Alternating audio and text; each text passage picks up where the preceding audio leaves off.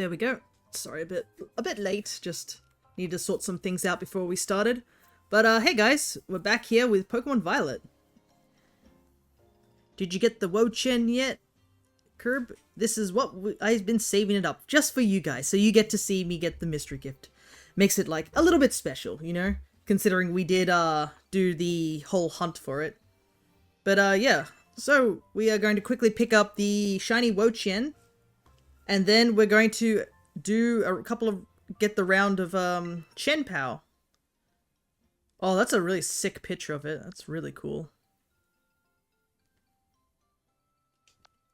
But yeah, as you can see, the shiny Sword of Ruin is now available. And, more importantly, massive outbreaks for all these Pokemon. So, I'm excited at least to get Frigibax, because I need one more and then we'll finish that line. I might hunt for a bit of Snorunt, but I'm pretty sure all my Snowrunts I've gotten were from Legends Arceus, so... But we'll probably do some ice hunting, just for the theme, similar to how we did a bit of grass hunting last stream, though we've pretty much cleared out all the grass types. There are a couple of ice types we do not have, so we'll be doing that as well. So, for those who haven't got it, I believe it is available till the end of September, so if you are watching this later or watching it now, make sure you pick it up. I believe it's either get via internet or get via mystery gift. Okay, here we go. So as you can see, you actually get two gifts. So the first gift is these Terra Shards. So we'll pick those up first because they're the less exciting of the two. Still very handy to pick this one up because, I mean, free Terra Shards are always great, especially if you do competitive and such. But you get 100 grass, 100 bug, 100 poison, and 100 fairy. And I assume it might be similar for the next mon. But what we're really here for is the shiny Wo-Chien.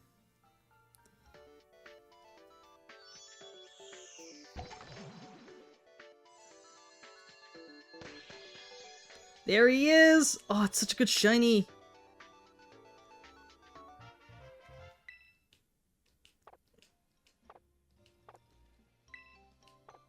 And he should be in our party. There he is.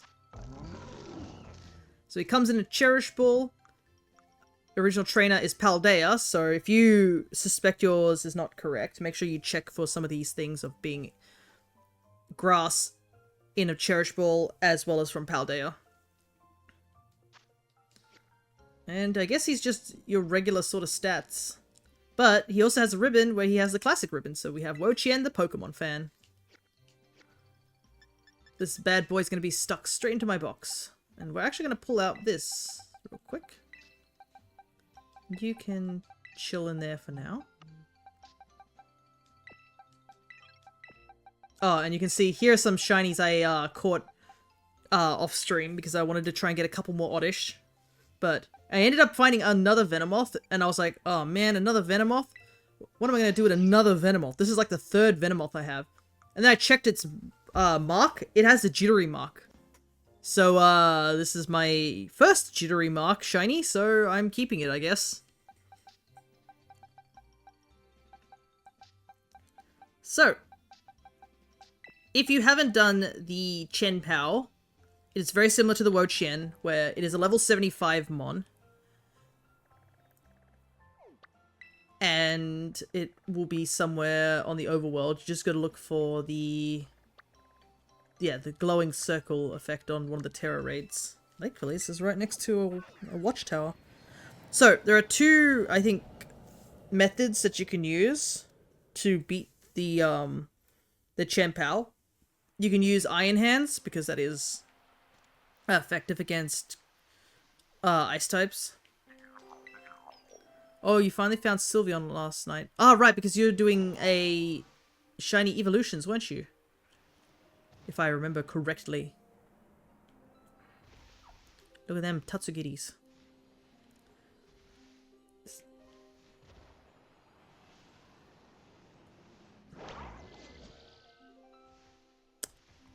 Really? Really?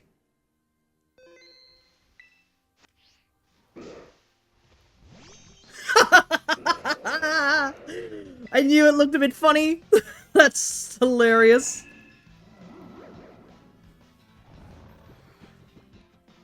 Well, it's a good start to the stream, right?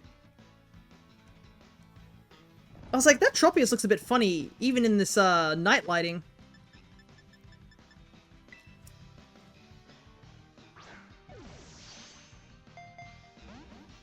I cannot believe that's just a random shiny Tropius.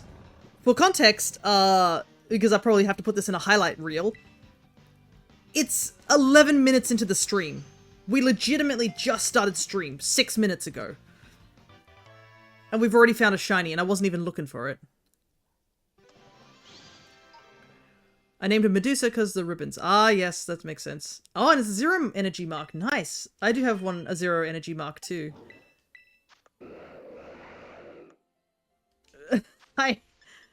Well, I'm at least shocked that we found a shiny Tropius. I mean, it fits with our group of grass types that we have here. Well, I guess I can let my DM know about this, because Tropius is his favorite mon. I'm sure he'd be a little bit upset that he missed out seeing it, but, you know. Regardless. Let's, quickly go over the Chien-Pao thing. The thing that we were supposed to do before I got myself cut off by, a random shiny Pokemon. Honestly, not sure what to hunt now, because getting them all took me like a week straight of hunting. Well, right now, there are the event raids, having the event outbreaks, so if you haven't got any of those Pokemon, that's a good one to pick off. Maybe if there is another Pokemon that you can think of that has a sort of group to it, you could do that. But anyways, first things first, I'll quickly do this.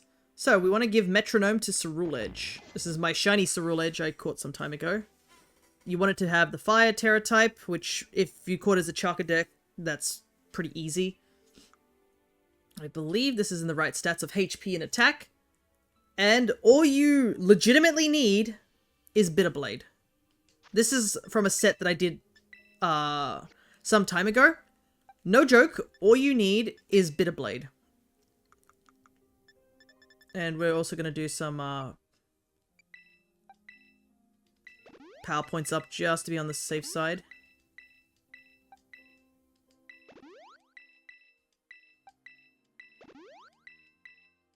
Because if we're only using one move, you want to make sure that we have enough of it.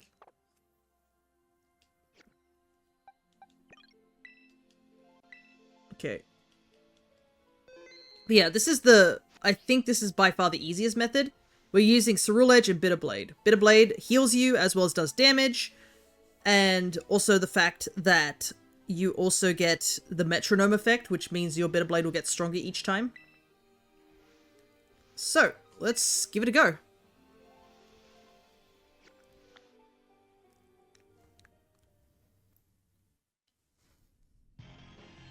I don't know how any other hunts are going to top whatever just happened literally 11 minutes into the stream. I've been so unlucky in D&D in my other campaign, so apparently maybe this is where all the luck is. It's just casually and shiny hunting once again. Anyways, Chien-Pao. It's like a chocolatey leopard color. The Tauros Intimidate's actually really handy. Especially given Chien-Pao is very attack-orientated.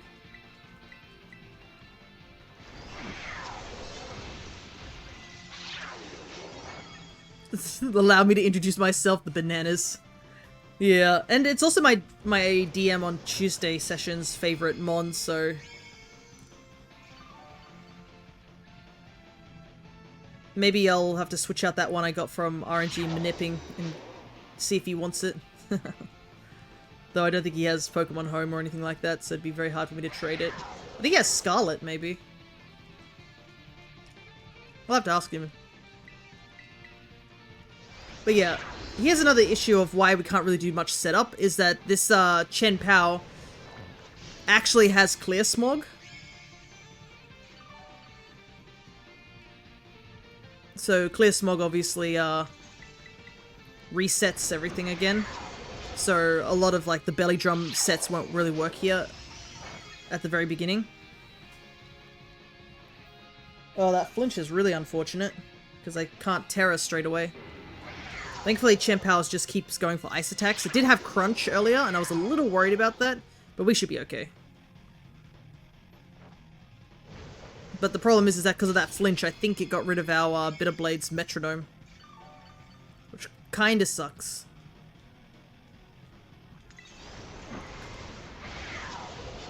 Oh, not Clismog, that's Haze. That's what it is. We want Terra here.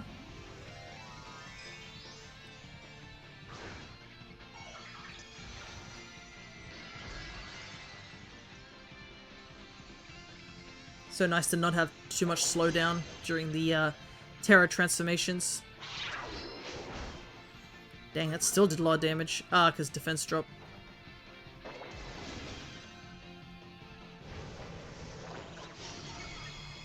There we go, that's the damage we want.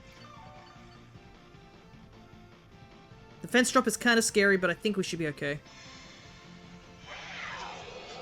Oh wait, does that...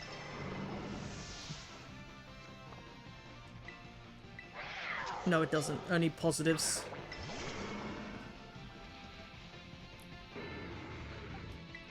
I wasn't sure if the, that would have affected, negatives, but it's only positives. Yeah, this is legitimately it. That's all you have to do. Is enter Terror Raid, press A. And you win. Even easier than the Wochen hunt. Because there's... And then again, the Wochen hunt was us pressing Rage Fist over and over again. The difference here is that we have Stab, so... If you are also in need of Herba Mystica, I highly suggest you do these raids. Because they do have a chance to drop Herba Mystica. And you're also contributing to the number of Chien-Pao that need to be taken out. So make sure you do your part, everybody.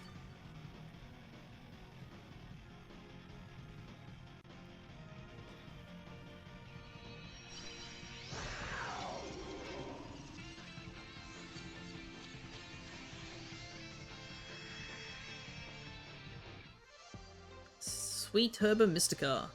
Got protein, a bunch of stuff, and Ice Terror Shards. We get a bottle cap too. Alrighty. And that is legitimately all you need to do. Metronome, level 100 Cerule Edge, train it up in attack and HP just for a bit more survivability. Yeah, there's a regular Tropius here, so that's why I was like, dang. That Tropius looked a bit weird. I need one of you, the Choodles. Jeez. The man is out for blood. Anyways, I guess we should just start shiny hunting, right? That's usually what takes up the bulk of these streams. And we did get a pretty good, like, set of shinies last session. So, as you can see... Oh, there's a Avalugg here. I actually do need Avalugg, so maybe it might be worth doing that. Because Avalugg's also an ice type, so we can do it there. But yeah. We obviously have Frigibax over here in Paldea. We have Snorunt here in Kitakami. And we have Cubchoo over here. Ah, there's a Chikorita outbreak. There's some decently neat outbreaks. There's a Minior outbreak. The Luminion one's not that interesting. Alrighty. I think... And the other two... Like, Avalugg is actually one of the ice types that we do need. So I'm totally fine hunting for Avalugg. And also, I haven't really gone to the lake in quite a while, I will admit. I rarely want to hunt here because of how laggy it is, but since we're on the Switch too, the lag is significantly dropped. The only downside is we have to deal with those guys.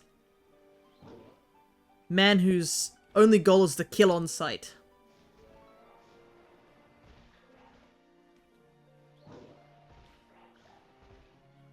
Alrighty.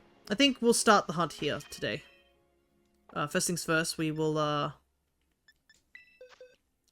put our boy back into here. So I don't forget to put him back into my home box. So that's where he is.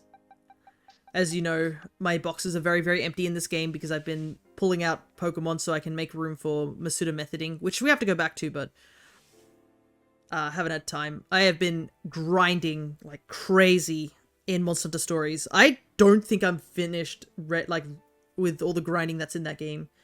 I've just been doing so much, and it's also just me being a bit like, oh, I don't know where to stick things for the genes and stuff, so that's why it's taking a while. That kind of sucks, because we're going to be streaming that game in like 2 days, but I doubt we're going to get all the post-game stuff done in one session, considering how tough 2 of the post-game areas are, especially if we're not fully prepared. But anyways, that's for that stream. Let's focus on Pokemon. Okay. So we'll make an ice sandwich first. So, the only ice types we need are Frigibax, Crygonal, Avalugg, and I'm pretty sure that's legitimately it. I don't think there's any other ice types that we need. That we can get. So, it's just kind of, like, all the types that that are part of these raids just happen to be things we already have.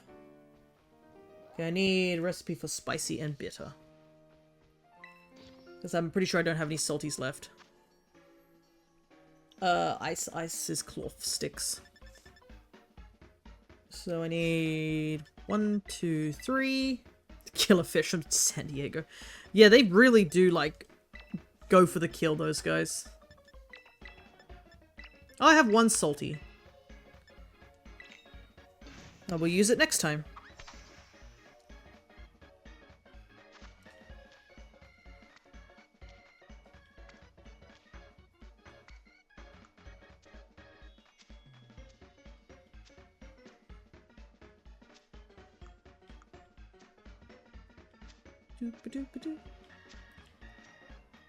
Yeah, definitely doing these events of like hunting shiny Pokemon for the thing has definitely exhausted a lot of Scarlet and Violet's mons left. It's gonna get to a point where there's only like very specific mons that we need to get.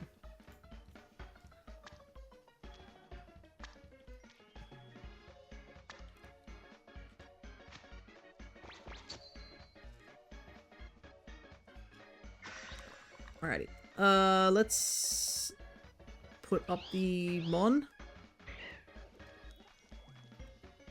So we know what we're hunting for. He's a big boy.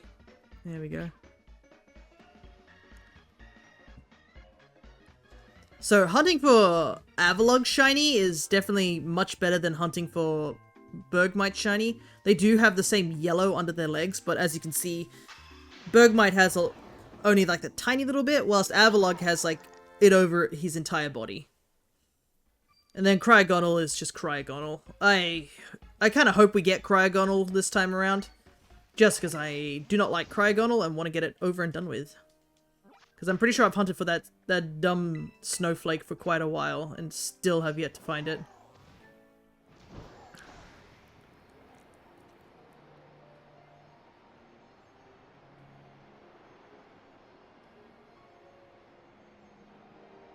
There we go.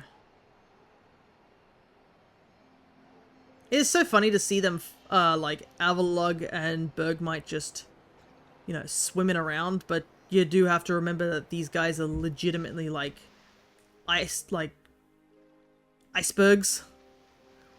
That's kind of their thing. There's still the killer fish, they're everywhere. Whoa.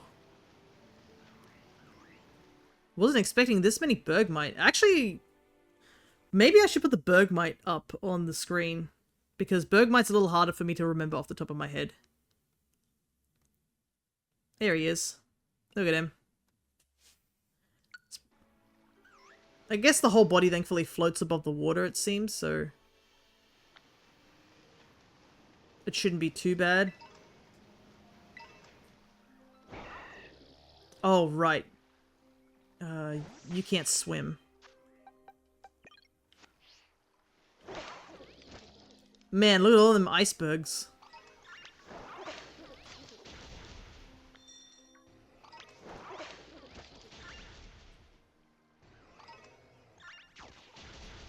Let's go. Just as a few seconds ago, I beat all the bosses in Cuphead with their ranking A, giving you all the gold flags. Nice! That is an impressive feat, to say the least.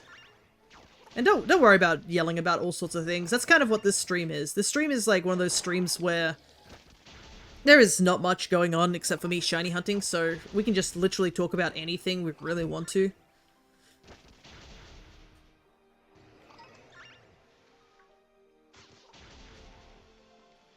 Oh, they're aggressive. Angry. Global warming? Yeah, look at all those glaciers. Clearly, all we needed to do to solve global warming was just have a bunch of people eat ice sandwiches. People are just not eating enough crab sticks.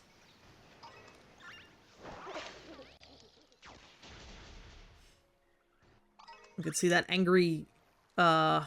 You can still see the angry fish just swimming around. Yeah, that Veluza, I can see him in the distance. They're so goofy. They're so goofy, but I love them. Avalugg is one of those strange Pokemon that you don't really think about too much. You're like, oh, this exists. It's one of those weird ice types too. I believe it's like an ice type with like a stupidly high defense stat or something like that.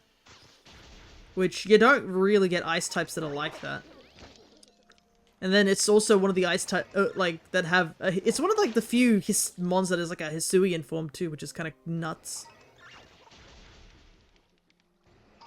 Because, I mean, then again, we had, the Hisuian thing was a Cleavor, which was, technically Gen 1, because it's a Scyther Evo, it's like an Evo.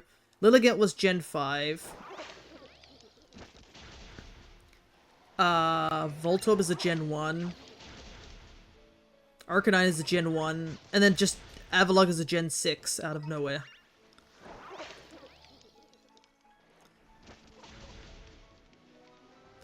Is Hisuian Avalugg a result of island gigantism? If you're talking about the what's it called? I forgot the name. The Guardian version one? Maybe. Like, the Guardian Avalugg is, like, massive compared to, like, a regular Avalugg's. But I thought that was just due to whatever energy they were consuming. But then again, also, I think they didn't mention about Avalugg being any different in size, so maybe he always was that big, and then... Maybe what if it is that actually Avaluggs come from the giant Avalugg, they just chip away and become new Avaluggs and Bergmites?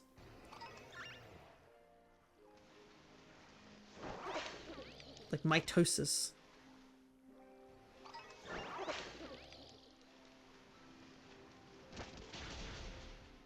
But then again, it's also like some of them became Hisuian ones, whilst others just became regular ones.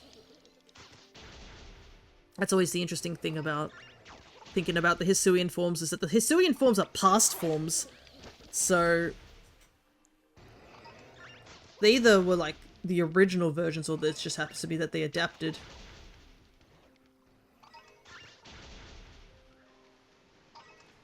But yeah, ZA is also just around the corner too. It's not long till we get ZA in our hands. I can't wait to do another Living Dex in ZA.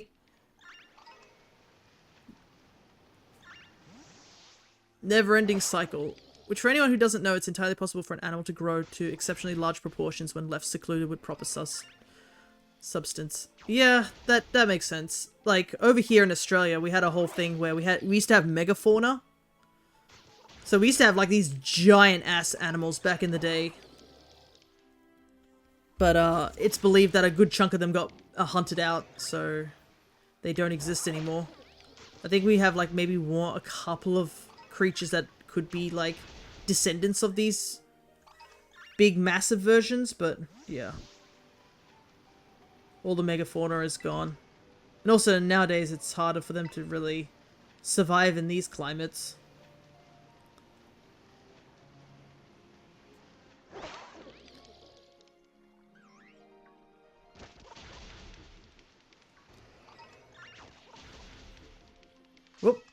Didn't see that guy slowly coming towards me. I was looking away for a second.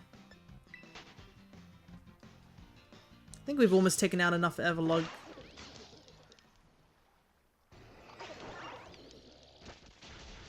I have to remember this isn't the event version, so...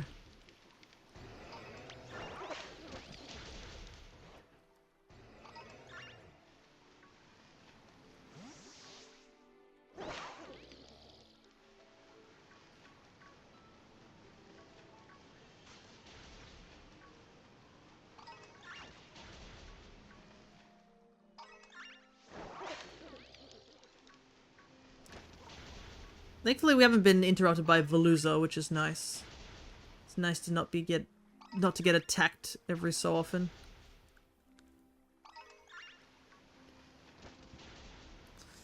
But yeah, this week's been recovering from all the rain that's been happening, but it started raining again today.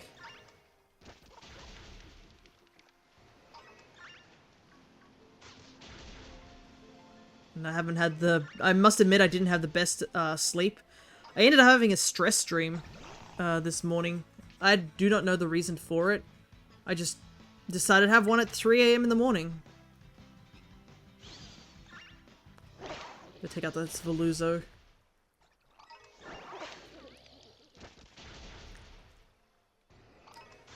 But the basic explanation, long story short, was that I just had a stress dream where I went into a shop looking for something. I think it was like a Tamagotchi or something like that, like a rare one.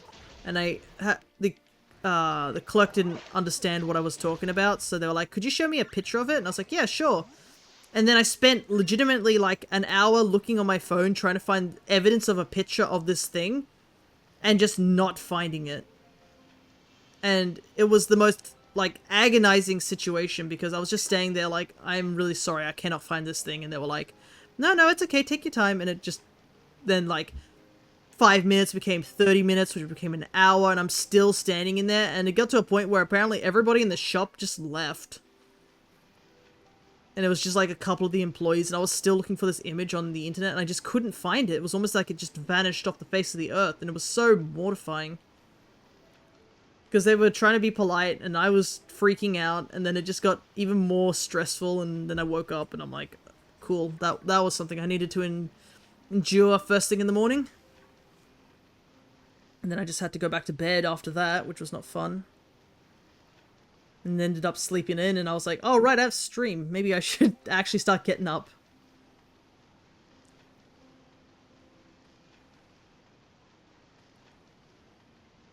But other than that, I think the week has been relatively quiet, which, you know, it's a bad thing when you need to like talk about things on stream, but it's also a good thing just to have a week where not much happens. I have a ton of achievements to get in Cuphead. Maybe I should focus on them next. Oh yeah, you could. Hey, Shawnee, did you claim that little gator thing? I did see that. I forgot about that. I should probably go back and take a quick gander at it. Also, you missed out. We just started the stream and a shiny Tropius showed up, just totally unannounced, and we managed to catch it. We were just about to do the event raid. As you can see here. There he is. Shiny Tropius. It looks a lot duller in this game, but compared to like... I remember it being more yellowy in the other games, but... still is a shiny. I saw it in the nighttime scene and I was like, huh. That looks a bit odd. Walked over to it. It was a shiny. Speaking of my other boys, I'm getting Jake from Adventure Time tattooed on Wednesday. Oh, nice. You have a lot of tattoos at this point. So I hope you have room.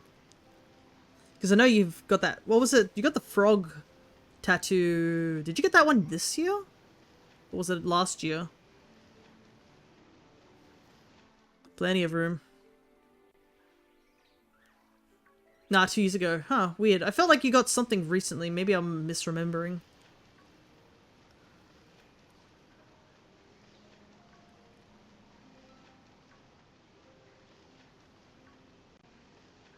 Hey man, you do you. I'm never a fan of tattoos because that sort of stuff scares me, but... did October got feathers? Yeah, that might be it. That may be the one I was remembering. Because I just remember, like, you getting a tattoo and mentioning it. couldn't remember exactly what it was.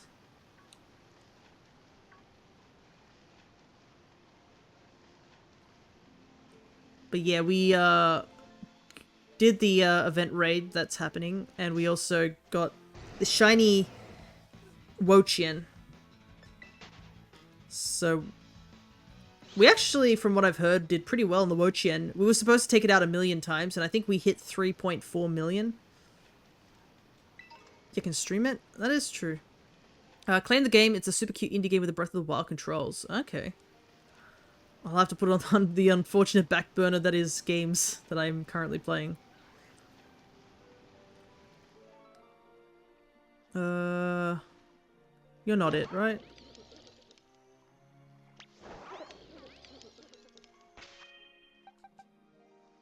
Actually, you might be.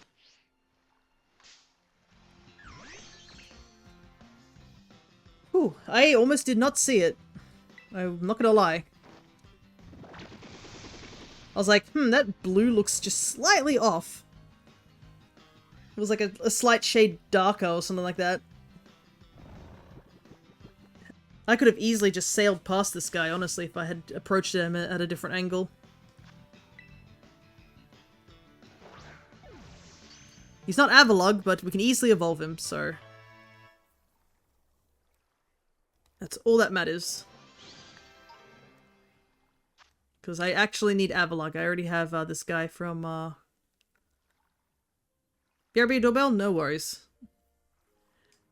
Because I think we caught 2 in Legends Arceus, and one of them evolved it into the Hisuian form. Okay. I need to actually look up where you're supposed to find Cryogonal, because unfortunately the mountain that we have to go up to is like covered in ice types, so we kind of have to make sure we sort of very carefully go to the right locations. Let's see. Seems to be near the Pokemon Center up here. This one here. Seems to be near this area. I like how also Shawnee's like, oh, that was pretty lucky. Yeah, because I definitely need the luck compared to what happened during D&D, which he can attest to, honestly. I had, we had to do, like, a bunch of rolls, and I just kept failing every single time. It got to a point where we even were given advantage, and I still failed both rolls, and he was just looking at me like, there is nothing I can do to help you here. Like, giving you everything you possibly can use in this situation. And it's not enough. Anyways, we're looking for a Cryogonal that's obviously got the yellow coloring, and it's a slightly bluer color. As much as I do not like this Pokemon. Really? There's not enough space. What about here? What about here? Okay, there we go.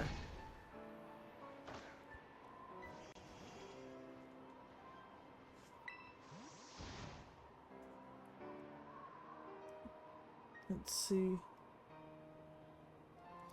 Yeah, they're just like, you just gotta wander around here. You're going to expect to find all the other ice Pokemon.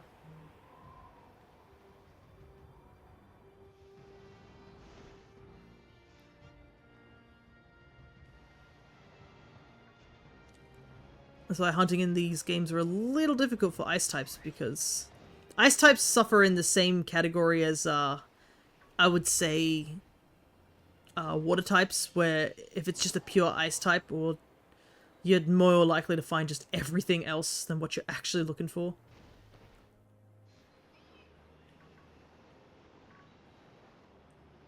Because there are a couple of mons here that you could possibly, like, narrow down what you're looking for.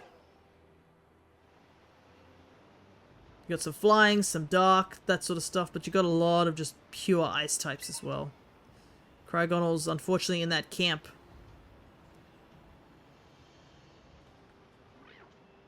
Yeah, I'm pretty sure you guys are sick of me talking about how much I do not like Cryogonal, so I'm not going to bother with that particular discussion. There's a lot of Sneasel. Unfortunately, I don't need regular Sneasel. I now need the, what's it called it?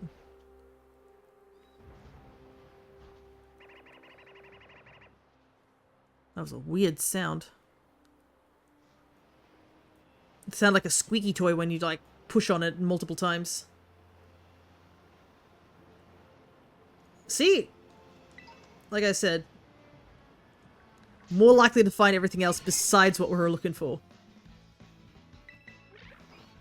I mean, I'm not going to complain. Sneasel's a really good shiny. You're not going to mistake in it, that's for sure.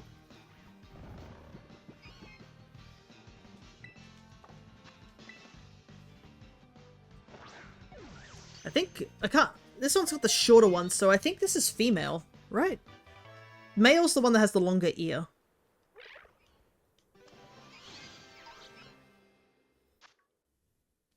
Yeah, this one's the short-eared one. Yeah, female.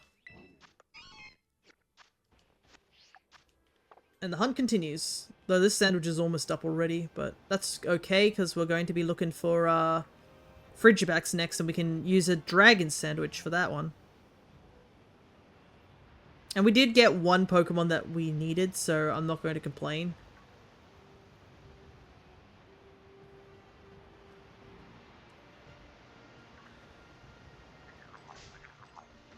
This bridge is too small. Whoa, he looks crazy. I guess it's because of these torch lights. I was getting distracted looking at these guys. I have no idea where I'm going to hunt for Chewtle, because I need Chewtle, not Dreadnought, so I'd have to use a water sandwich for that. I mean, this would probably be the best place to hunt for him, because I don't think there's any other water types besides Chewtle and stuff. But yeah, I don't need Dreadnought, that's the downside. Back had dinner with brother and his wife. Nice. You've, I don't know when you left, but you've... If you left quite early, we've so far caught 3 shinies. One of them was by mistake, and it was full odds. The other 2 was with this ice sandwich. So we're currently looking for Cryogonal. Left quite early, oh sheesh.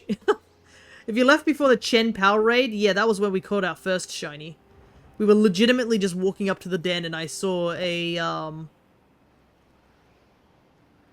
Tropius in the distance, and I was like, that Tropius looks weird, even in the night lighting. How do we... Can we despawn them? How far do we have to go to despawn?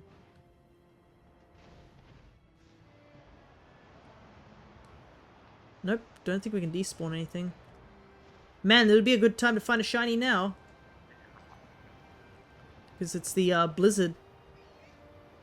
This is a very rare occurrence, and it only lasts for a minute. But you can get a mark for it.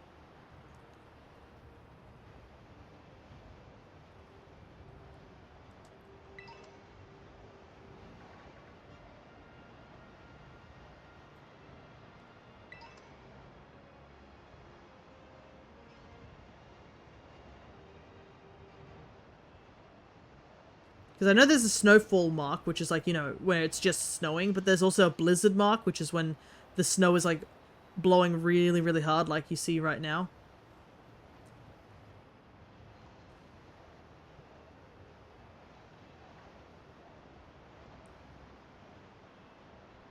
And I did go, I think I mentioned like in a different stream, I actually went and looked for how many marked shinies I had.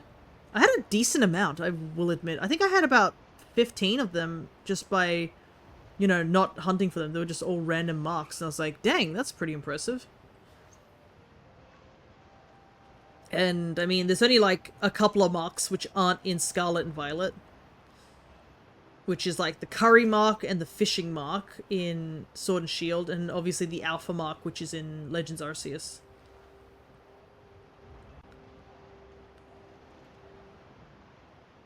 Okay.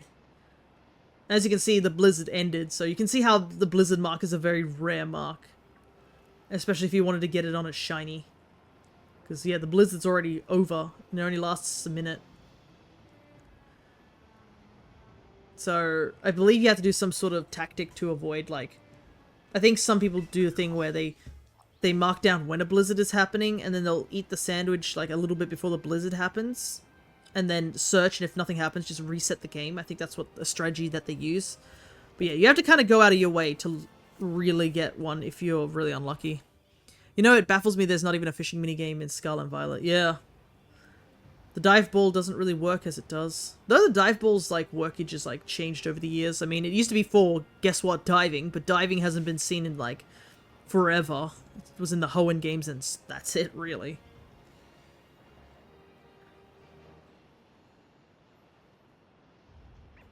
But that doesn't matter because it's still one of my favorite balls. Luxury is always still above it, but I do like the dive ball. It's such a pretty ball, and it works really well with a lot of water types and blue Pokemon.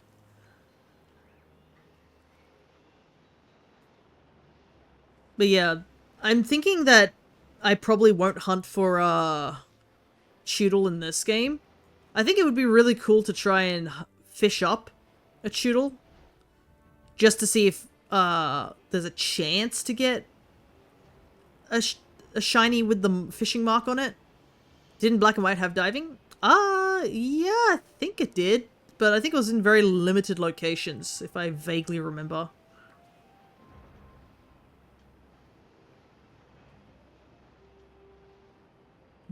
Diving was definitely far more fleshed out in Ruby, Sapphire, and Emerald. Or the Hoenn games, essentially.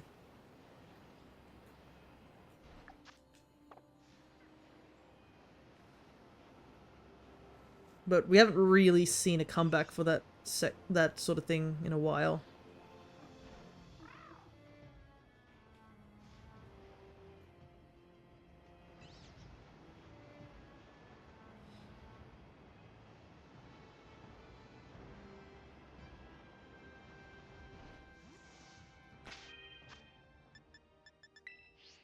Yeah, there's no really any good place to do picnic reset.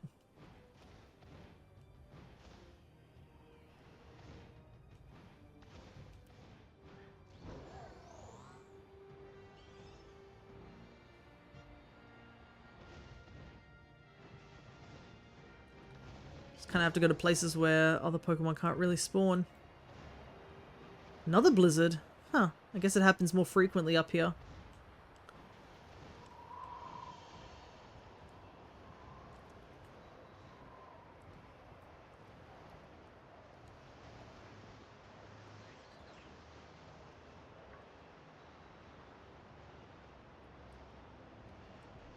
Any shinies?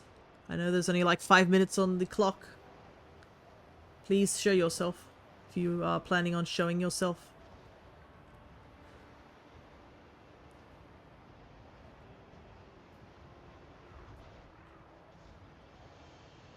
Whoa, look at all the Sotodle here.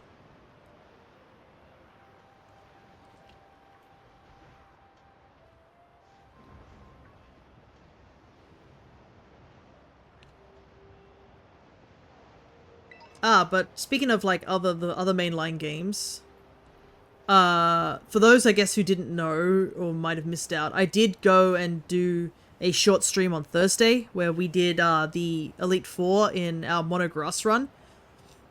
And when I mean the Elite Four, I legitimately mean just the Elite Four. We were stuck on the Elite Four for so long, and I got to a point where I was like, I have to stop streaming because like I'm going way over the time limit that I gave myself. But we did beat the Elite Four. I'm not going to spoil anything about how we beat the Elite Four. But, because, I mean, the video's still up and you guys can go take a look at it. You get to watch me slowly descend into madness. Because that's definitely what happened near the end of that stream.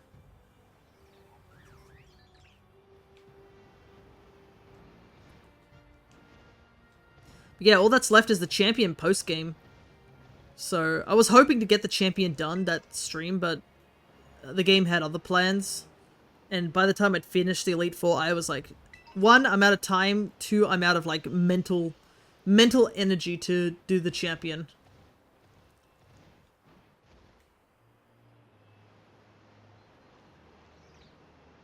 It was rough, to say the least.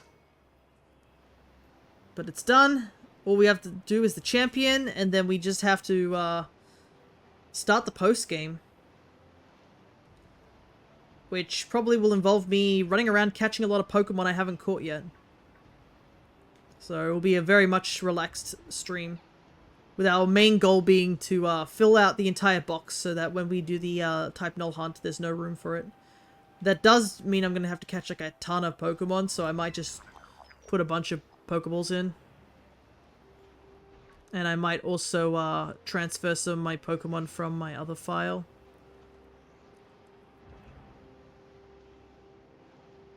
Just to fill in the Pokedex as well. Because there are a couple of Pokemon that I don't have and can't really access.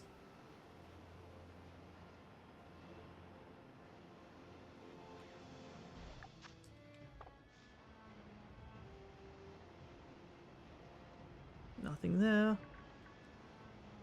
Downside of hunting in this area is that anything that's like remotely blue just blends into the snow. I need to go up this slope.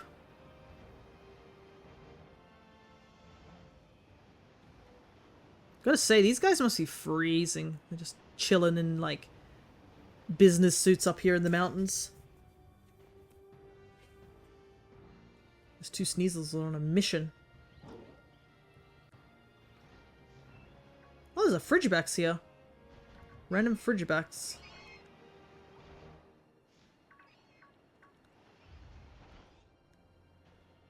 A decent amount of Cryogonals spawning here.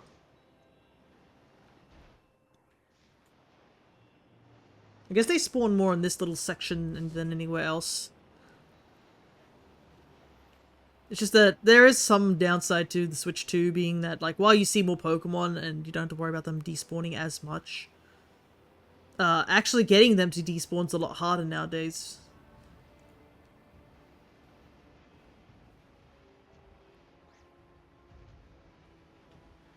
Because you kind of have to go pretty far to start despawning Pokemon.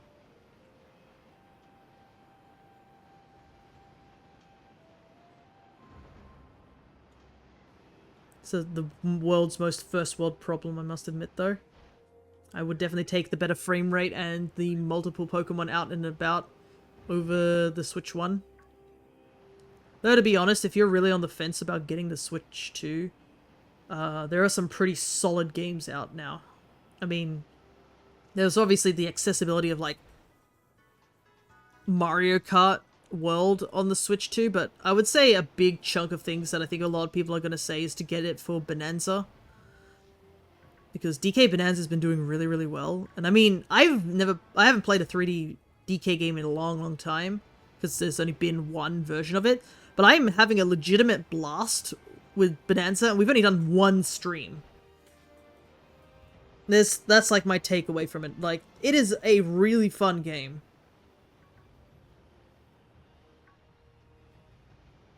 And, I mean, the game is pretty accessible, unless you're a game journalist. Then, you know, we can't really help you guys. Like, we've seen what you're not capable of. But it's really fun. The controls are a little jank, but you get used to them, and also the game tells you what the controls are. And it is just really cute, I have to admit. Just seeing DK and Pauline's sort of relationship in the game, it's really, really dang cute. Like, you even see it, like, within the first 5 hours of the game. Like, I've only played, like, 5 hours of the game, and you already see, like, character growth from Pauline. How, like, at the beginning of the game, she's always, like, squealing and screaming whenever enemies show up, or when you jump into the challenge portals and stuff. But, like, as you keep doing them, and as you keep beating enemies, she slowly starts to get more confident, and she starts, like, getting really excited for, like, the challenges, and, like, not afraid of any of the monsters and stuff like that. It's really cute. And then DK's just DK. He big monkey, but I am definitely loving DK's new design. It's definitely Very expressive, which is really fun. And I will still love his little face he does when he puffs up his cheeks, and he does that confused look on his face like a puppy dog. That's a good one. Alrighty. We need to go to a Frigibax outbreak. What the heck? They're in the desert? Why would you put them in the desert? They're gonna die out there.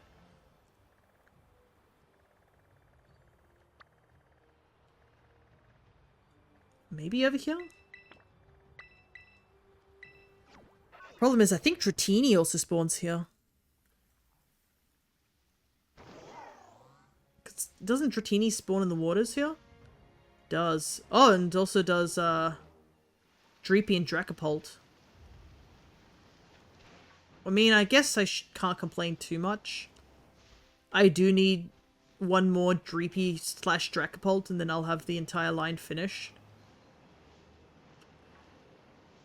I'm just seeing if this is a good place to hunt for Frigibax is the thing. Because I can always come back here.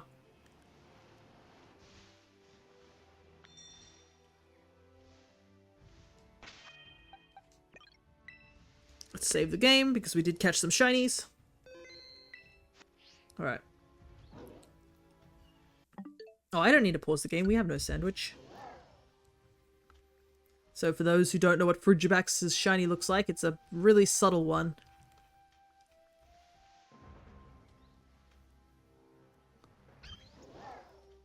It's also very small PNG. So there we go.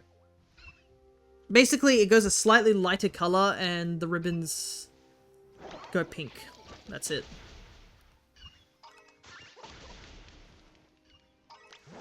And since this is an event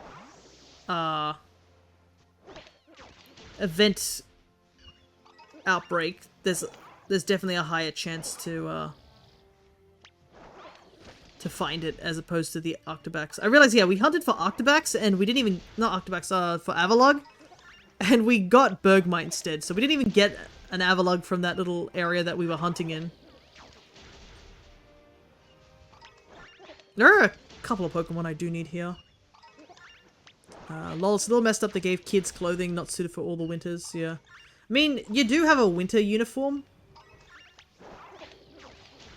It's just if you choose to wear the winter uniform.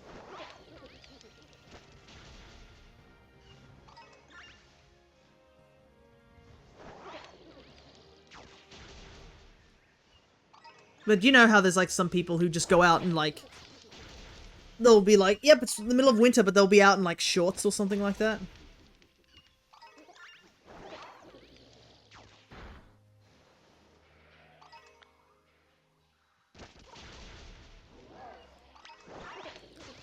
Yeah, now that I'm thinking about, like, looking at the comment about the black and white diving, I'm trying to think, did they only legitimately have just one diving spot in the end of the game? Because I remember you could dive into, like, a ruins of sorts.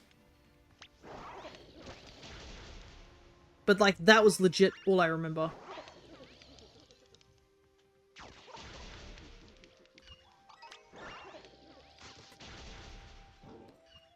Because I don't remember if there was anywhere else you could dive. Yeah, you could dive for Kyogre. Yeah, that was pretty much it. I don't know if I count that as... Oh, we had diving in black and white.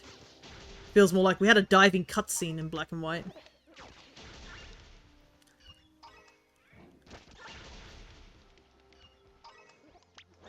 I'm gonna take a swig of my tea real quick.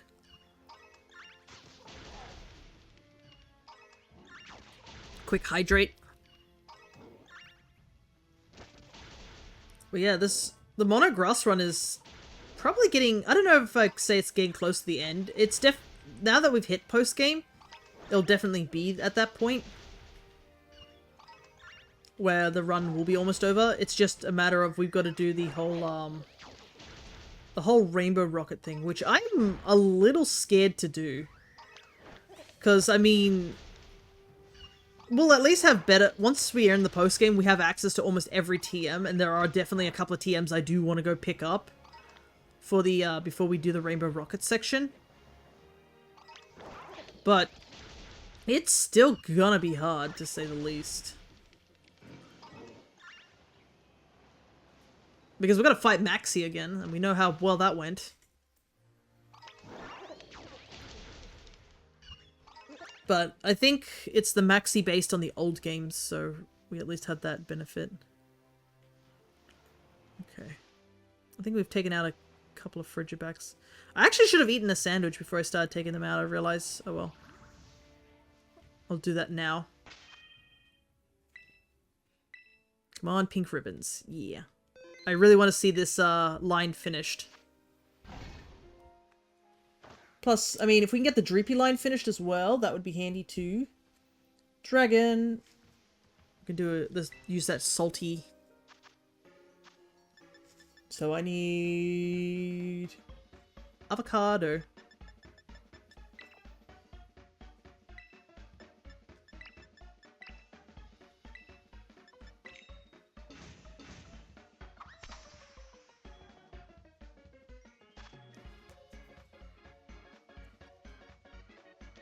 But yeah, I can't remember what... I think Ting Lu comes out next, so it's the ground types. I think Chi-Yu is last. But there's not many fire types I think we need to get. I think it's literally... We got Embo. It's literally Infernape and, like, the Score Bunny. The starters, essentially. But yeah, I guess also, since I am hunting here...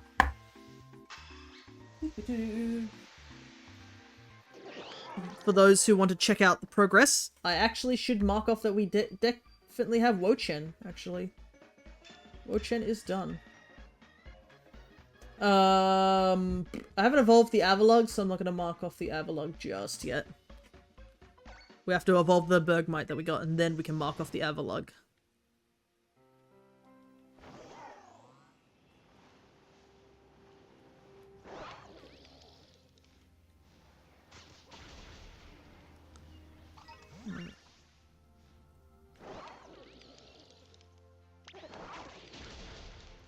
The slope does make it a little bit harder for me to see them. Thankfully, they're very curious mons, so they'll immediately face me. So I can at least take a closer look at their ribbons. I think it's also helpful that it's not in the middle of the snow, so I can see them a lot better. They don't blend in as much.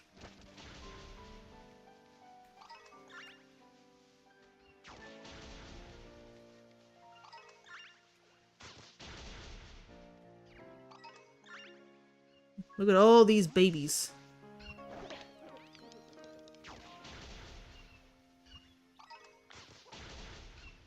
Okay, I think we're at the highest chance of the shiny popping up now.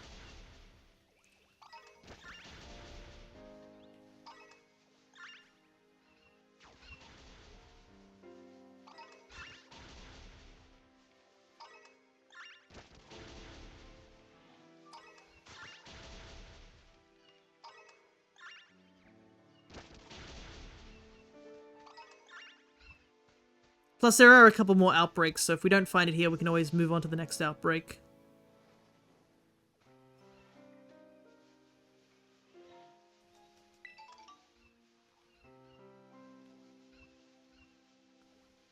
Man, the grass is so long here, you could trip over one of them.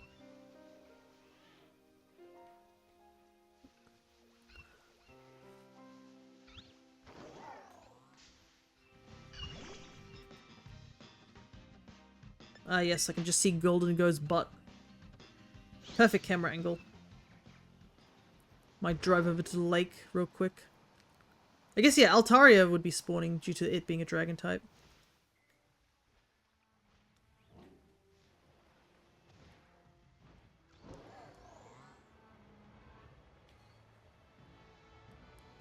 Look at all these Dratinis. Shiny Dratini is a nice shiny, too. I am curious to see what shiny Mega Dragonite's gonna be like, if they're going to keep it towards the, that green color. Or, I feel like it most likely will be. A lot of the Megas stayed the same color as their regular forms, unless it was, like, barely noticeable shinies. Those are the only ones that really got a big change.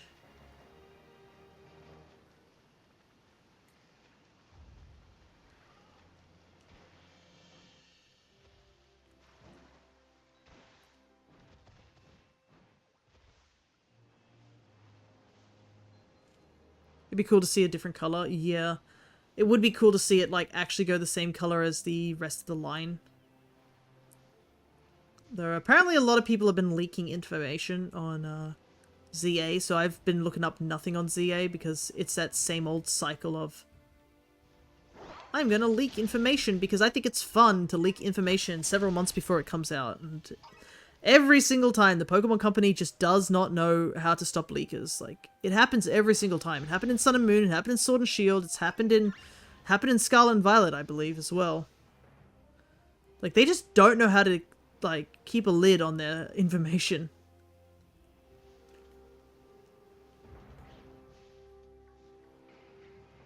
But I think, from what I've heard very briefly, is that the information that's been leaked is like some, Mega Evolutions being revealed and stuff like that. I think that... There we go. Why I don't like trailers these days. Yeah, I think the issue is also that when you watch a trailer, the YouTube algorithm also does that thing where it's like, oh, you're interested in this thing? Let's just fill your feed with it. And then you just can't escape it. It's really bad. Anyways, we got the shiny. I did see it was a slightly lighter blue. So that means the entire Frigibax line is done. Oh, and this one's got a mark. Oh, wait a second. Is this the mark I don't have? I have a handy dandy note next to me. Let me see. This is the slump mark.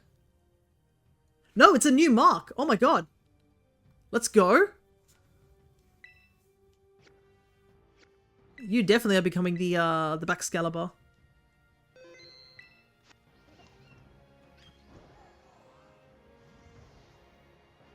Alrighty, so we still have a lot of the dragon sandwich left, but there's not really any dragon types that we can really go for.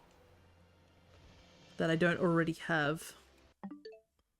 To want to hear a guy talk for 20 minutes about a 2-minute trailer, you'll love this. Yeah, pretty much. There's legitimately no other dragon types, I think, that I can go for.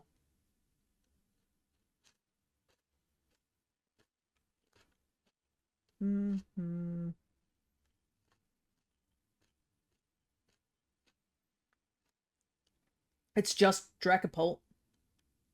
Oh, Duraludon. I haven't got another Duraludon. That might be one to get. I need it for the Archelodon.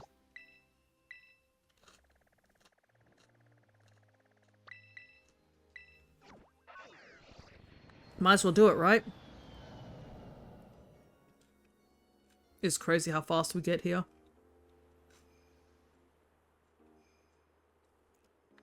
Archelodon. Where is the shiny? Because this one's a bit of a hard shiny to see, unfortunately.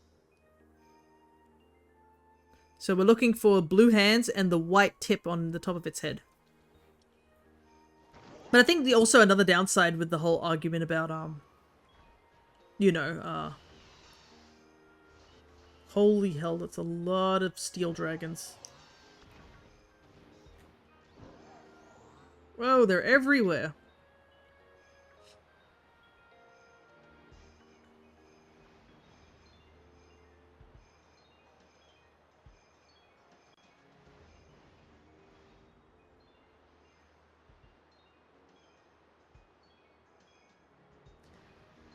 Is that YouTube Shorts exist, and I've noticed with a lot of the YouTube Shorts they... Huh?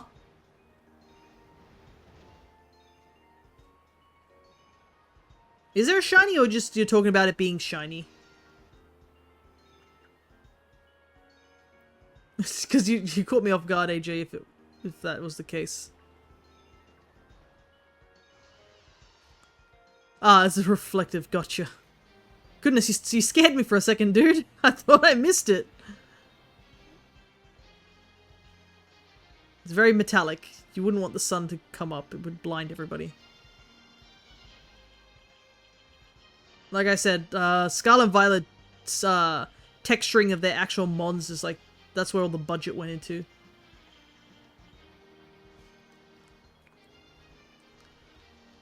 But yeah, I've seen a lot of like people just pump out shorts on like because shorts are so easy to make, I guess, on YouTube, so people just pump that stuff out, and you're just like, no, I didn't want to see this stuff. But because they're so easy for them to do, they can just make so many of them, and you're just like, you accidentally click one thing, and then suddenly you're hit with all these other things. All the Pokemon just look stunning in this game. Oh yeah, the texture department on the Pokemon are really good. Which is always why I find it so funny that they must have been like two separate teams. Because there's no way that the Pokemon look all these good and then like the environments kind of are on the lower end. That's why I'm so happy about what I've seen so far for ZA. In terms of the environments. The environments do look nice. Though that might be because they're doing it in a smaller location. So they kind of have to like really put in the effort this time around. And also they're just going... I think you can get on Switch 1 and Switch 2, but I think it's probably definitely better to play it on Switch 2. If Pokemon Scarlet and Violet have said anything, or shown anything.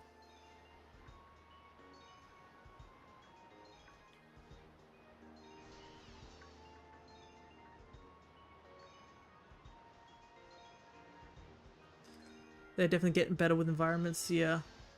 Either that or they got in trouble with the fans one too many times, but then again, very hard to please Pokemon fans, I would know. I think that's the downside of just like when you get older and you see some of the people like fans of games where you're just like, you want to enjoy the media, but then you got this like really small vocal group which like scream constantly like a baby having a tantrum in the back of a car. And even though you enjoy the media, nobody else can enjoy it because now there's a baby screaming in the back of the car about why he doesn't like one thing and then he's going to like hyper focus on that one thing. That's kind of how I feel with some fans. Some fans definitely are like that. Yeah, the fandom does not appreciate what we have, yeah. Like, it's crazy we get a lot of stuff, but there will be some people who will just nitpick at things. I think I saw a joke about how they were talking about the Mega Dragonite situation where they were getting upset. They're like, why doesn't it look cool? And it's like, one, this is Pokemon. Like, I think some of the Mega Evolutions, not all of them look, like, cool. Plus, if you already have so many designs out there, they can't, like, go out there and pick a design that looks too close to a fan design because then a fan can technically sue. It's totally possible. And that's a huge legal headache. Fandom has every right to be upset at scalpers, though. Oh, yeah, absolutely. Nobody likes scalpers. I've heard that scalpers have moved into the Tamagotchi scene, and I'm so annoyed. I'm like, why? We just want to enjoy our kids' toys. Leave us alone. Like, I was on the fence with the character designs from this, but dang, does it grow on you.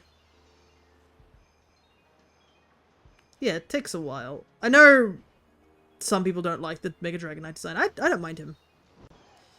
He's always been a goofy dragon, like compare Dragonite to, let's say, Rayquaza, which, if I said to you, take a look at these two dragons, which do you think looks cooler?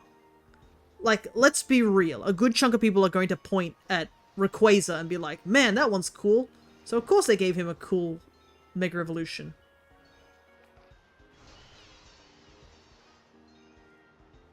Scalpers are opportunists that try and get into the next thing. Look at Labubu. I don't need to look at Labubu. I see it at, like, the location at Macquarie. I walked past the Pop Mart there and there was like a group of people just sort of standing around outside, and then all of a sudden, I don't know what happened, like I guess a new shipment or something happened where they all started like moving in like a drove, like of bees.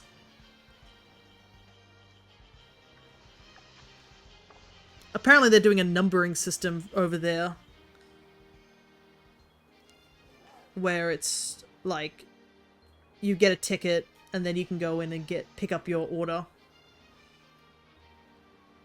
But the line Macquarie went down 3 floors for Labubu here. My mum bought into Labubu. I feel like I failed her when she talks about it.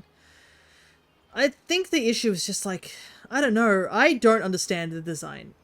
I think my sister got one, or got 2 of them, and that's all. And I'm like, thank God. Like, that's as far as you went.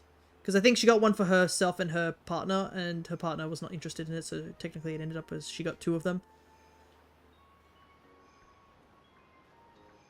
But that's as far as they went. They haven't gone back to get more or anything like that, which I'm thankful for, because, my goodness.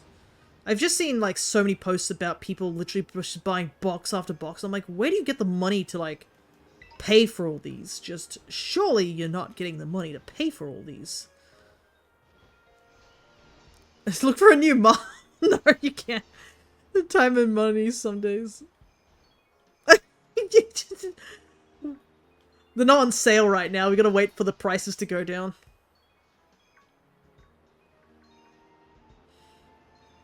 But yeah, I've played gacha games, so I know the dangers of like of blind boxes. And I've also done like, I'm not gonna condemn blind boxes. I have bought blind boxes, but I buy them of the Pokemon series. And I basically what I do is that I look at a box and I'm like, okay, I like most of these.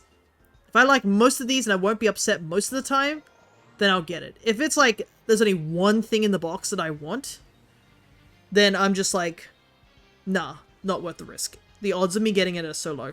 They're engaged now, yeah? Yeah, so they're hoping to do a wedding in, unfortunately, 2 years' time, because that might be when they get enough funds, but I think my mum is praying that it will be next year. But yeah, they did get engaged before my grandfather's passing, so he knew about it. And so that's probably the one good thing. Because they've been together for quite some time, and they finally made it official, I guess. And we met their I guess the in-laws. $2 after 2 years, it's expensive. I know, it's crazy. So they gotta start like prepping for that.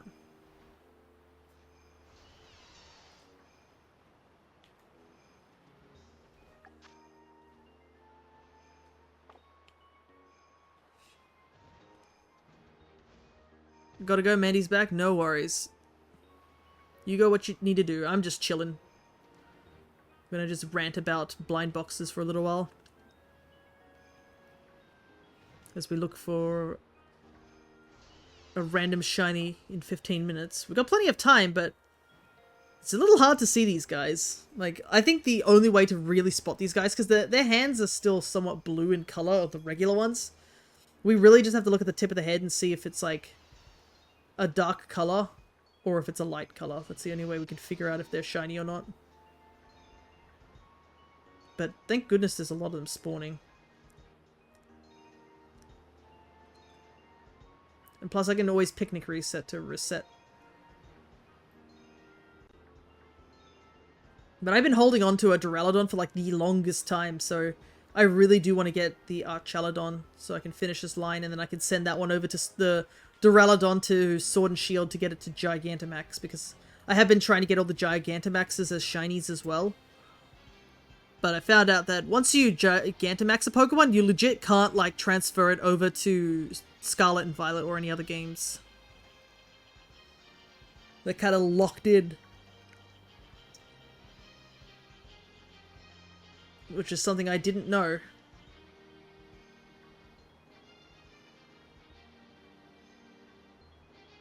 And it also means that you can't evolve them once they Gigantamax as well.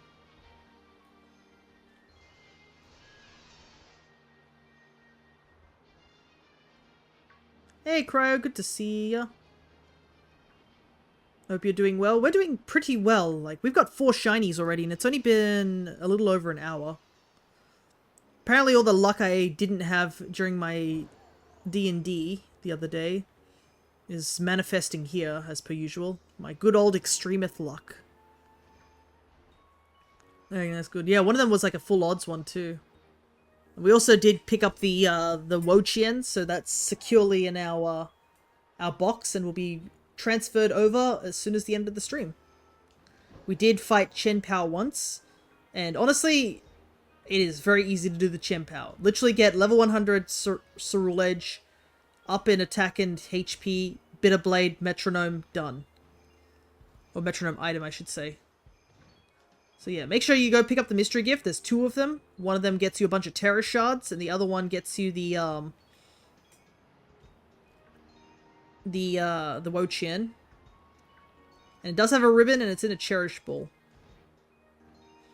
I actually do have another file in Scarlet and Violet. I don't know if it doesn't have any internet connection, so I'm gonna see if I can still use get the mystery gift without the internet connection. I do need to put in some more online for that particular file at some point. It's on a different account. Because at some point I want to shiny hunt in Sword and Shield again. But the problem I have is I only have one copy of Sword and Shield.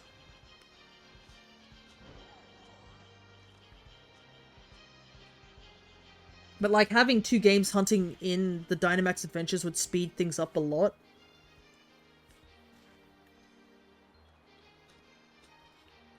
And I've been looking into seeing if I can get a multi-viewer.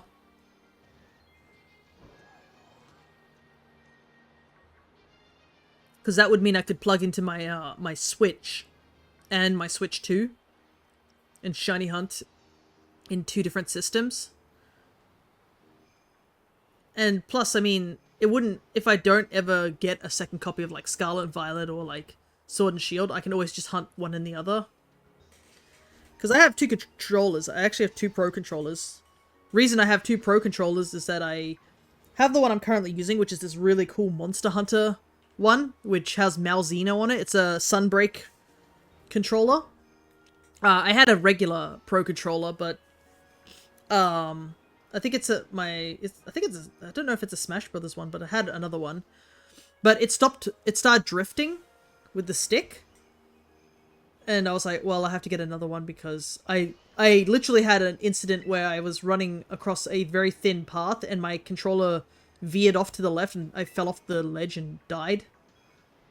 And that was totally not, like, on my end. It was just the controller started to, like, drift.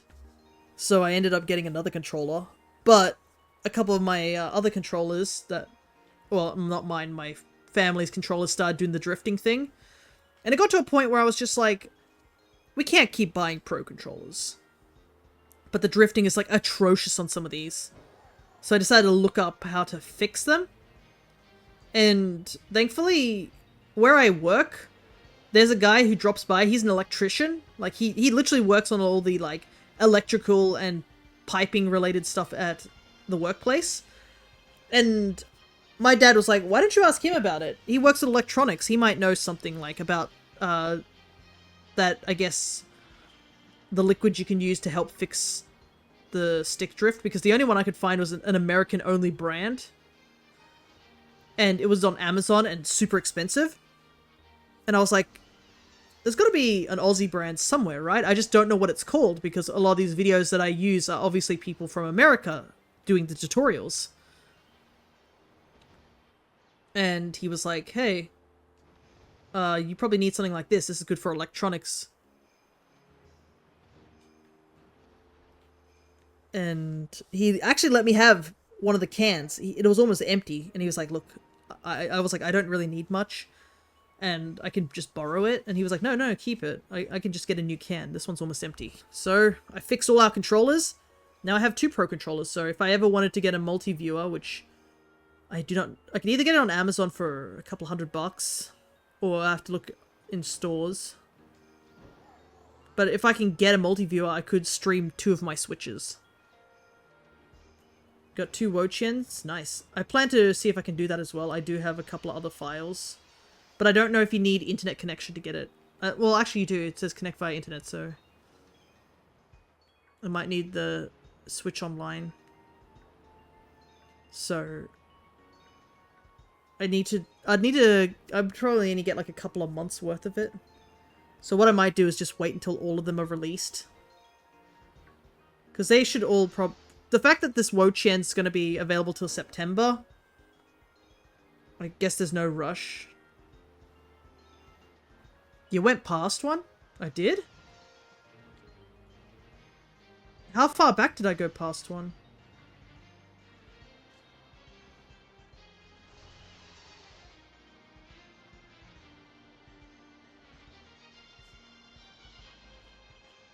Enough to despawn, sadly. Ah, dang.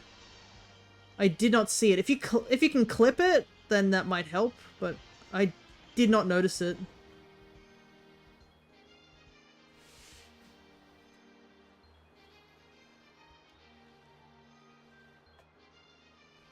That's the downside of you guys messaging me, is that I don't see the messages fast enough.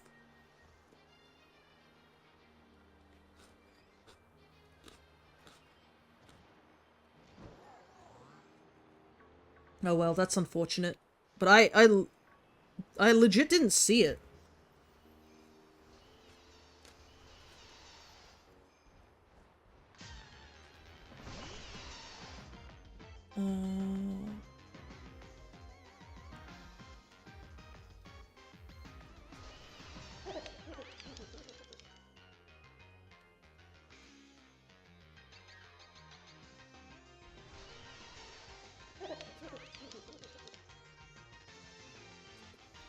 Wait. Oh, is it really that one just in front of me?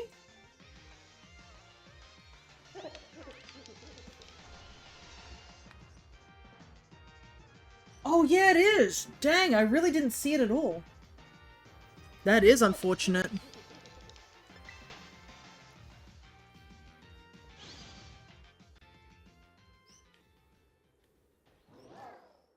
That was near the T section, so... Yeah, that's like way back here.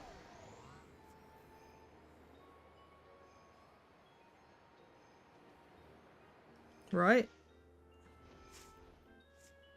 No, it's not this T. There's no rock here. Oh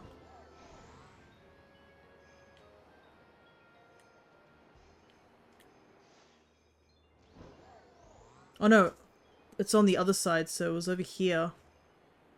Saw this silver bit on his head, yeah.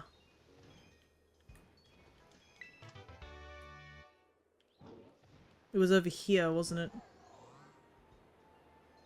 Yeah, that would have been long gone, unfortunately. Yeah, so I was standing right about here.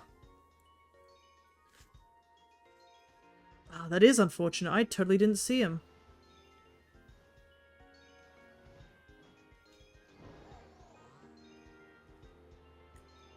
This is why I should probably have put my eye drops in. My eyes are getting dry. I probably just rubbed my eye and just totally missed it.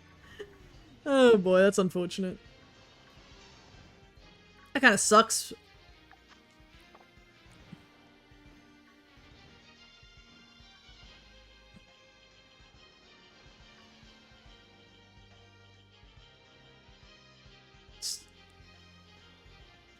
Just didn't see the shiny, the white part of its head in the middle of everything.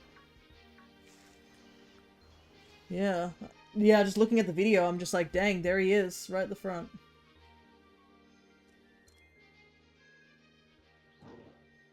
Oh man, I was looking at him, like, straight up, and I just hopped straight over him. Damn. That is really unfortunate.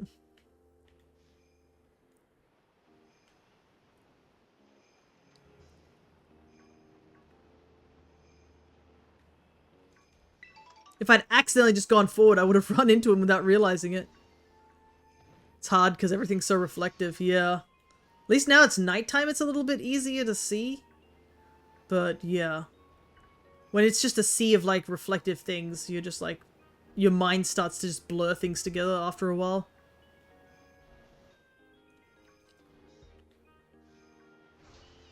Yeah, it doesn't help that it's such a very unnoticeable shiny, because I don't think the body changes at all. Like, I think it might go slightly lighter colored, but compared to, like, all the rest of them, it's not that big of a difference. Which is funny, because I spotted the Bergmite pretty easily, but for this one I can't seem to see it.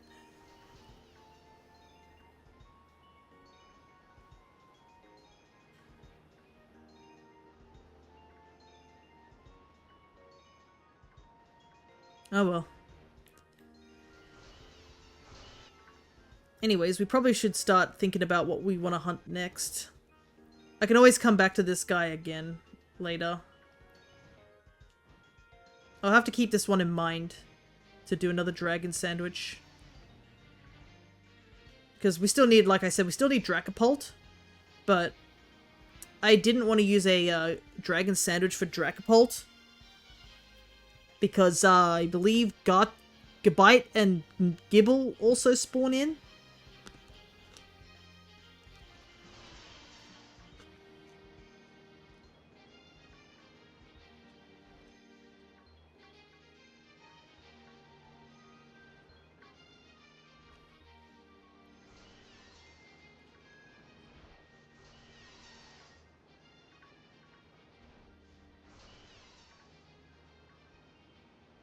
So we kind of need to use a ghost sandwich, but...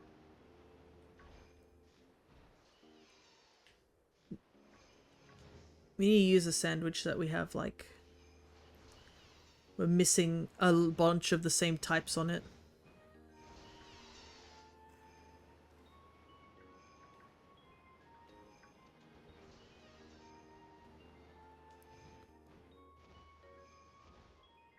Shinies like these are what people want the shiny sparkle sound to come back. Though to be honest, I haven't hunted in ZA for a very long time. I'll have to go back and hunt for them. Because I need to do some unknown hunting in those games. As well as the, I still need one more Hisuian Decidueye. And I still need the Hisuian Sneasel. There's always the Thunderbug. Yeah, once I put my eye drops in. Gonna do that after the 5 minutes are up. Because I think I've been rubbing my eyes a little. From slight lack of sleep and dry eye. But yeah, unfortunately, yeah, Joltik is in that weird situation where it's like, I think it's the only bug type in that area, and there's like no other bug types that I need, so if I find Joltik or Gavantula, I wouldn't have anything else to use the sandwich on. I mean, could always go back to, some of the other areas to get some bugs, but that's it. Dang it. I can see Citrus is also like, yeah, go hunt Joltik. Really want to get Chespin. I still need Chespin. I do have a Pokemon Go version of it, but I've been wanting to get a regular version of it. So it doesn't have that ugly Go stamp on it. But I want to focus on Mons I don't have first before I go back and start cleaning up Mons that I do have.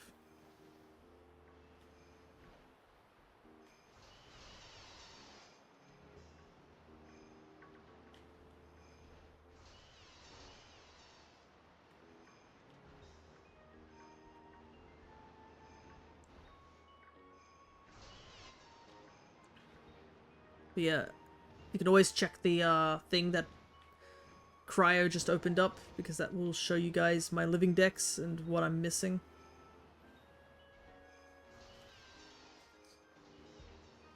It's definitely getting smaller, that pool, because a lot of that is like, what, legendary Pokemon, which I have to hunt in other games.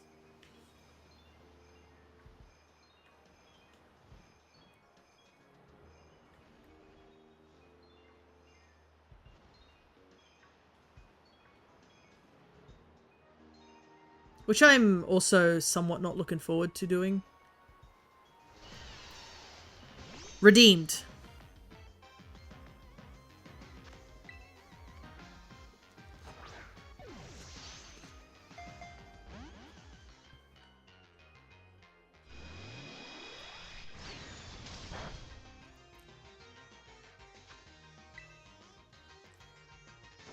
Could do the water starters, that is true.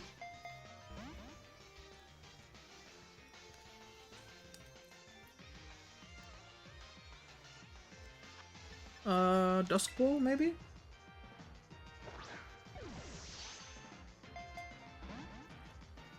I don't know what moveset this guy has.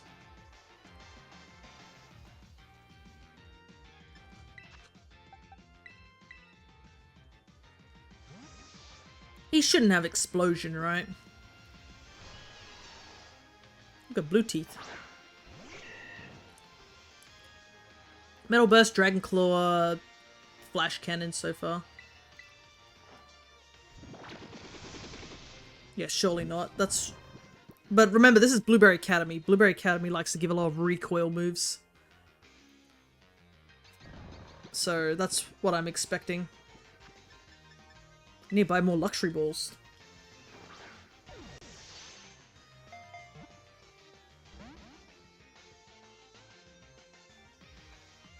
But I guess I'm gonna say this out, like, just in context, because obviously I'm not gonna be able to find where I missed the shiny. But yeah, so I missed one shiny. I apparently just walked past it, but we did get it. So here's the shiny, and we'll see if this one has a mark. Whichever one looks nicer, like if it has a mark or not. that will be the one I will be evolving into Archaladon.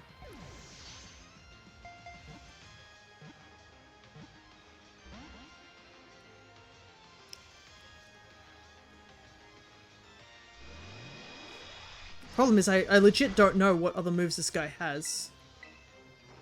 And also, False Swipe would take forever to do. Like, it's a steel type. It's gonna take forever.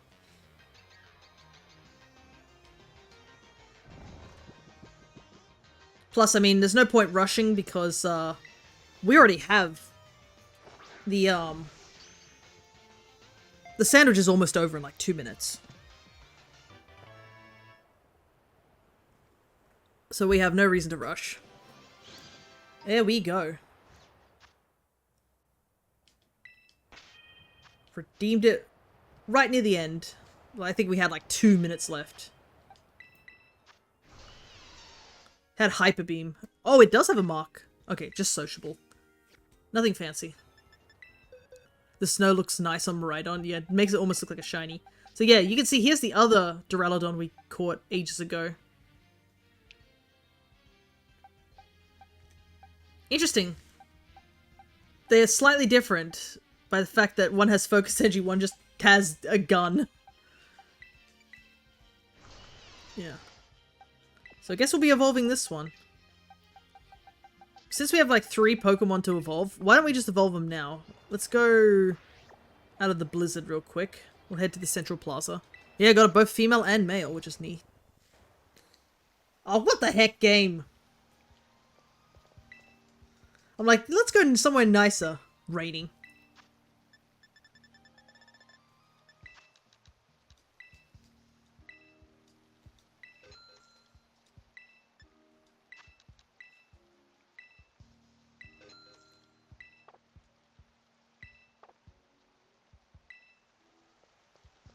Better than a blizzard. Yeah, that's true.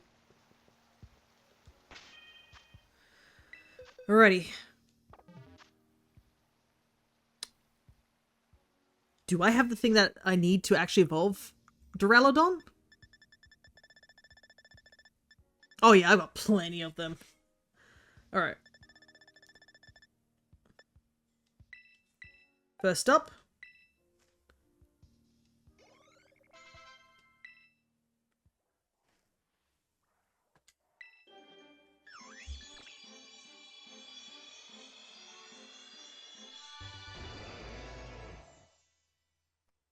And now the Avalugg line is done. So yeah, you can see it's got a bit of a... It's more goldy, I guess, than yellow.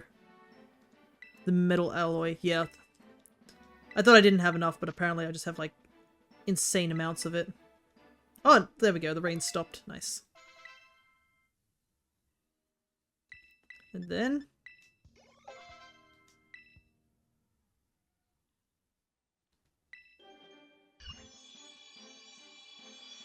the best part is I get to put this in my little personal collection thing that I have going now. So I have my shiny deck saved on a page, but I have a little collection of now marked shinies, because this is the slumped mark, which is really cool.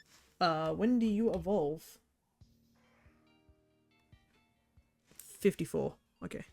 So you need 2 candies. Get pseudo-legendary.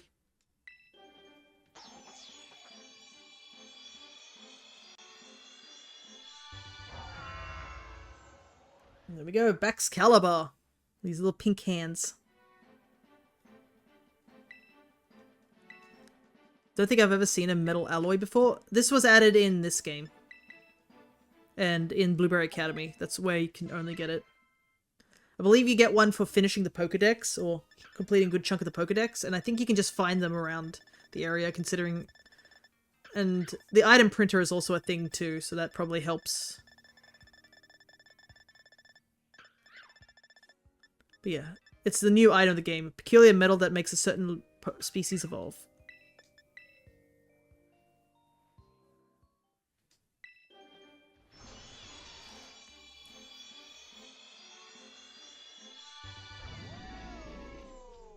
There we go, our Duraludon evolved into Archaladon. Which the shiny is far more noticeable. Turn the lad into a railgun. Yeah, bridge railgun. Electro Shot. You don't need Hyper Beam. Well, off to complete Scarlet. Yeah, you gotta really complete some games.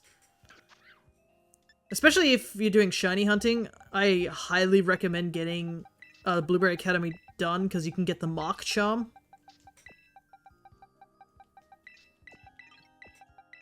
Yeah, look at that. This whole line of Pokemon, 6 Pokemon so far today. Not bad. The DLCs are so good. Yeah. I mean, the DLC stories are really good as well. Plus, there's a good chunk of Pokemon that are just really nice as shinies once you get to the different areas.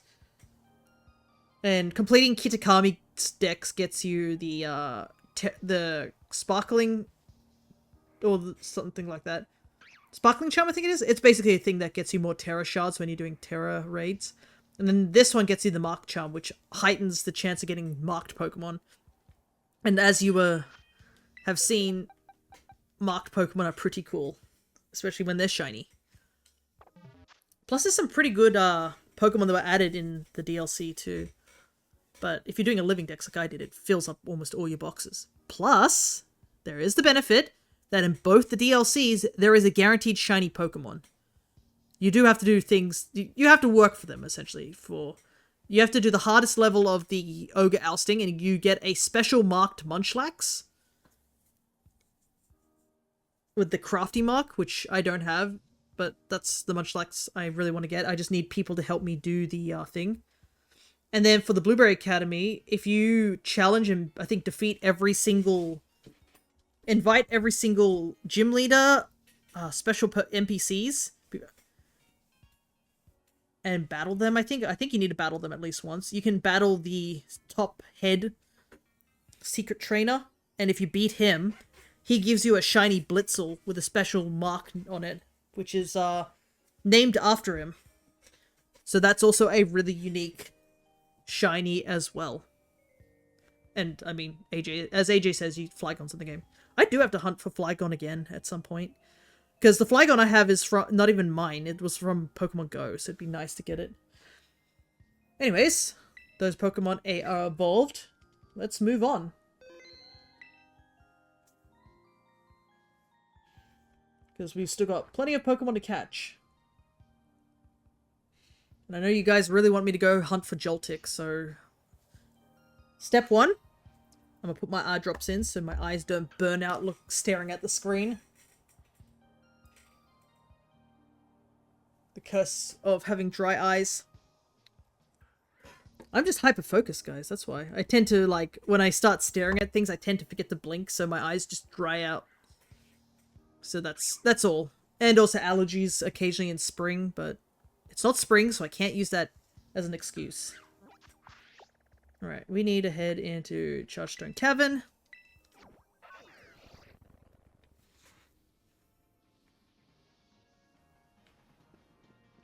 And we've got to stare at these little bugs here. I'm gonna stare at you, lads. Also, I think, while we're here, it might be good to do a ghost sandwich, because I can see Rotom popping up around here. And I do want to use the ghost sandwich also to try and go for Dreepy again in Area 0, so remind me to do a ghost sandwich next. And we're not doing Excadrill, because the ground type sandwich has a outbreak for that, so we'll do it then. But yeah, if you need help with, because you got Scarlet, right? I think all that's left besides the Pokedex is the tournament and the 6-star raids that the professor mentioned, yeah. Because I think you have to do a couple of them to unlock, like, the 6-star raids. And then the star tournament if you want the... If you wanted the Paldean ribbon. Because I think you have to use Pokemon in that Academy thing, because you can't challenge the Elite Four again in this game. It's more that you do the Star Tournament instead. I believe that's how it works. Anyways, it's time to stare at bugs. Oh my goodness, Golden Go. Oh god, I forgot how bright it is in here. My goddamn plate's lighting up like a sign.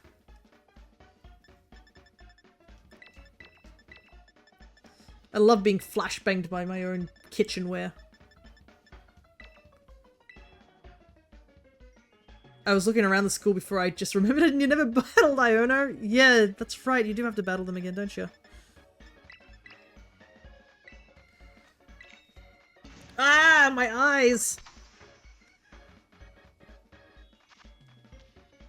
Why is Chargestone Cave powered by the sun? We're inside a cave.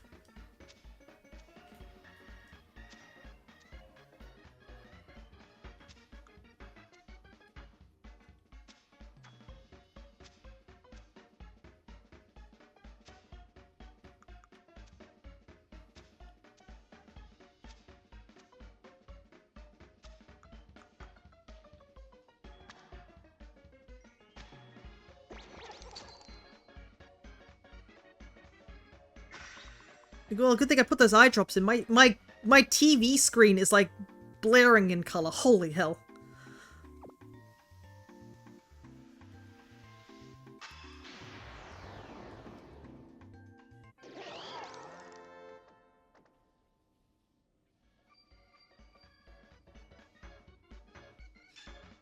Alrighty.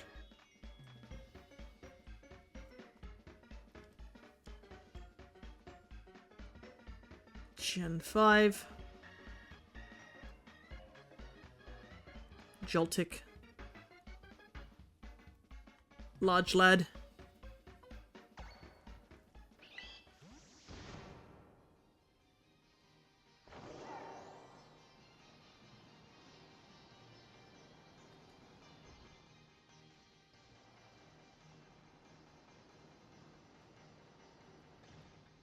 He's a lot bigger on that screen than he is on this screen.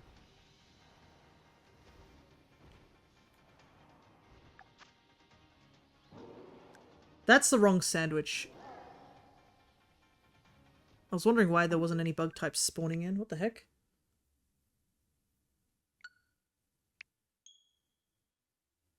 Oh, I see. I only used one potato salad. I was supposed to use two.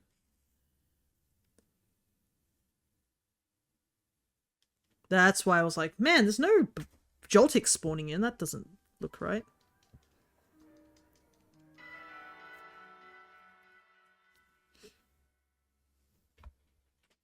This is why you always save before you do a sandwich.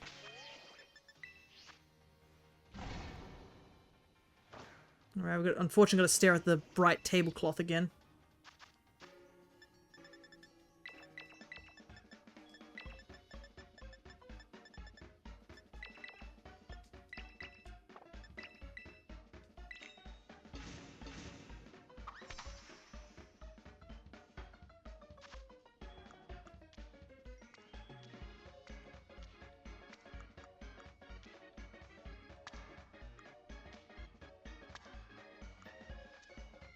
Wish you could save sandwiches. Oh, like, yeah. Instead of having to make it each time. Though, to be honest, there's a lot of shiny sandwiches, so it might be a little difficult.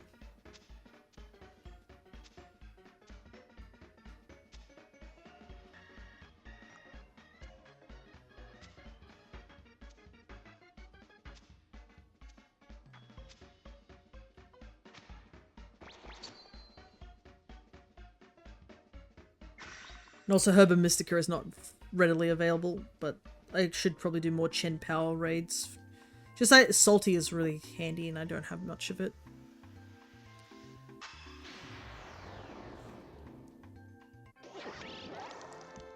Alrighty.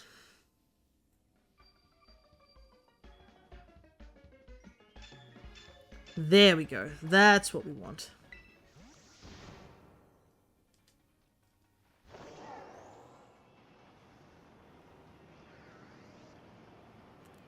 Now there's a lot more of these buggos spawning in.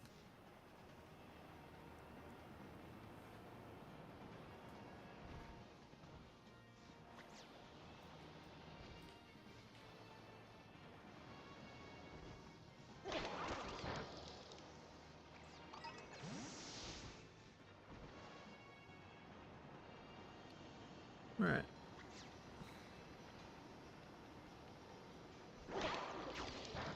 Just gotta take out the suspect looking ones.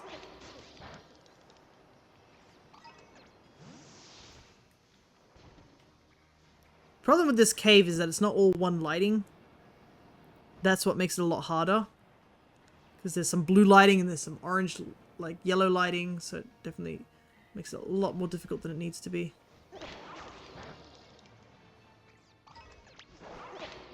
I mean, best case scenario is a Gavantula ends up being a shiny. Because that would be a lot easier to see than, you know, the bugs.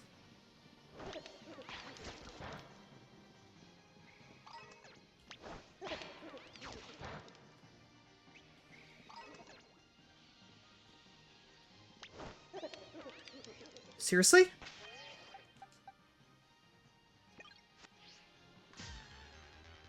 Oh, we're done! Alright, this is kind of bad. We just started the sandwich. I have nothing else to hunt for. Okay, this hunt's over, thank God. Never again do I have to hunt Joltik. I'm pretty sure that's all I needed. Oh no, I actually need 2 of them. Never mind. We gotta keep hunting here. Hey, Oatmeal Gobbler 81. Best shiny hunter in the world. No, I just have very extremist luck. If you've been here long enough, you would know that my luck has 2 ends. It's either very, very good or very, very bad.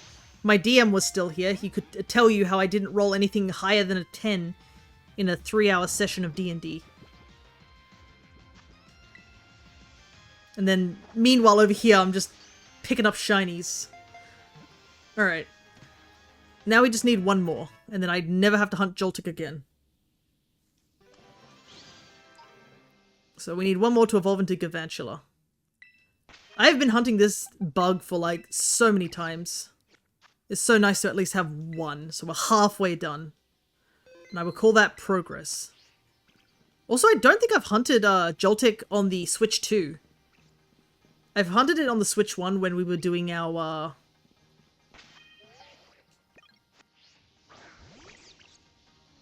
I'm gonna stare at this guy for a little while. Okay, it is actually kind of noticeable, to say the least. I've never seen a shiny Joltik in my game, so I didn't really know how it looked. So now I can actually legit focus on it.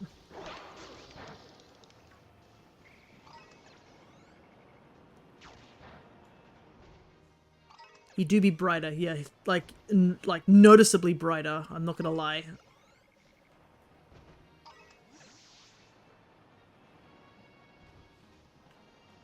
But, regardless, hello there, Oatmeal.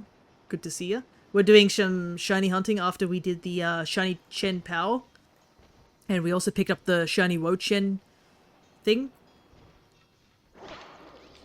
This is all part for my, shiny living form decks I have in home. If you are curious to see how far I've progressed through that, you can always do !shiny. Whilst I'm there, I should mark off that I have Joltik.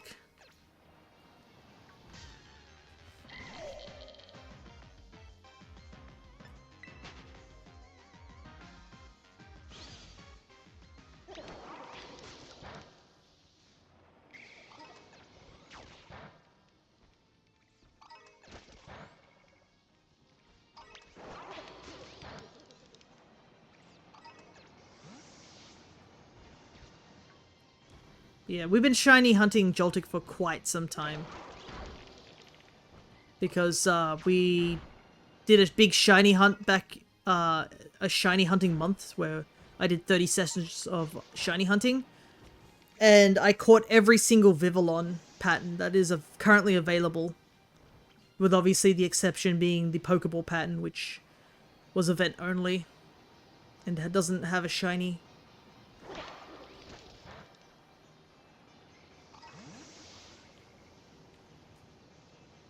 And every time we would... how'd you manage that? So, it was a very long process. Essentially, to get different colored patterns of Vivillon, you need to send in postcards from Pokemon Go. And depending where you got those postcards, they would change how the Vivillon looks. So you would basically go to Pokeportal, Mystery Gift, connect to Pokemon Go. So I actually spent several months hunting down on the internet, there are some people who will show off their postcards and stuff like that. And basically I had to find people who were in areas that had the different patterns, befriend them and hope they give me a gift. And then I use this special map just on the internet to double check if where the person was giving me those postcards would give me that particular pattern of Vivillon. And then proceeded to slowly chip away until I was able to get every Vivillon pattern. I didn't need to get the River Vivillon because I actually caught a River Vivillon, like a shiny one, in a friend's safari. In X and Y, because I live here over in Australia, so all my postcards that you get from Pokemon Go are the river pattern. But yeah, I do have, like, I think my Pokemon Go code somewhere on the page of my Twitch. Oopsie. Didn't mean to run into him. But yeah, it took a while. Some patterns are rarer than others. I would say the hardest ones for me to get was the Sun pattern and the Ocean pattern. Like, finding someone with the Ocean pattern was insanely hard because there are not many areas. I eventually finally got somebody who lives in, like, Hawaii or something like that. But yeah, it took me a very long time. I do have to get back into Pokemon Go, I will admit. I've been a bit off Pokemon Go for a little while. But I should probably get back into it and start emptying out all those postcards that I have.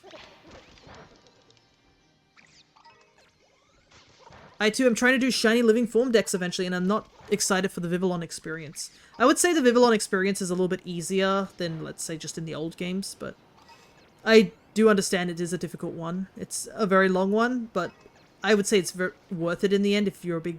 would say it's worth it because I'm a huge alternate form fan. A lot of Pokemon that I like are ones that have alternate forms, like Alcremie and Vivillon and the Tatsugiri line. So once I found out that we can do that, and you also get Gimmighoul coins for, like, connecting to Pokemon Go, and now Gimmighoul roaming form can be found in Go. They unfortunately, fortunately, unfortunately, it seems like roaming form Gimmighoul shiny is locked to Pokemon Go, but it is currently available. So I have to wait till the next time it happens because I unfortunately didn't find one, and I would like to grab one as a shiny. Because I think I did that for Melton back in the day. But I will say, with the shiny hunting for Vivillon, do a bug sandwich so you don't get Jumpluff and stuff like that, other flying types, but be very, very aware that you are going to find Combee, and you're going to find a lot of Combee. And my chat was excited every time I found Combee. I have an entire box dedicated to the Hall of Bees. Of how many Combees I found during my Vivillon hunt. Oh, my homies hate Combee. Yeah, I found like five Vespiquen and like 3 or 4 female Combees, and then everything's else male. And some of them I didn't even find in Violet. I found it in Legends Arceus as well, so yeah. I have a whole box dedicated to Combee. And one of the Vespiquens I have, I think, is actually a unique mark. So I'm just like, dang it, I've got to record that I have that one. But thank you for the follow, King of Eds 123. Now that you are following, you actually have access to all the stream avatars, including the Tamagotchi ones I made, and the Pokemon Mystery Dungeon ones, which I'm currently making. He's so adorable, though.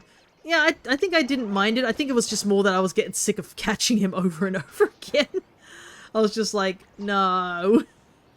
This could have been a Vivillon, but it's not. You know, that sort of thing.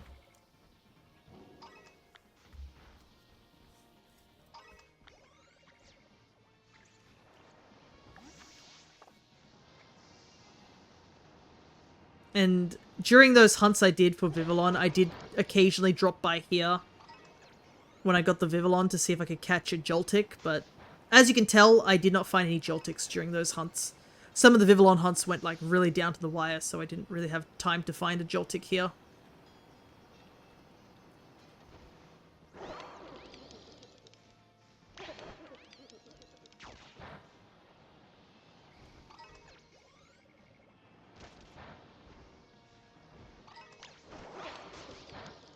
maybe at the end of my stream I could show off my haul of bees when we transfer all my shinies over to home, because I think it should be on my little YouTube VOD channel.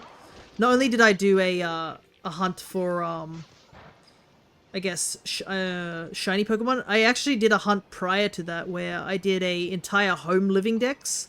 So I have an entire home form living dex. I did that one first because I believe that's easier. That's a good starting block, I would say. Just getting all the Pokemon that are just available in the games. And then once that was done, I moved over to the shiny versions of that.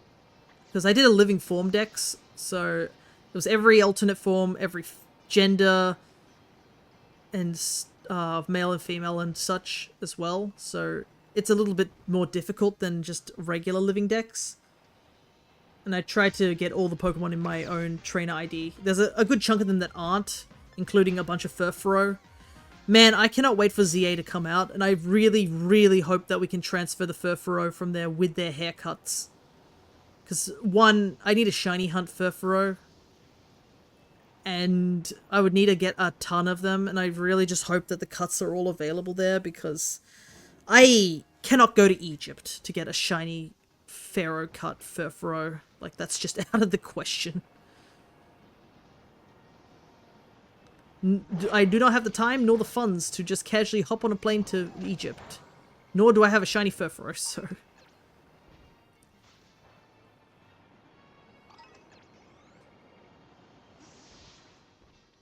So I really, really hope Game Freak does not mess up that and just gives us the ability to keep the haircuts. Because, my goodness, that would cut down a bunch of the GTS nonsense.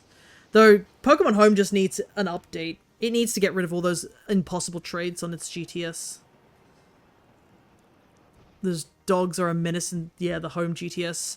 Like, right now, the home GTS is so messed up. It's just like a bunch of people asking for Pokemons that are just from, like, Hisuian Pokemons from Let's Go, or, like, Galarian Pokemon from Hisui, and you're just like, why? There are some times where I just wished that somebody would just hack in a bunch of those Pokemon and just claim everybody's Pokemon. God, I hate those. Yeah. I do too, because I've been trying to complete my Go Dex just on the side.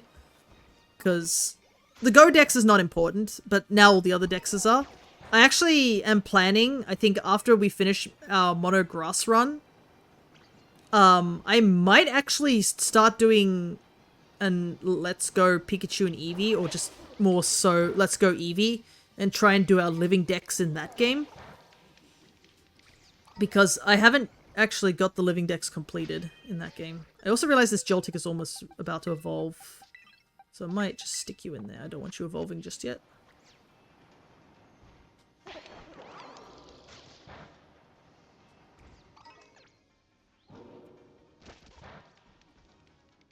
But yeah, that's something I want to do, because I haven't actually finished that Pokedex, because I actually didn't have the Switch Online back in the day when Let's Go Pikachu and Eevee came out, so I never finished it, like, at all, and I transferred all my Pokemon out of that game, so I'm just thinking that it might be best just to start a whole new game. I did catch a couple of shinies in that game, but I just want to start a fresh file in that game on and have a whole living dex available.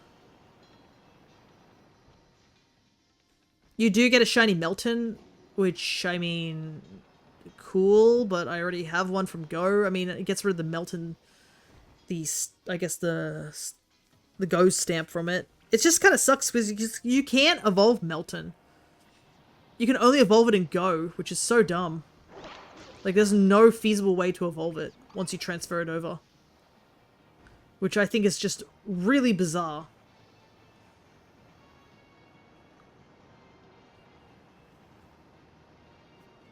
But I do have a shiny of both of those mons, so I don't need them. Yeah, you need a lot of candy. Yeah, I basically had enough candy because I was grinding those shinies out, or attempting to get the shiny, so I was just using all the pineapple berries as I was catching every single Melton. So I I had plenty of candy. The issue was getting the shinies. And then I transferred them over to Let's Go, and instead of doing the usual route of just transferring them straight to home. Because you can actually transfer them to Let's Go, and it gets rid of the Go stamp, actually, if you catch them in Let's Go. Even though their origin game will still be Go, you won't have that G symbol on your, in the actual boxes. Sadly, you can't do that for the Shiny Mew, which kind of sucks. So Shiny Mew is just still stuck in my Go game. There's like 2 Pokemon which I have in Go, which is the Mew and a Genesect. So all I need now is I believe all I need now is just Deoxys. But I've been thinking that I might just do the arbitrary code execution with Deoxys. I'm probably not going to go get it in Go because I barely got the Genesect in time. And not only is Deoxys just not available right now in Go, you need 4 of them technically if you want to get every form of Deoxys, which can be very time consuming. So I'm just going to play it by the just get it from the old games and use RNG manipulation. I mean, I'm not against RNG manipulation. A good chunk of my shinies are from RNG manip. It's just, it's going to be difficult because it's a Gen 3 game.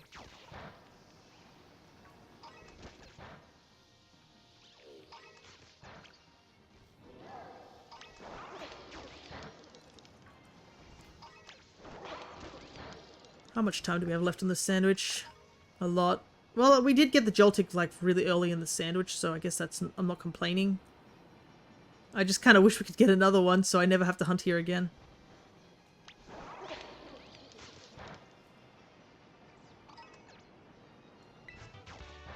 Huh, I never picked this up. Electroweb, okay. Well, it's mine now.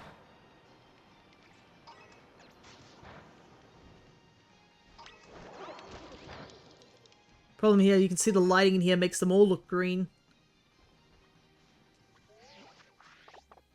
Can't escape the Thunderbugs.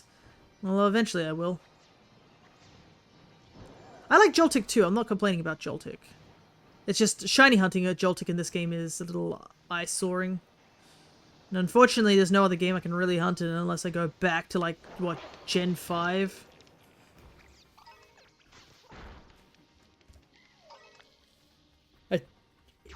Is Joltik in? Hold up. They're not in Sword and Shield, are they? Oh no, they are. I could technically hunt it in Sword and Shield if I really wanted to. Is it in the Dynamax Adventures? Oh, it is too, technically. So, well, Gavantula is, so. I most likely will keep the one I've caught here as a Joltik.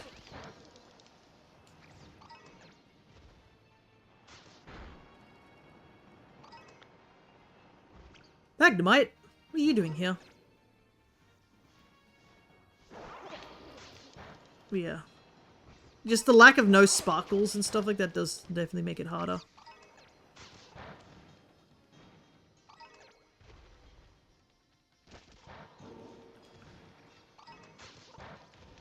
There's a Magneton in here too.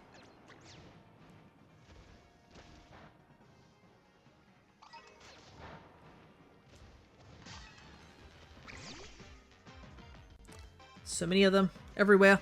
Can't get out of this room.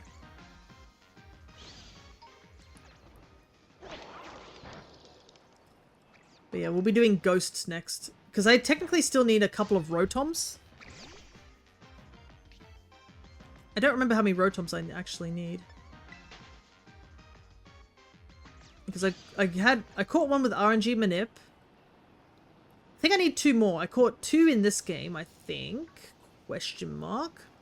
I'd have to look at my mobile phone home to decipher that, but I've caught 1 in RNG Manipping in Platinum. So I have 1. but I'm pretty sure I have 2 forms. So I have the regular and the 2 forms. So 6? Yeah, so it's frost, wash, mower, oven, and fan. That's 5. So yeah, you need 6, I think, altogether. So I'd still need like 4 more or such.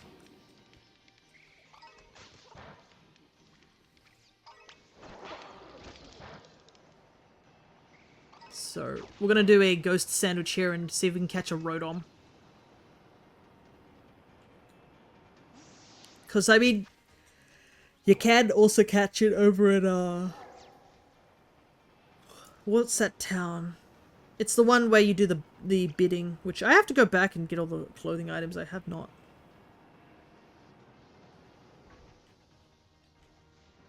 I literally got the backpack and that was it.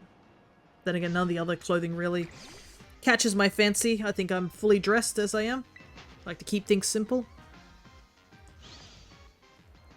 Clothing items. Yeah, so the DLC added where after you you head back into the academy after you finish... I think you have to finish all the DLC. I can't remember if you need to finish it or you have to have done some of it. But yeah, you go actually meet up with Team Star and they're back in regular uniform. And you do a little tiny like side mission with them. And once you do, I believe Atticus starts heading down to the dock area and he starts selling his items. I think it's either that or you have to just go around talking to them in the academy. It's one or the other. I cannot remember exactly how you unlock it, but yeah. They give clothing items that are based on items from previous games, so you can get things like this backpack which belongs to Marnie. You can get the E symbol from Essentia, I believe, from X and Y. I believe you can also get the Magma suit and the Aqua suit from Omega Ruby and Alpha Sapphire. Stuff like that. Who? Atticus, the Team Star guy. You do have to do a bunch of little quests. It's for Penny. I think you have to do a quest where you have her observing each of the members of Team Star around the academy. I don't think you need to do any of the classes. You just need to see her and around the school. And you'll just see these tiny little cutscenes and such. It's actually quite sweet little cutscenes. It's a fun little side quest. But I think they added the secondary thing later on where it has the Team Star members attend a class looking normal. And it is jarring because I was like, oh, there's Gaikomo. He's just there. And I was talking to him for a moment because I recognize him because both of us have hair wings. So, you know. But I couldn't recognize who was standing next to him at first. Because there was just a tall young student standing next to him. And I was like, huh, who is that? And then it was like, oh, hi, I'm Aerie. And I was like, what the heck, that's Aerie? Like, me remembering what Aerie looks like versus what Aerie actually looks like is such a drastic change. It is crazy. At least Atticus kind of makes sense because he's just covering his face with his ninja cloth. But I was like staring at this girl and I was like, I don't recognize who this is. And I was like, oh wait, it's Aerie.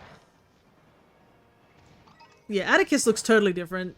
Atticus is that common trait of the person who's wearing like a mask and then when they take it off they're just like Bishonen beautiful. Like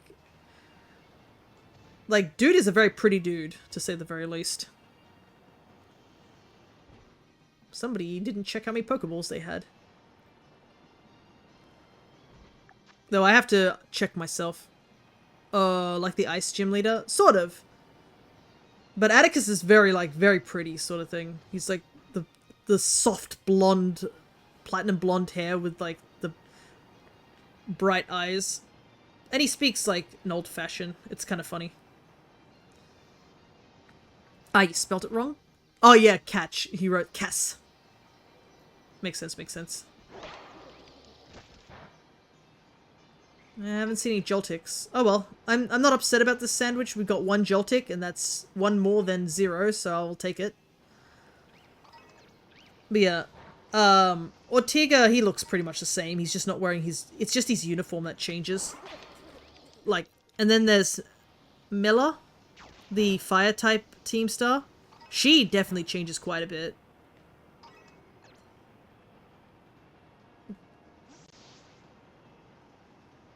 But it's a fun little side quest. I do like Team Star. I think a big reason of that is because I kind of understand where they're coming from. They're literally just a bunch of students who were just getting bullied all the time, and then they finally decide to fight back, and then everything just went wrong for them. And they got put in the role of the bad guys. And honestly, it's a bit of a more like realistic story. Like the whole thing of like bullies, yeah, bullying the bullies, yeah, the bullies doing that thing where they're like, they bully you, but then the moment you fight back, suddenly they cave, and then suddenly you look like the bad guy. That was kind of what it felt like. And I'm like, damn, I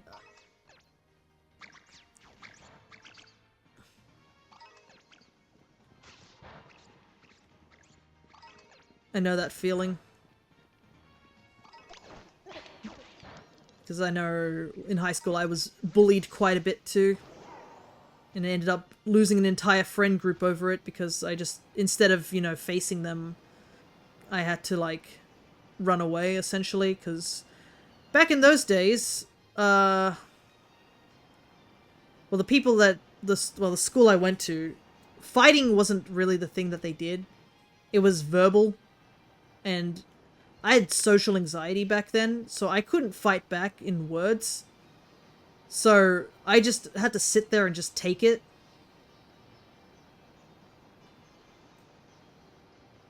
And yeah, I lost an entire friend group. I just ended up just deciding to just leave quietly. I think that's it there. There we go. I didn't think we had much time on the clock either, so... We finally have gotten all the Joltics.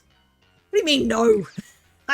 You should be happy that I got all the Joltics. We finally have all the shinies. We can get a big shiny bug now. You guys just wanted me to suffer. Let's see how it is. I could have easily just said no to this. You should... Can't believe the audacity some of these people have out here. You won't see the big boy anymore? I mean, we'll evolve him, so you'll be able to see him. Oh, you mean on my screen? Yeah, that is true. I do like these GIFs. They're nice. Alrighty. How much? Yeah, literally last minute. Last 2 minutes on the sandwich. Does he have a mark? He does not. Alright, let's see. Oh, we got one female and one male. Well, this one's closest to evolving, so we'll evolve him. He's adorable. No. What do you mean? Galvantula's cute as well. I say as an arachnophobe.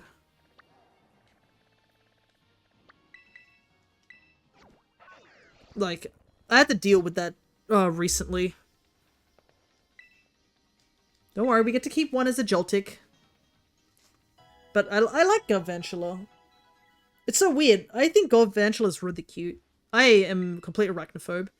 But at work the other day, I went to go grab a tin of Milo. Because I was getting myself a good hot drink in the morning. Especially when it's like only like 12 degrees out there. Or less. And I pulled the tin closer to me, and there was a spider sitting right behind it, and I had no idea what type of spider it was. That's when it's scary. If I knew what it was, I would have been like, oh god, sort of thing. I'll just stay away from it. Or if it was a day long legs, I'd just brush it away. But it was a spider. I would say it's the size of my thumbnail. It was just sitting there, and I didn't recognize what it was. And that's scarier than knowing what it was. I was like, oh god, are you poisonous or not? I do not know. And it was just sitting there, and we just had to stare off, and then it slightly moved, and I was like, no. Thankfully, I have a co-worker who is totally chill with spiders, and she just got a cup, stuck it over paper, and tossed it outside. And I was like, okay, cool. As long as it's not in the kitchen area, that's totally fine with me. I don't mind spiders as long as they stay away from me. I can chill with spiders, but the moment they enter my house, it's on sight, or if their legs are too long. Yeah, well, that would be huntsmen's and daddy long legs over in Australia. They big spiders, and they're big long-haired leg spiders. Huntsmen's are like the combination of everything. Big, long-legged, hairy. Sits on your wall, and then they can teleport. Oh, hell no. And yeah, like, unfortunately, I discovered firsthand a couple of weeks ago that one of the bins that I have to empty out, I have to put them in a skip. I lifted up the skip lid. There were 2 of them dangling on the lid, and I slammed that lid shut, and I was like, nope, using the other side. Wait, hell wasn't censored? I think I allowed it. I mean, this isn't for kids, let's be real. I think I've sworn on this thing once or twice. Thankfully, what is censored is cheap viewers here. Because the bots are starting to get a bit out of control recently, and I think another issue is that they've added a thing where if you are viewing the stream, if you don't message or anything like that, your number can accidentally get counted as a bot, and it doesn't go to the actual total of streamer views I see. So I've been thinking of adding a daily redeem so that you guys can get a reward, and you can also, you know, let me know that you're here. So I'll probably see if I can get one where basically you just go do a daily redeem and you can get some points for avatars. Because, I mean, you got plenty of avatars to buy from, honestly, at this point. Anyways, let's make a small boy into slightly bigger boy. Yeah, it's definitely easier to see when you're outside, not in Chargestone Cave.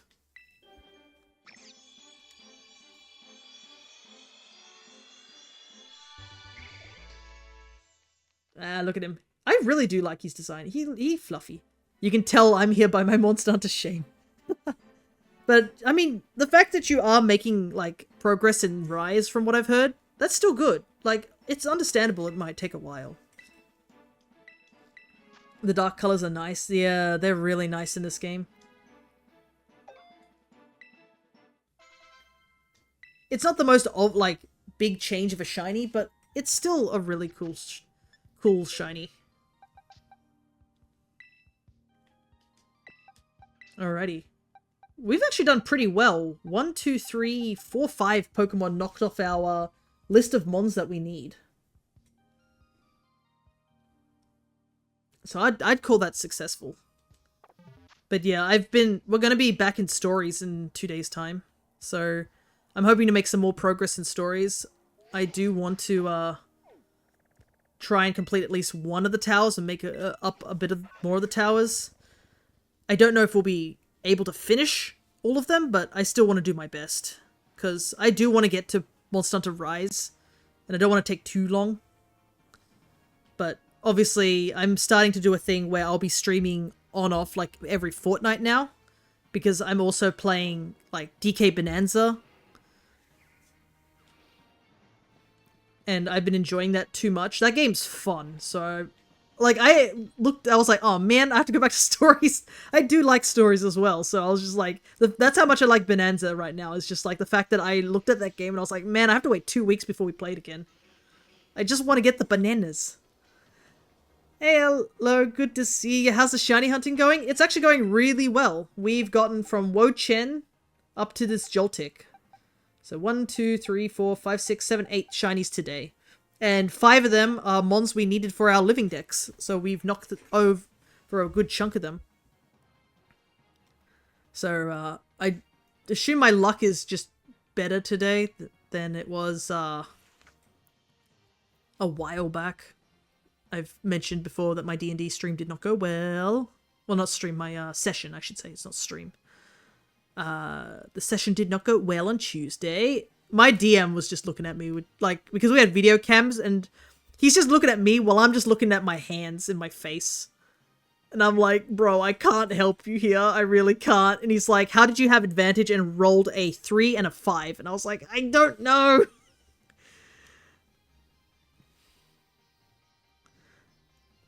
Alrighty, let's shrink this guy down. I mean, Rotom's a pretty obvious shiny, but to let everyone else know what we're hunting for next. But hopefully you're doing well as well, Aloe. I think you're also streaming Bonanza, from what I know. Okay, we need Ghost Sandwich. Also, can confirm Bonanza is distressingly fun, especially when you get to the third transformation. You get to pretty much power wash any gold vein you come across. Yeah, I mean, Kong Bonanza is already like... Someone swapped your dice for weighted ones? I would say that if my dice weren't electronic, they're on the computer screen. We use a... I would say they're weighted, but they're not. I roll better with regular dice than that goddamn computer dice. Computer dice is like, haha, funny. We use D&D Beyond. But man... I had advantage, and we had to fight against an enemy, but it turns out that everybody else also was rolling pretty bad. Like, our DM, like, after a while, he just said, okay, guys, I'm gonna be real with you guys. I actually did reduce this enemy's battle, like, HP. Like, I reduced that. And I reduced the fact that he's gonna have reinforcements, just because of how awful you're doing right now. I was just like, bro, we are dying out here. The dice be like that. Yeah, like I said, it's my extremist luck. So kind of them. I think it was almost... He was nice, because obviously he didn't want to see us lose to one singular enemy. There were 4 of us, and we just couldn't hit this thing at all. And then there was me who couldn't roll good, so it was technically like 4 of us, and only 3 people could access the room, and I was one of the 3 people, so it was only 2 people really, and the third outside. And we couldn't hit this guy to save our life, and he was just like, look, let's just... I want to get to the important stuff. And I can't if you guys cannot get past this one enemy. I do not know how that onion is on the sandwich over here. Apparently it still counts. Have a DM who has a set of dice that are described as firmly anti-life. They always roll well when it comes to hitting players, but when he uses them to roll for HP on monsters, they roll minimal for at least 50% of the time. Okay, interesting. We ended up with a session with kobolds with -1 hit points? Like, they were on their deathbed, and you just have to, like, go over to them and just be like, bang. That's funny. I've never heard of having an anti-life dice. Yeah, essentially the undead. Alrighty, Rotom time.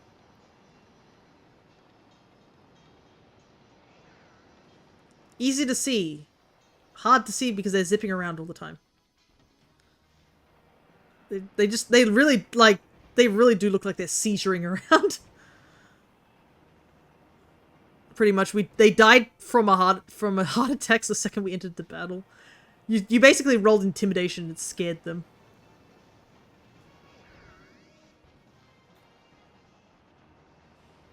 But yeah, the reason our DM wanted to speed things up as well is that one of our players has to leave for the time being because his wife is going to have a C-section. So she's having twins, from what we've heard. But yeah, they're basically going to have newborn kids very soon. So he obviously has to be there for her to support her. So we understood. But it was so funny because meanwhile, the actual character in universe just vanished from us and we're like, okay. So our party's like, really? But obviously out of party, we're like, okay, man, we understand you have to leave. Like, you go do what you need to do.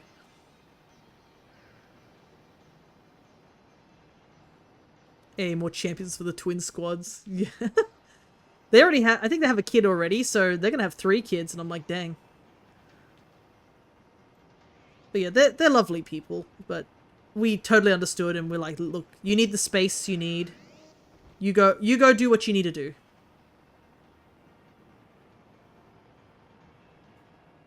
You okay, bro? But, so the reason he wanted us to also not be beaten to death by a single enemy that was inside a cave and actually, you know, make progress to the story is because we've reached a point where we've made a huge check, like a big decision. Our DM was like, by the way, there's a huge decision coming up and I want to get to it. I want you guys to get there so we don't have to so I can see your reactions to it. So I'm going to play by play explain what we had to go through so that you guys can also, have a go at what you would choose as the decision. So whilst we were coming out of a location, my character ends up getting a message from somebody. Playing on Switch 2? Yeah, I am playing on a Switch 2. He basically gets a message and that person says, hey, listen, it's me. One of the leaders of a town that you've helped out back in the past. We've been hearing about the progress you've been making around the 10 towns, and we really need your assistance with something. Is it possible for you to hurry over back to the town that we're from and assist us with this thing? And our team was like, yeah, sure. I mean, we see no reason not to go, sort of thing.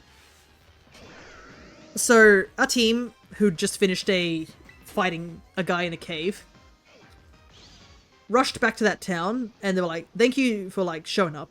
So we have gotten word that there's a bunch of individuals that are basically from the underworld. They have been working on a secret weapon, and this weapon is going to be used to destroy the 10 towns. We don't know what it is exactly, but we found the location of their hideout and most likely where the secret weapon is. We need you, as a group of adventurers that we can trust, to go over to the secret hideout and take it out as soon as you can. Because we just discovered about it, and we've just discovered where they are at. So we don't know how long they've been working on the secret weapon or how complete it is. We need you to go there, destroy the secret weapon, and protect the 10 towns. And we were like, okay, that makes sense. It took us 10 days to get to this town. To this hideout, because it was so far out in the middle of nowhere. And the climate of our D&D session is in the middle of a blizzard that's been going for a snow thing that's been going for 2 years. I can see the shiny. He's right there right there behind us. So I will catch the shiny and then I'll continue the story. Once I get out of this endless loop of rotoms. Don't go away, please, shiny.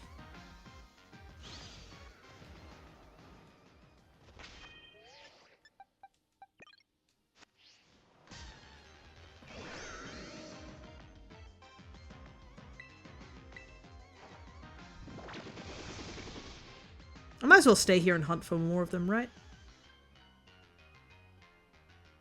I do need a couple of them. I know he's trying to get away.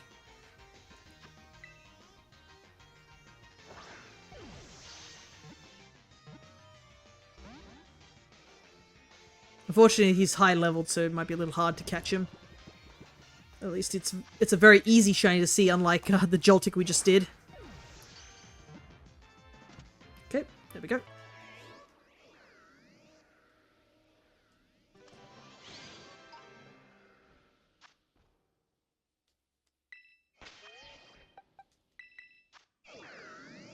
No mark.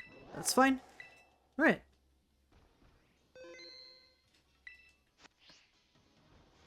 I will continue the quest story. So, we spent 10 days trudging across the snow to get to this area, and we finally get to the hideout, and it's a big sort of hideout. We can see it, and we're like, okay. There's the hideout. But as soon as we approach the hideout, this massive dragon comes out of nowhere and starts flying above us, and we're like, what the hell? Is that a dragon? And apparently only 2 of us could see, because obviously not me. My rolls were god-awful that day.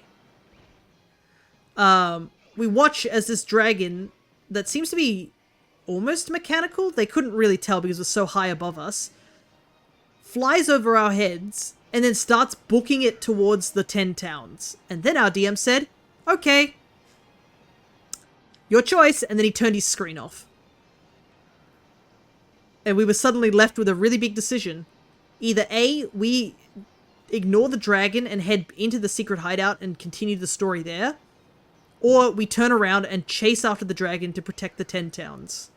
And depending which choice we make, we change the outcome of the rest of the story.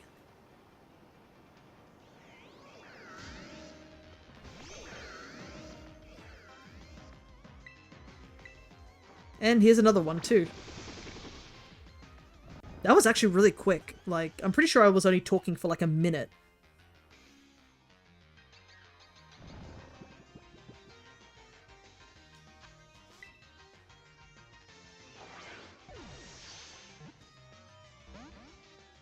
So yeah, we were left with that, and then suddenly it became like Ace Attorney, where we had like two people arguing against each other, most for like one of our party, like, this is above table. All of this was above table. But oops, he's already still asleep. I always thought of something mechanical in fantasy. Always like the thought of something mechanical in fantasy settings. Yeah, like we assume it's mechanical. Unfortunately, two of our party members were only able to see it, and this is also where one of our party members vanished, which was the player character not being in for the next session. But yeah, we had to make the decision whether to continue onto the fortress or to go back and help out with the dragon situation.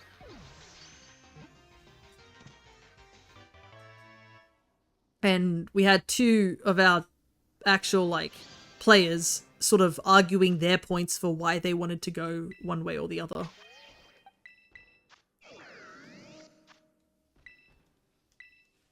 So, what would you guys choose? Would you have gone back to fight the dragon and protect the 10 towns, or would you have chosen to keep going into the fortress and try and see if the secret weapon was in there? Because that's the thing. We don't know what the secret weapon is. We don't even know if the secret weapon was that dragon. Because we were just told it was slightly mechanical in nature. So it could easily have been the dragon that we just saw flying overhead. But we don't know that. Alrighty, that's 2 Rotoms so far in less than 10 minutes. That's kind of crazy. I'm going to open up my Pokemon Home on my phone and see what Rotoms I have. I'm running hands with the Steamworks dragon. Do remember that it took us 10 days to get to the hideout as well, because we unfortunately don't have snow dogs or anything like that. We lost them. So you have to run back, and this is a dragon that is flying like above the snow. So by the time you catch up with the dragon, there's a good chance it's already at the towns, but you would be assisting the townsfolk with defeating the dragon. That was my argument too. I was on the side for going back towards the dragon, because I was like, well, what happens if we do that? It was the secret weapon, and if we don't stop it now, there's a good chance that the 10 towns could be just like eradicated before we get back. Whilst our other player was like, look, we're already here at the hideout. We don't know if that dragon was a secret weapon. What if it wasn't? If we leave to go fight the dragon, we might end up letting them have the time they need to get the secret weapon ready and use that instead to destroy the 10 towns. And we're already here. It took us a long time to get here. Let's just go in, destroy this entire fortress to the point where they can't make a secret weapon, or if it is, they won't be making any more secret weapons. So yeah, I think it was like 4-2 in the end. We ended up sticking with the hideout. But yeah, I was more leaning towards, like, listening to one of our players. I was like, I agree with his points a bit more. But yeah, our DM said there's no right answer to this. It's just a difficult decision, and obviously whichever one we chose would determine where the story goes from there. So it's like, one leads to chapter 3, one leads to chapter 4, and then both of them will branch into chapter 5. That's kind of what it's like. Alrighty. I have my Pokedex open. I have plenty of time, so I can take a look at the Rotoms. How many Rotoms do I have? I have regular Rotom, oven Rotom, and fan Rotom. Okay, so I need... just because there's no modern technology doesn't mean steam or magic powered machines don't work. That is true. Like, we have artificers and stuff like that. And it's not like it's a purely fantasy-based things. There is magic and all that stuff, but like... It's more that just... There is people running around and building stuff. But it's more that this setting is in an area where the winter hasn't ended in so long.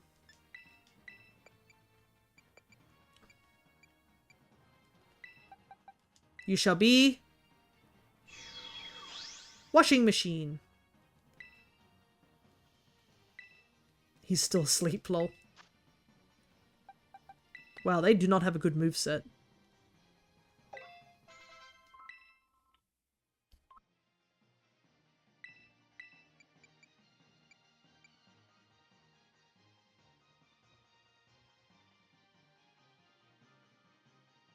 Alright, and then, so we got that one, this one. So this one. Tiny little fridge. Why is he so tiny? I thought he was supposed to be bigger. I remember I had a burnt Flareon on X and Y once. Interesting. I assume the only way you can get that is, you'd have to use damp, right? Or you have to use soak. Because I think soak was available in X and Y. So soak it and then Will-O-Wisp or Flame Body it. That would be the only way to get a burnt Flareon. No? Really? Oh, wait, no. You could technically have it burnt as an Eevee and then evolve it into a Flareon. That would be another way. Yeah, true. Whoa. Why are these icons so scuffed on my TV? So zoomed out for some reason. But yeah, if that's the case...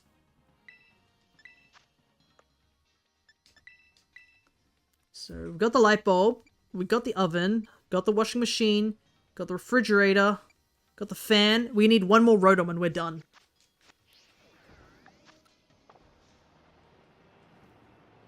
Because I already have the other ones in home.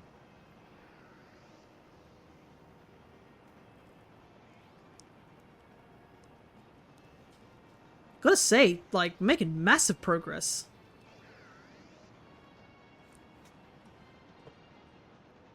But yeah, I guess we get to fight go through the stronghold, this coming Tuesday. I think I actually ended up telling my dad about this problem, just like asking him what his opinion was, and he was like, yeah, just go to the fortress, that makes the most sense. Because even if the secret weapon isn't in there, at least they can't make another secret weapon if you destroy the fortress. And I was like, that is true. But yeah, it was one of those difficult decision things. Part of me hopes that we don't end up with something like that. Well, I don't know if Mags is that type of person who would add that to the Ravnica campaign, which is tomorrow. We're doing D&D. Hope you guys are ready for arguments, because I'm pretty sure we're about to have a big argument in tomorrow's campaign, because Dre hasn't been around, and aka Noel hasn't been around, and a lot of like big backstory like reveals happened. So his character is not going to be pleased with not knowing all this stuff, because he's one of those people that's like, he is secretive, but he doesn't like the idea of other people like also hiding secrets from him. I don't know how to describe it. It's, well, I think he was maybe lied to as well at some point, because a lot of the stuff is to do with Diana and a bit of Edgar, but Edgar's not there at the moment. But yeah, I'm pretty sure Noel has been keeping secrets with Ed, from what I remember. And to find out like all this nonsense that's happening behind the scenes that he didn't know of was probably not going to go down well, essentially. So there could be an argument, may not be an argument. We don't know. It just depends on how the two of those characters react.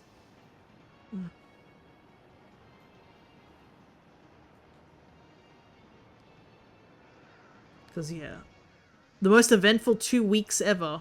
We're only just getting back to the sinkhole.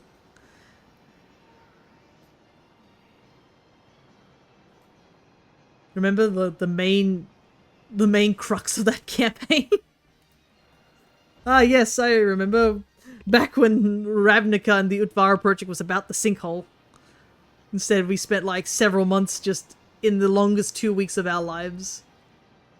Like, do you guys remember when we had the earthquake? The earthquake was like months ago. Anyways. Final Rotom acquired.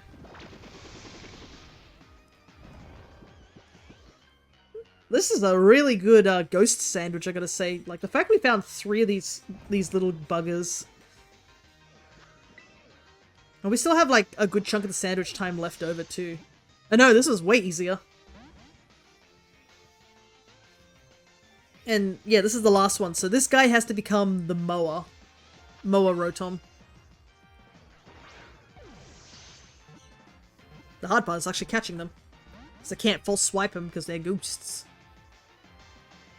At the very least, we just gotta hope he doesn't use Uproar, because we now know they have Uproar. Don't want them waking up. But yeah, we can now go after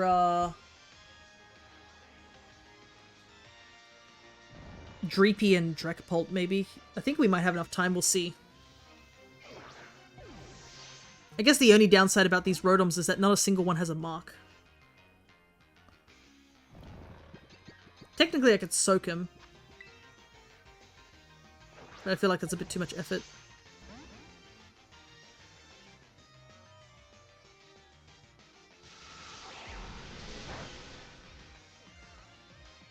Wow, crit twice.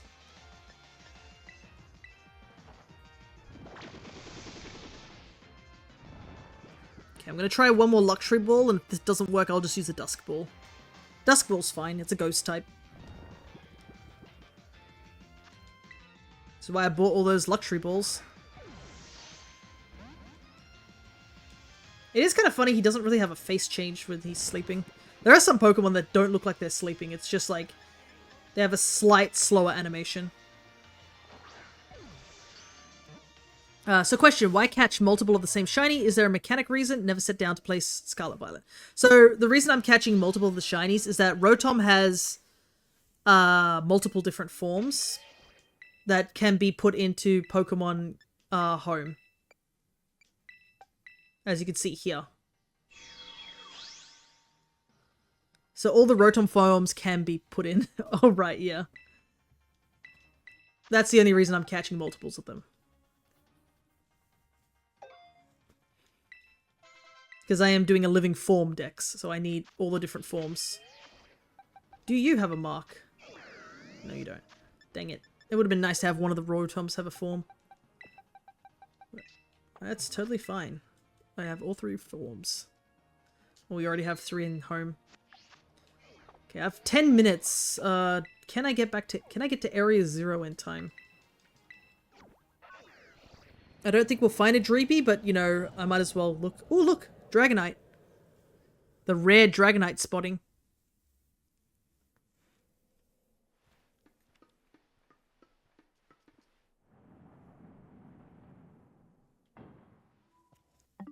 Thankfully, when you pause the game like this,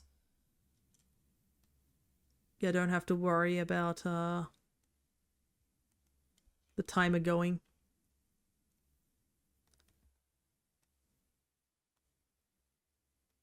Grab this lad. Completely forgot about the Rotom forms, yeah. I also remembered that was a thing too, because I tend not to, unfortunately with my shiny Poke Tracker, it doesn't track forms. So I kind of forgot that that's also a thing too. So when I was looking at Rotom, I was like, oh right, I still need like several Rotom forms.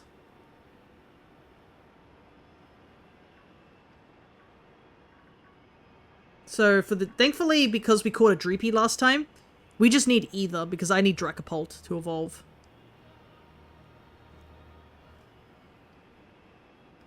So I don't have to worry too much about if I get Dragapult first or not.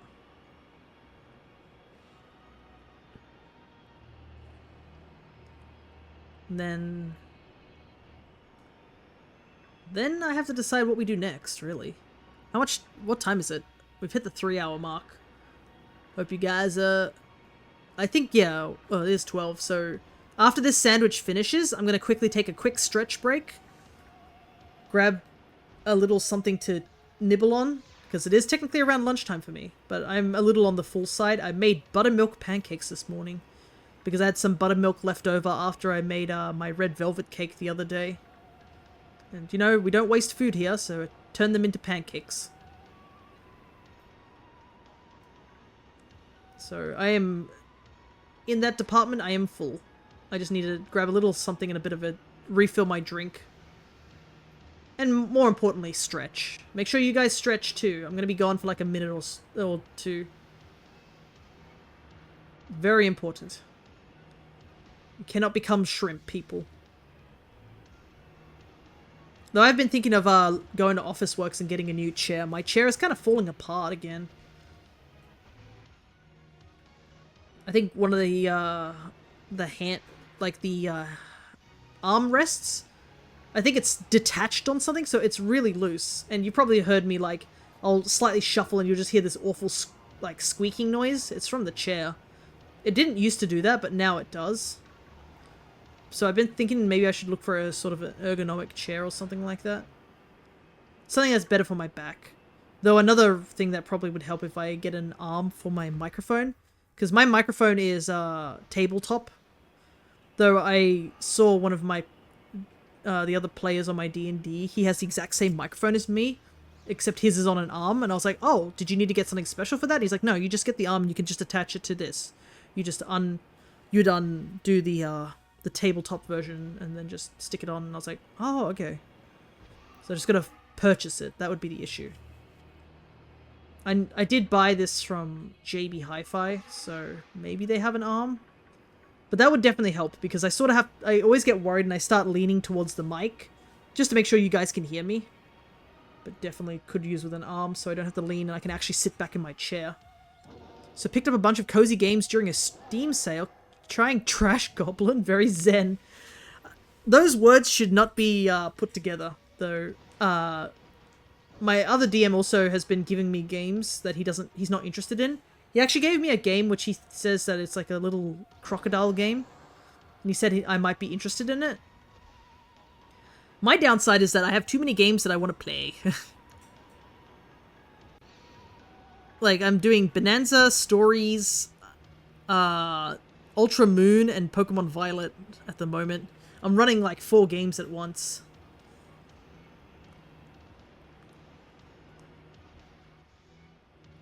I feel that, yeah, I know. And Stories is almost done, it's just in the post-game, but I do want to do the post-game stuff for Stories. And then once that's finished, I'm going to go to Rise. So we'll be actually playing a Monster Hunter game. I've wanted to stream a proper Monster Hunter game on these systems for a long time, but I wasn't really sure about it, so I decided to try Stories first. And I was actually planning on playing on the 3DS, because I have the modded 3DS, but didn't need to matter because they gave us a Switch remake, which I'm so glad, because we can now go to Stories 2. Though I feel like Stories 2, we don't need to rush too much for playing that game, because, I mean, it was confirmed Stories 3 is coming out, which I was so excited to hear that, but we don't need to rush because that's coming out next year. So we have plenty of time to, like, go through other games. And I definitely want to do Rise. I've always wanted to do Rise. It was thanks to Cryo's play style, we will call it, that may have influenced me to get to it a bit more. We're going to leave it at that, Cryo. You don't need to be named and shamed any further.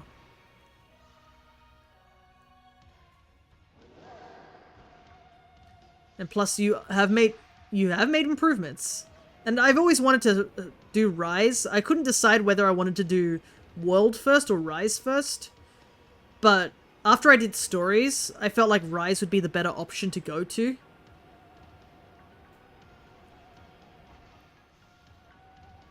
Just because...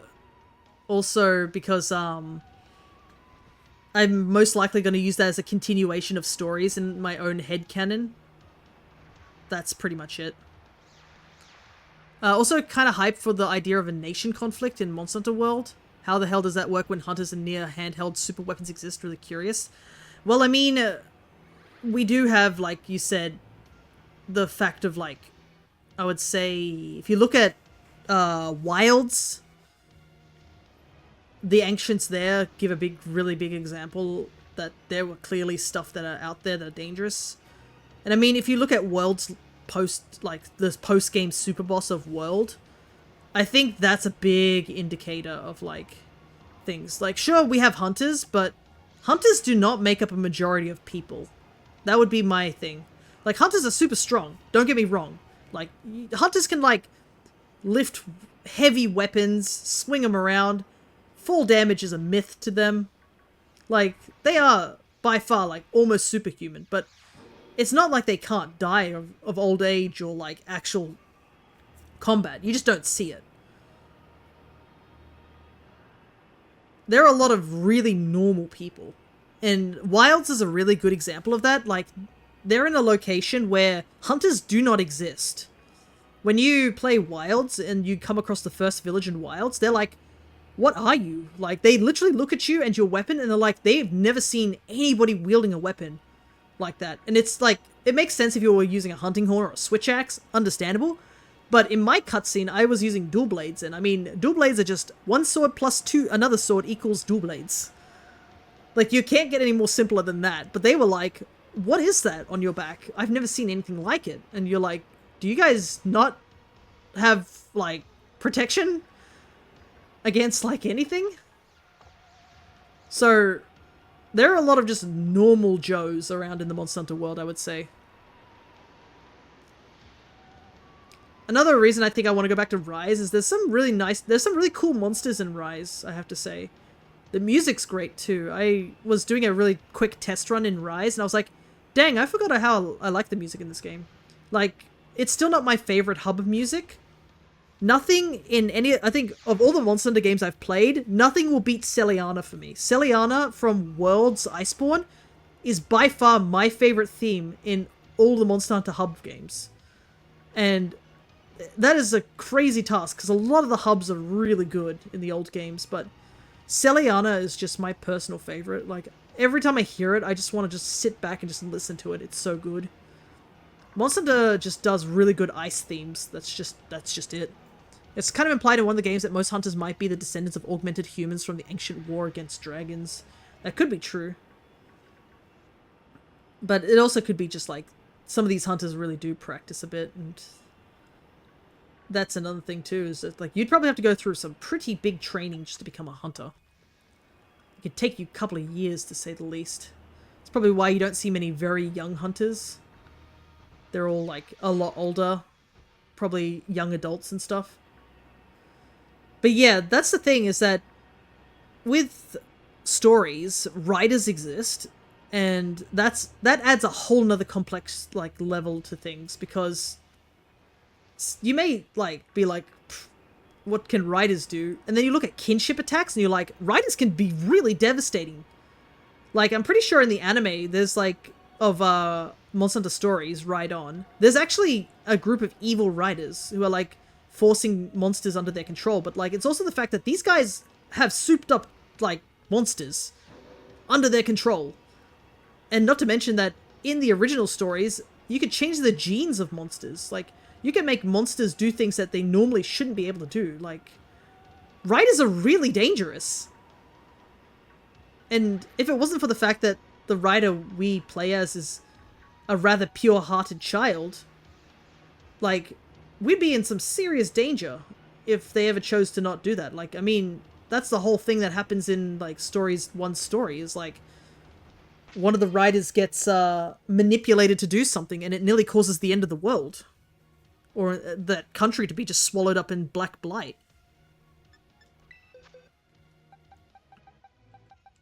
Like, one little change and they nearly took out the entire world. It's crazy, if you think about it. Anyways, that sandwich is over. Oh yeah, you kind of understand why writers are a bit of a concern in the stories universe for other people. They kind of have godlike monsters at their disposal if skilled enough, not unlike Pokemon trainers. Pretty much, like, And the kinship attacks are wild. Like, if any hunters saw kinship attacks, they would be like, what the hell? How do you dodge that? Like, some of it's crazy. Like, hunters are strong, but riders control strong creatures, and monsters are dangerous enough. If you can learn to, like, make them stronger and have them under your control, you'd be pretty dangerous. I mean, just look at Chien-Pao's team. We have, like, a Deviljho and a Rajang on our team, a souped-up Rathalos and Rathian, and then, like, a Kurapeko and a Lagiacrus, all under our belt. And that's just 6 of the mons we have. A lot of the monsters, we have, like, every single monster in the game except for, like, 2 of them, because we still have to get them next stream. I do have an egg for one of them. Funnily enough, I forgot we didn't have Sand Barioth and I accidentally hatched one. I don't know how I accidentally missed that. I don't know how I just casually missed it. Also, gameplay-wise, riders have the cheat skill of leveling. Hunters stand no chance. That is true, but I guess the things that riders don't have is, like, armor set making. We only get basic armor sets, and the riders do technically have lower defenses, so I think physically riders are weaker than hunters, but once they're combined with their monsties, they are stronger. But if you can take out the monstie, a hunter could easily outpower a rider. Like, our rider is paper thin compared to a hunter. Anyways, I'm rambling a little bit. We'll do more rambling in just a moment. I'm gonna go take a quick stretch break. If you guys want me to hunt for any particular monster, just let me know when I get back, and I'm gonna send you guys into a battle royale. I will be back in just a moment.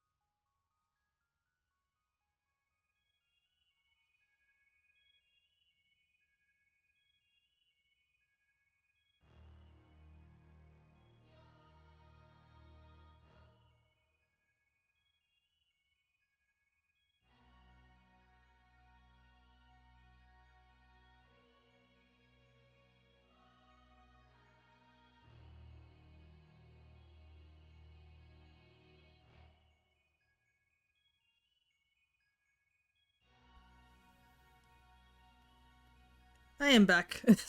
I have to find out how to not have the bots involved in the battle royale.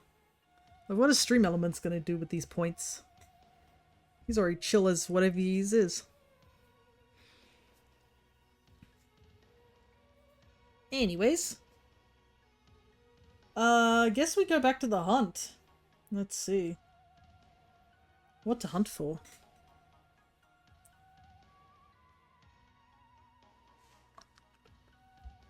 I'm gonna get to listen to Area Zero music while we're chilling here. The water seal. Oh, Poplio. I couldn't I? Let's see what other water types I also have. For the off case I get one, I need 3 of them. So it doesn't really matter. I am missing Swampert. So Mudkip. Nothing there, nothing there. Poplio, Primarina technically. I actually have a Brion, but that was traded to me, so need just 2 for now. Can't get in this game, can't get in this game. I haven't done any of the Sobble line. That's kind of wild.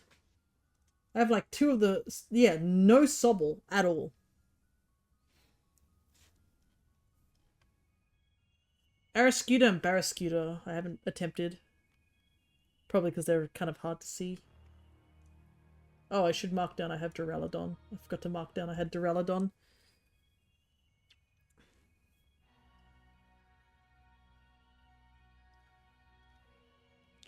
I think that's it, really. It's kind of the starters. Alright, I gotta see if there's any really... I assume it's just the beach area, isn't it?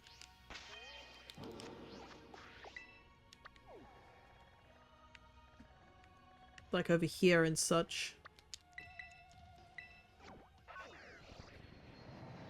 But yeah, I need to also go for Sobble. I haven't even attempted Sobble.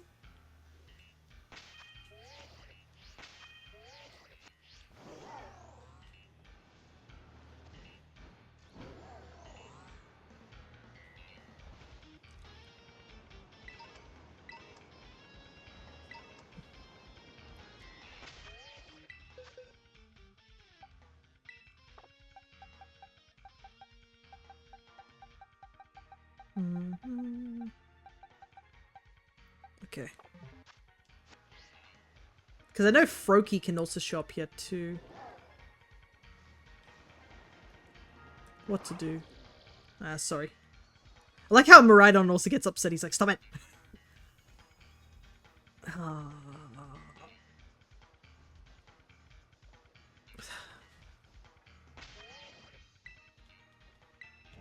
I could do a date skip. Yeah, Poplio does definitely show up here.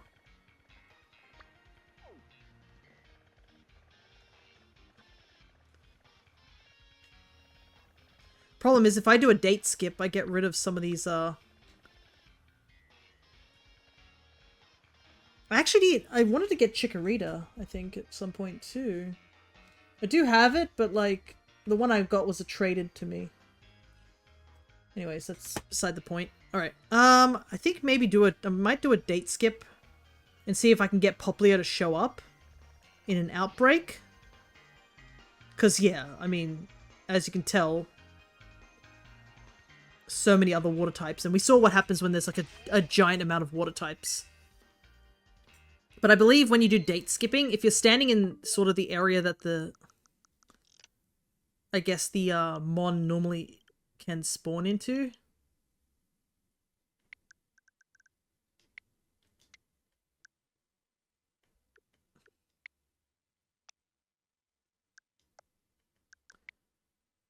It has a higher chance of spawning an outbreak there, from what I've heard.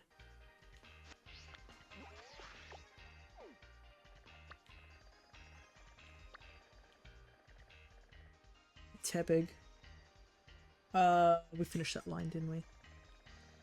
Bruxish. I'm gonna look at all the other areas too, just to see if there's any other outbreaks that are really cool. or worth doing.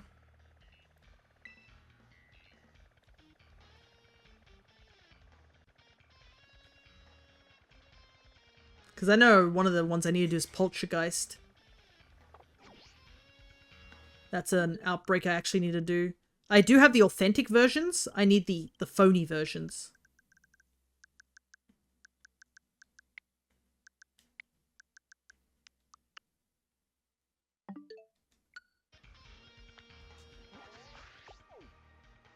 Ah, so close.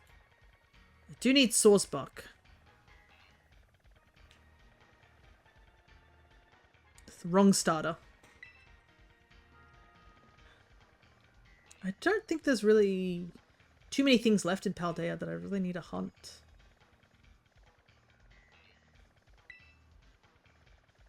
Spinnerack. Basculin Outbreak would be really nice.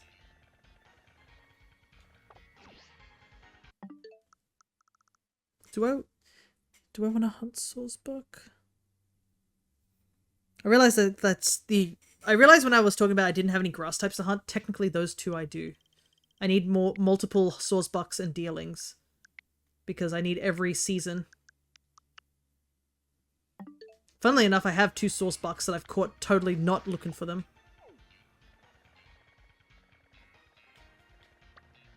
There's a Trapinch outbreak. That would be cool.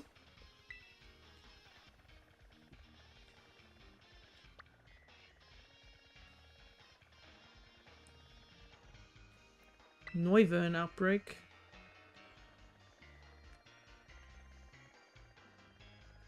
You know what? Let's do... I know you guys want me to do this Poplio, but I kind of want to go for Trapinch. I'm pretty sure the Trapinch line that I have in my home decks, I don't know if any of them belong. I know the Flygon definitely doesn't belong to me. Yeah, all 3 of the Flygon, like the Trapinch line, are not mine. In fact, actually, one of the Trapinches that I have actually belongs to AJ. AJ traded me one ages ago. But yeah, the Flygon's a Pokemon Go one, and I wanted to get rid of that. So why not? Let's hunt for these guys.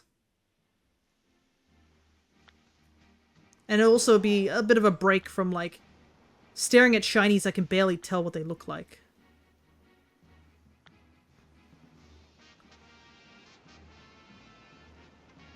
Like, I can look at a thing and be like, yeah, I know exactly what that is.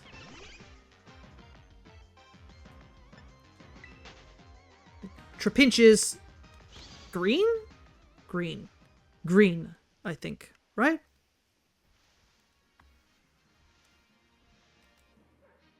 Light blue. Yeah, is it?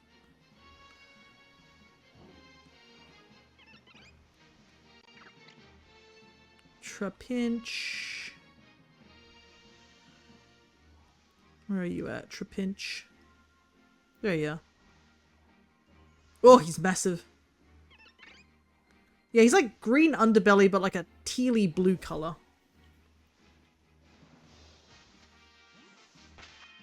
I need to find somewhere flat to do the picnic. Right here. Do I have any Pokeballs still? Looks like I do. Okay, this is kind of out of the ordinary. Technically I could go for other ground types if I really must. Dang, I thought it was light blue this entire time. Well, I think it's like a tealy blue. It's a bit hard to pinpoint exactly what it is.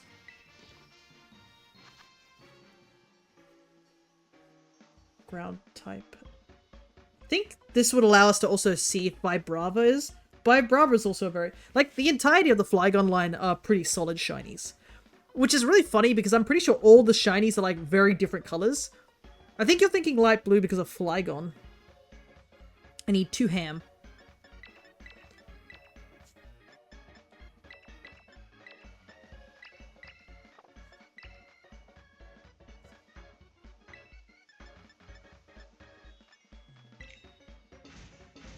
Because Flygon's... It's like... Trapinch is like a dark tealy green, and then it goes to Vibrava, which is a bright orange, and then it goes to Flygon, which is like a bright orange and blue. light blue mostly. Meat sandwich. But I actually bought recently a new binder for my Pokemon cards. I'm still collecting off every very so often.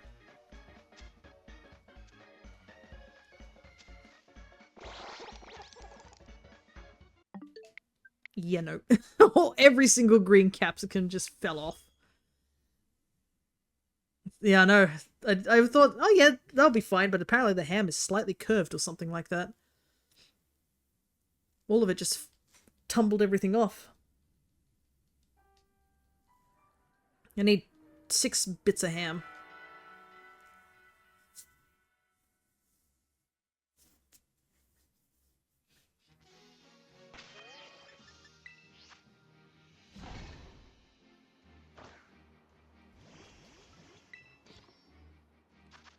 I hope AJ is here for us to hunt his,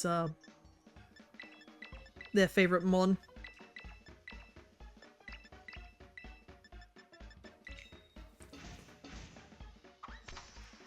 Okay, let's try putting the ham on the bottom.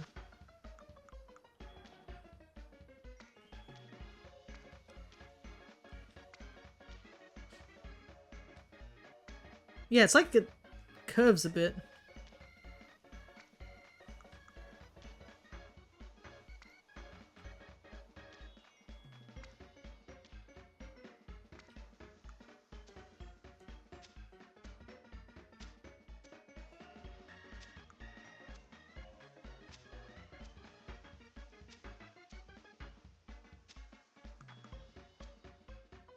So much food, I know. All for the sake of shiny hunting. You wouldn't catch me dead eating this sandwich, that's for sure. Man, this is tough. Maybe I should stack all the ham in like one pile. That might make it work. I think it's like it's slightly tipping it because of touching the edges. This is the downside of not having salty herba mystica. I've got to make a whole sandwich.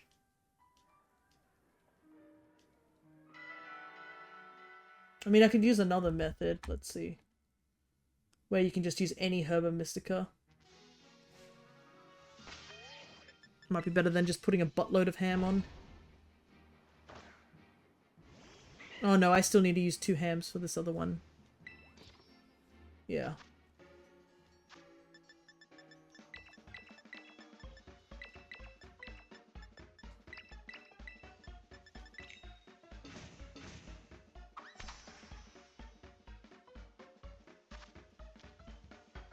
I like how they give you 10 minutes to make a sandwich. Like, I don't think anybody's going to take 10 minutes to make a sandwich, I would hope.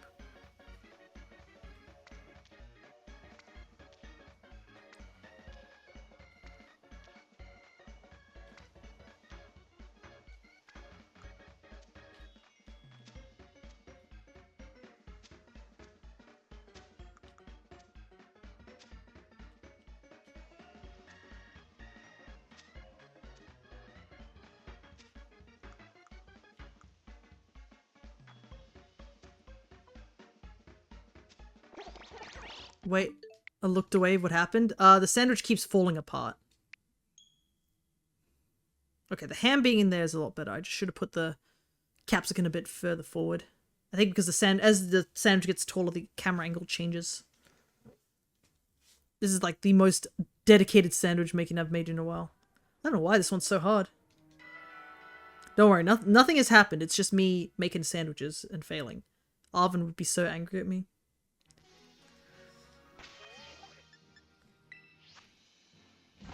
Maybe that's why Arvin's the skilled sandwich maker in this place. We've got to try and throw our sandwich together. Can you imagine making sandwiches like this? Like in real life?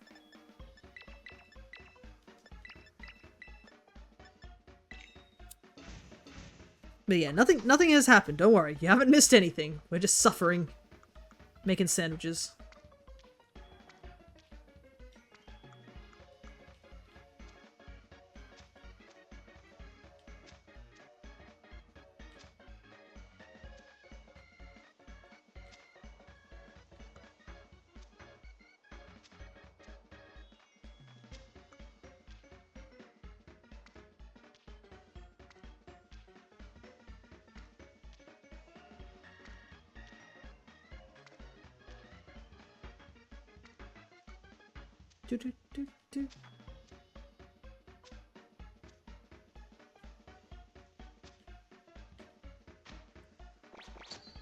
Okay, there we go. We can finally shiny hunt. It's only take us 1 billion years to make a sandwich.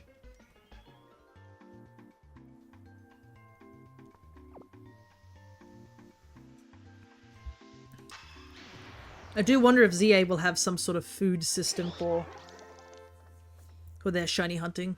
Or if it will just be high odds. Turns out to be the wrong type, I know, I'd be annoyed. Nope, it's all good. The bug sandwich situation only happened because I accidentally forgot to put 1 potato salad. That was on me, I won't lie. I've heard of a submarine sandwich, but this is ridiculous. Yeah, this is a torpedo sandwich.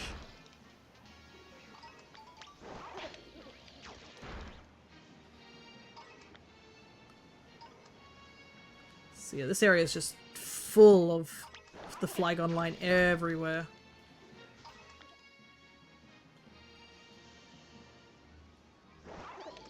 I'm pretty sure that's the... You can see some Rhyhorns in the distance, so we're just gonna stick to these upper areas.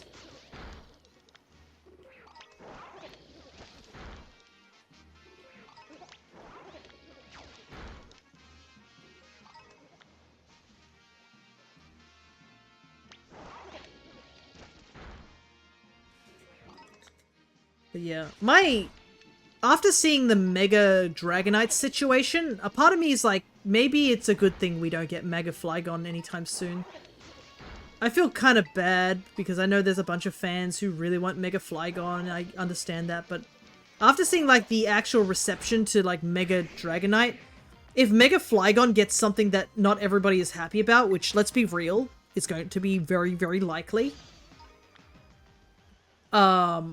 yeah, I'm pretty sure people will start rioting in the streets.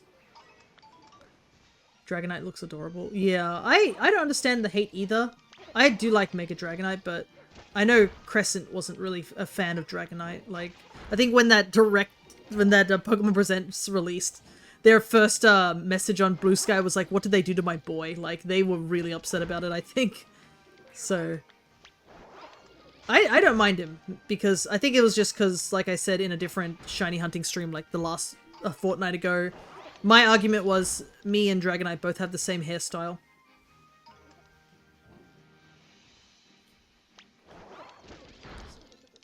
We both got our good old hair wings. And also I thought it looked a bit like a high Entia from Xenoblades. That was another reason that I liked it.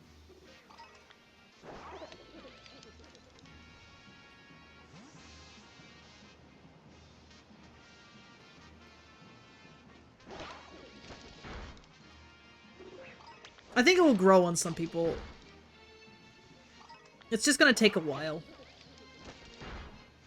I'm just curious what the other ones are, but I'm gonna look up nothing about ZA until it comes out because people are leaking stuff, as I said earlier. So, if any of you are like, oh, did you hear about this leak? The answer is no. It'll always be no, and I'm not changing my answer anyway.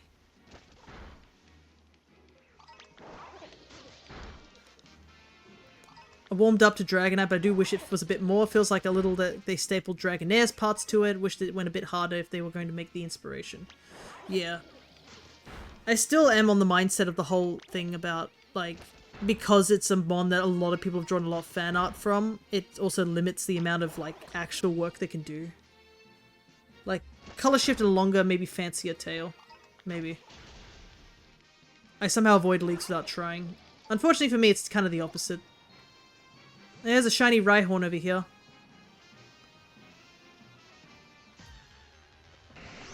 I can't believe I spotted that.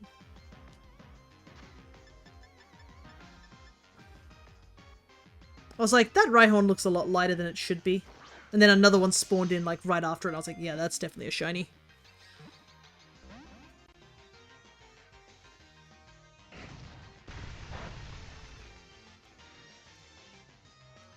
Damn, he was actually kind of camouflaging with that ground. Yeah, I know. I've been staring at Joltik for like a whole 30 minutes. If I somehow didn't spot this Rhyhorn, I don't know what I would say. He's, Rhydon is like a weird middle ground, because like, Rhyhorn has a really obvious shiny, and so does Rhyperior, but yeah, Rhydon's shiny is very subtle. Like, it's just, well, I wouldn't say it's subtle, but it's like, it's, compared to the other two, it's very subtle. He just goes a lighter color. Yes, he's sandy. He's rolled in the sand. It's not a bad shiny, I think, but some people can say it's boring.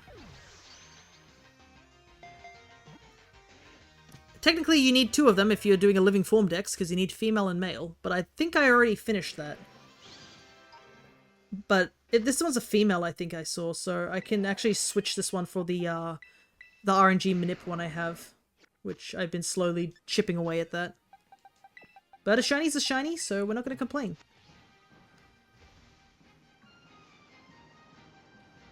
Let's get back to what we were doing before.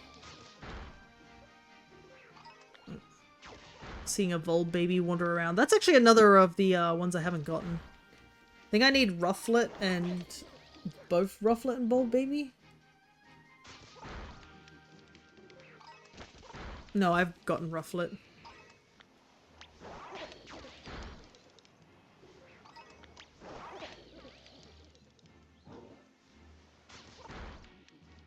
Volbaby's one I need. Funnily enough, I think we caught a, we were hunting for Volbaby here and we ended up getting Mandibuzz. But right now I don't want to think about Mandibuzz at the moment. Or any of the birds, to be honest. It's definitely not me suffering from what happened the other day. Rhydon was part of the earlier gen shinies where most of them were just via the algorithm. That's why half of them are really weird green. Yeah, because I think they just used a special algorithm for that. Though some of the shinies have changed over time. For better or for worse. I think Shiny Gengar is a sad example of it, because like Shiny Gengar in the older games it actually was really, really noticeable. Nowadays it's really hard to tell if it's shiny or not. Oh, I'm really far away from where the mass outbreak is. Oopsie doopsie. It's around here.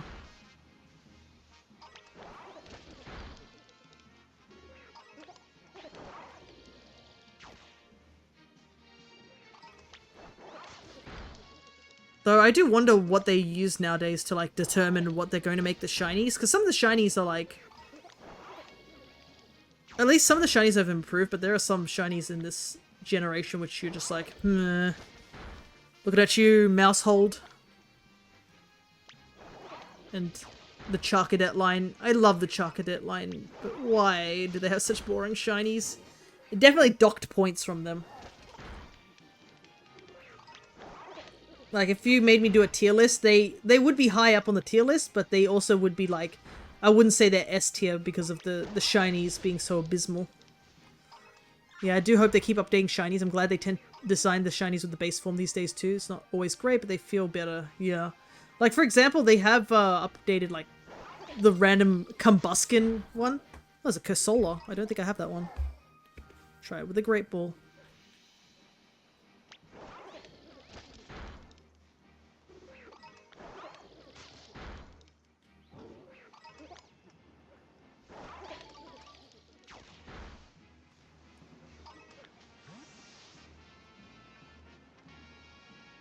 Ba-da-bum-bum-bum-bum.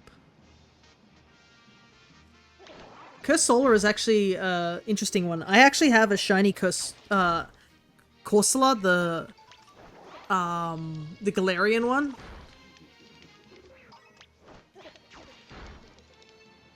I ended up hatching one because I wanted to use it for competitive.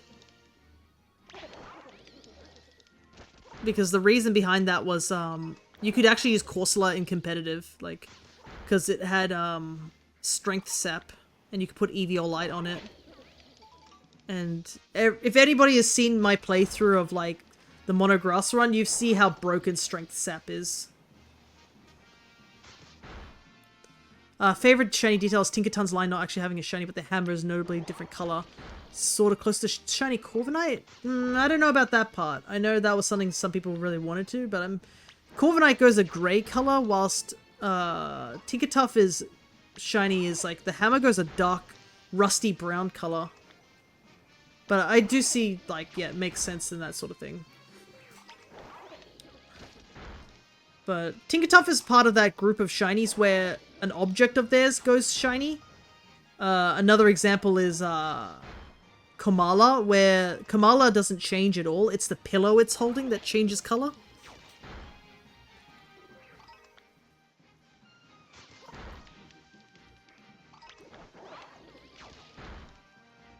I still have to hunt for Komala, but we try to hunt for it in this game and no dice, so I'm thinking maybe we just hunt it in Ultra Sun and Moon when the time comes. We have to make a list of all the Pokemon that we want to hunt in Sun and Moon. Because there are some lowland mons we can actually catch in this game.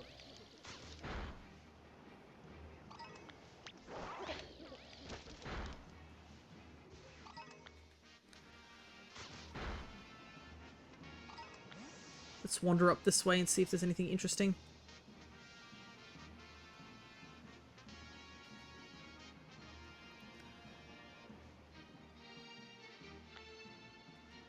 Whoa, there's an outbreak of Cubchoo over here. Poor Cubchoo's all the way out here. Huh, I must be misremembering. I remember a shiny Corviknight being rusty brown. No. Baby Rookidee is yellow. Rookidee is yellow. Corvisquire is where it goes silver.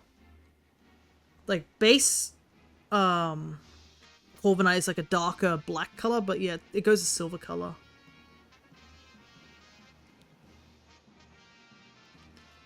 Looked it up, it's, yeah. Like, if you, I think it's more that for the Tinkertuff, it's more that the hammer is rusted over, would be where the inspiration is from the shiny there. Like a shiny sword rather than a dark metal, yeah.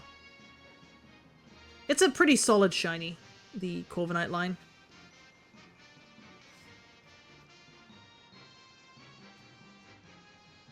But I think a part of me is a little sad because I like Rookidee's shiny, like the gold shiny for the Rookidee is really, really nice. So there's a slight bias in that part.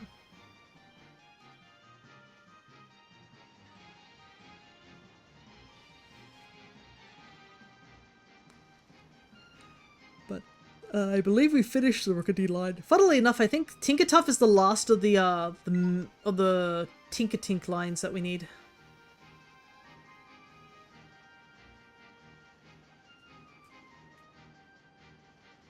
Fair enough, just gonna pocket the idea for a future unique Tinkerton and TTRPG.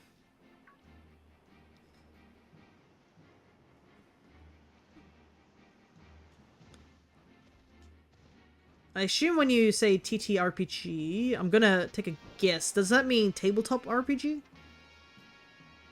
Like a Dungeons and Dragons sort of situation?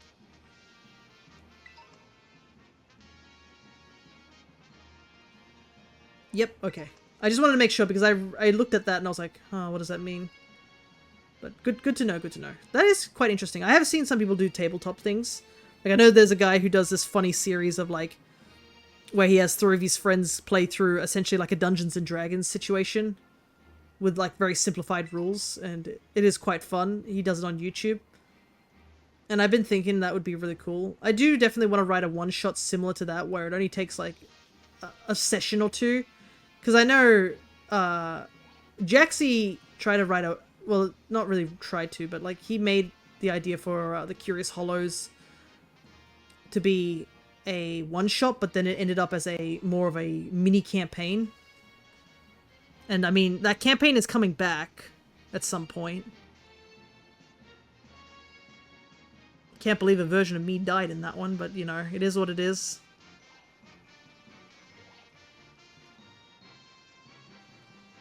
It's just the way it is in the vast world of alternate realities. Eventually there's going to be one way you didn't make it.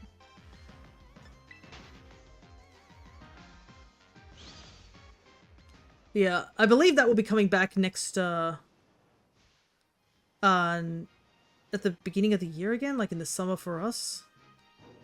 But I hope Jaxie does give me a heads up of when that's getting close so I can give him a bunch of notes so he's not left-footed. Because obviously I'm going to have to run a different character, considering what happened at the end of that campaign.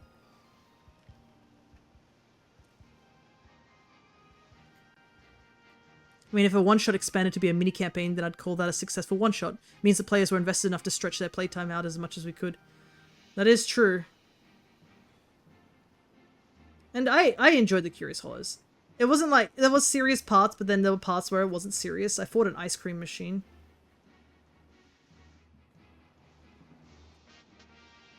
I've accidentally created a new flavor in a futuristic world, as you do.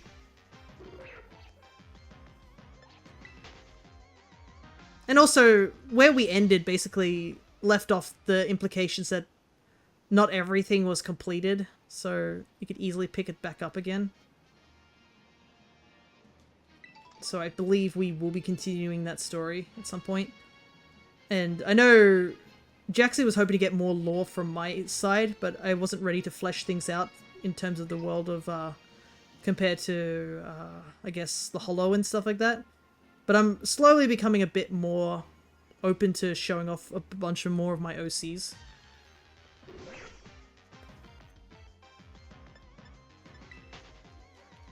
But yeah, I've seen a Pokemon Mystery Dungeon D&D session happen, and I think that's a really good one to do. Of just... the premise is simple, and the whole thing about Mystery Dungeon is like, you explore dungeons! Who would have thought? They're mysterious.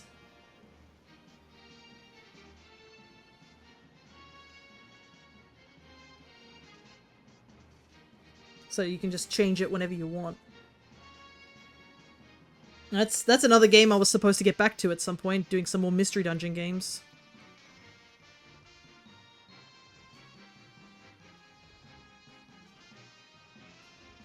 The thing is that, compared to, I guess, Crescent's Discord, my Discord is a lot smaller, so sometimes it's hard to do polls on there. But maybe I should do another poll at some point. I do think a Mystery Dungeon campaign is the easiest way to run a Pokemon game, nice and simple, yeah. And because Mystery Dungeon also has an established world, that also helps. And, I mean, you'd only have to, like, change a couple of things, like which Pokemon actually do that, and keep things simple, then that's a good way to make a dungeon. Or a very quick one-shot. Hey, Double! Good to see ya. We're about a good way through our stream, but we're just chilling, doing some shiny hunting, chatting about stuff. Hope you are doing well as well. We've actually managed to clear out a good chunk of our living form decks today. And we also challenged the Chien-Pao.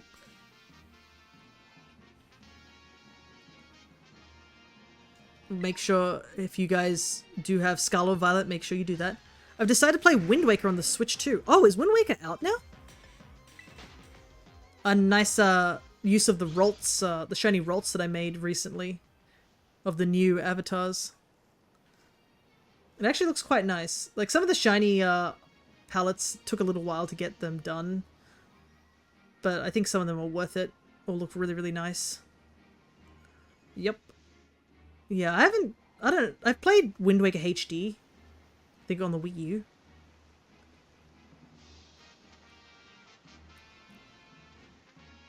And I did know it was coming on that as well, but... Hey! Oh, right, now you remind me. I've got to play some Kirby games, like some of the old ones. Yeef. I do not have time to do things. It's not fair. Being an adult. Really hoping we can get some more GameCube games. I'd love to play Skies of Arcadia. It got added. Ah, right, I've heard about that game. I'm excited for Colosseum, the 2 Colosseum games to be added, because I've wanted to stream those games. And I hope you can... I kind of hope there's a way to transfer them to home, but I really doubt it. But the fact that, like, this... I'm pretty sure those 2 games are, like, the first time we've had some actual Pokemon games. They're spin-offs, but they're, like, actual Pokemon games on the Switch. But I do want to stream playing those games at some point. Luigi's Mansion also was showing up. That's another one I do want to stream. Because I've wanted to stream, like, all 3 Luigi Mansions game.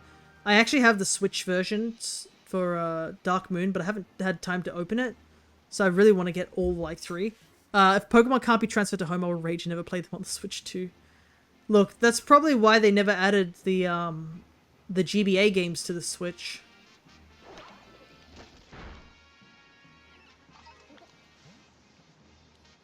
Though we have Champions coming out. I am still in the fingers crossed section where I'm just hoping they do not mess up Champions. Like, Champions could be really, really good. We just gotta cross our fingers and just hope that they know what they're doing and they don't mess it up, because it would be a huge blow if they do.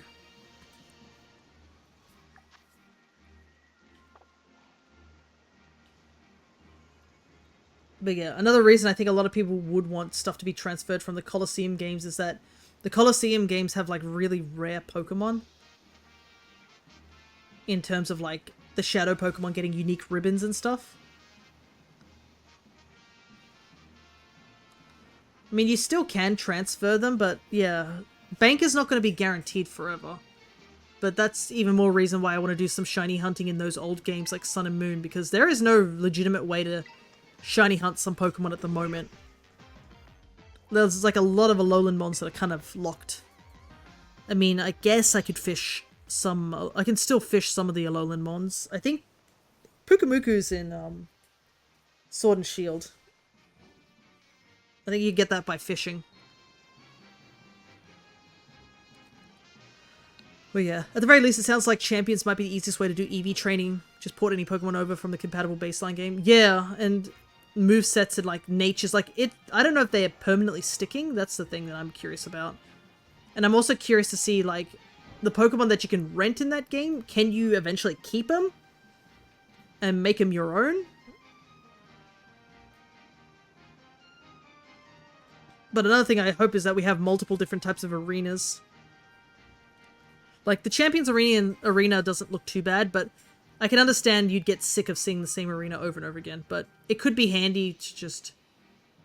we can use every single Pokemon, that would be really handy, just... Because, you know, there are clearly some Pokemon that are stronger and weaker depending on who's in the decks. So it'll be curious to see how that goes. Just distribute stats rather than slaughter the Ponyta population to boost speed.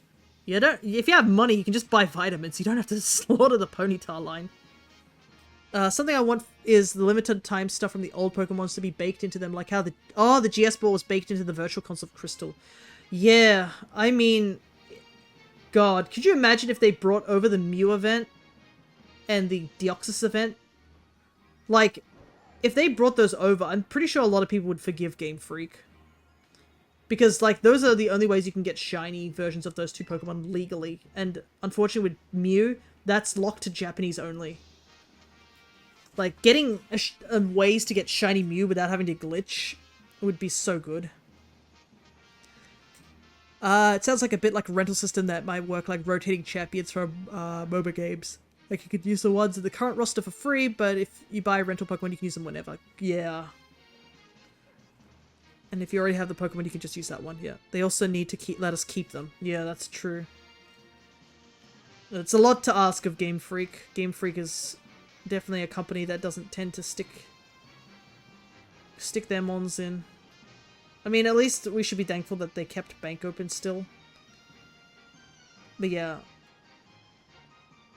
I need you guys to start redeeming the Monograss runs from the older games first, then the newer ones. Just in case Bank goes out, because I do want to transfer my Monograss teams up to home. So, just keep that in mind. I mean, I can technically use an emulator for some of these games, but I'd rather use, like, the actual hardware so I can transfer them up and they can sit in home and look cool. My Oras team is sitting in home waiting for some other teams to join them.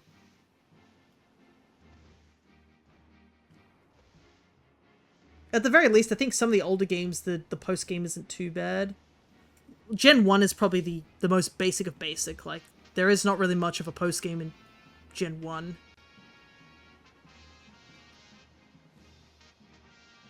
But you also have a very limited roster to work with.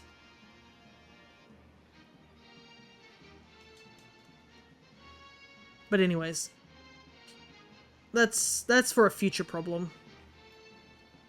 Like, I'm pretty sure they will let us know when Bank doesn't work. And I've used Bank recently to transfer my Pokemon over, so I think Bank is still online, despite a lot of people keep putting things like saying that it won't be online. I'm just gotta keep an eye out for it, essentially.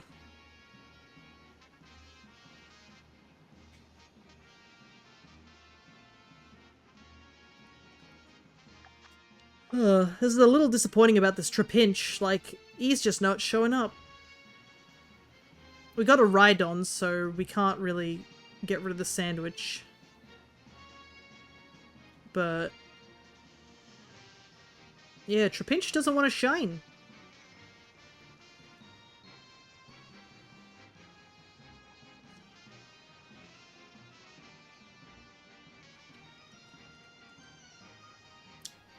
And I know Cryo wanted me to go and try and go for Poplio, so we'll do that next.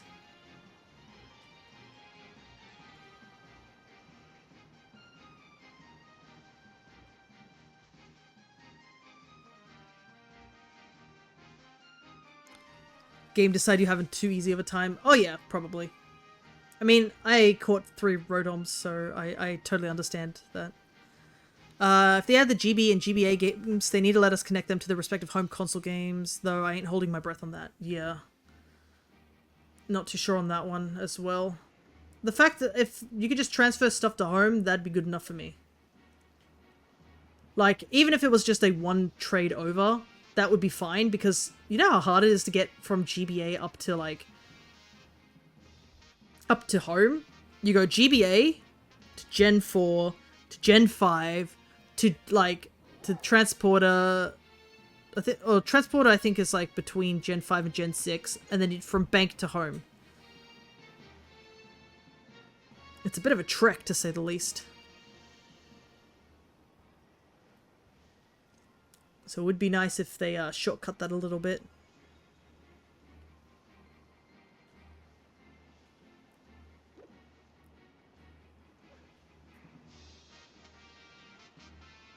But yeah, we kind of have to just wait on Game Freak's decision on that one. Oh, and another GBA game not GBA, GameCube game that I'm excited to give a try is Path of Radiance. Because Path of Radiance and I think Radiant Dawn, I think it's called, the second game, they're really hard to find. So that would be cool to give that game a try. I remember seeing a way back in the day to transfer Pokemon up from Red to Blue up to Sun and Moon. Yeah. The Radiance duology, yeah. I need to expand my Fire Emblem, like, repertoire. My Fire Emblem repertoire starts at the 3DS, and then that's, like, from there, just continuing on in Heroes. Because I know Heroes, I'm just like, oh, I know most of the modern ones, but then when they start, like, introducing characters from the older games, I'm like, I have no idea who you guys are. That's kind of where I'm sitting at. If the absolute hardest, yeah. Because they had permadeath too, don't they? Because I know all the Fire Emblem games I've played, I started Awakening where they introduced the fact of not having permadeath. So I've never played an actual Fire Emblem game with permadeath on. Though, knowing me, I'd probably try and reset. I'd be like, no, you can't kill my Blorbos. I like these Blorbos.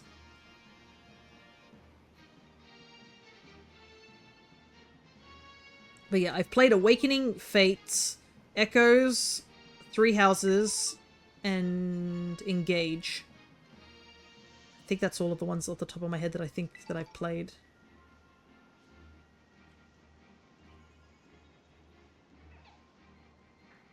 So it's a decent amount, but yeah, I did not like play a lot of the older games, so I for the longest time didn't know where a lot of Fire Emblem characters came from. Heck, the first time I ever saw Ike was literally in Brawl, and I don't know if that counts. All FE games have permadeath. Yeah, like I said, that's hence I've never played a game with permadeath, because I started in a game which doesn't have permadeath. And I've never really played any of the older games. Technically, I think there are some of the older games available on the Switch. I just haven't gotten around to giving them a try. Then again, I know some people with permadeath, they're like, oh, my character died? Just reset.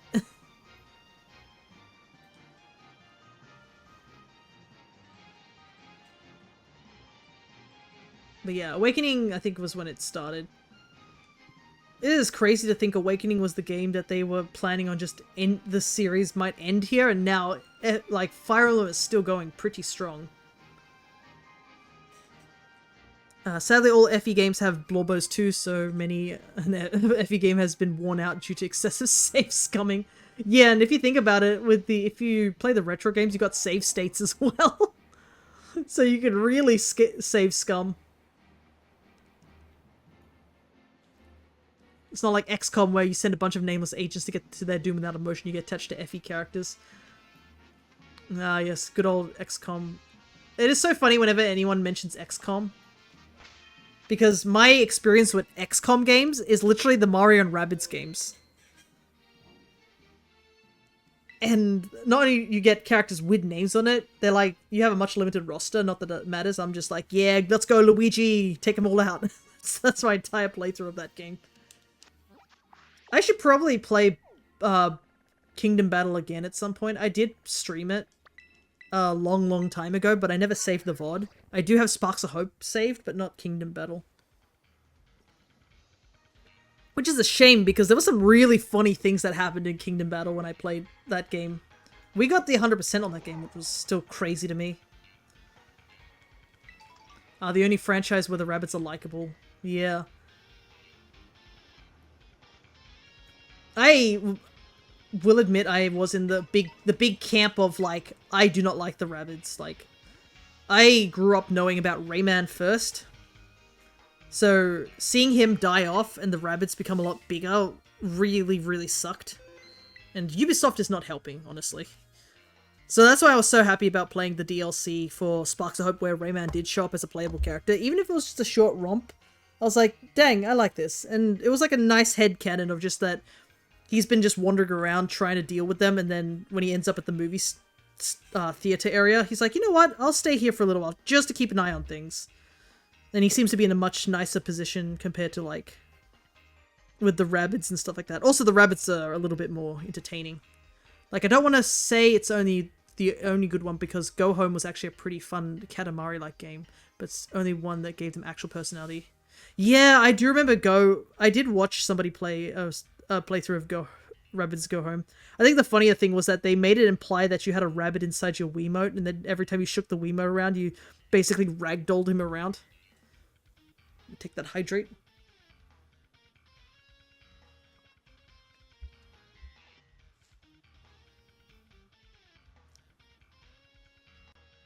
Alrighty. But yeah. He definitely does deserve better. Alright, let me quickly change the icon real quick. Gen 7.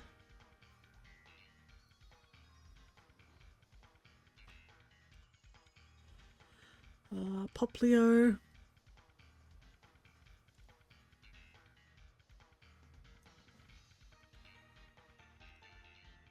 Yeah, look at that. Very subtle shiny.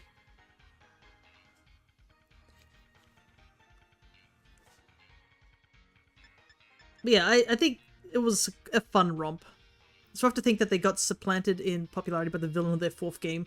That itself got cancelled and replaced with the party game where you're barely a character. Yeah. Though, I mean, Rayman's been making a bit of a comeback. Like, when they had that whole, Captain Laserhawk thing. But man, even in that, like, I didn't watch that series a bit. Like, I did see, like, from snippets, and I was like, damn, he is suffering harder in that game. Like, he is suffering already in, like, the idea with the rabbits taking over his franchise. And then he's put in a new series for the first time in ages, and he is suffering so bad, and you're like, damn. You really didn't deserve this, my guy.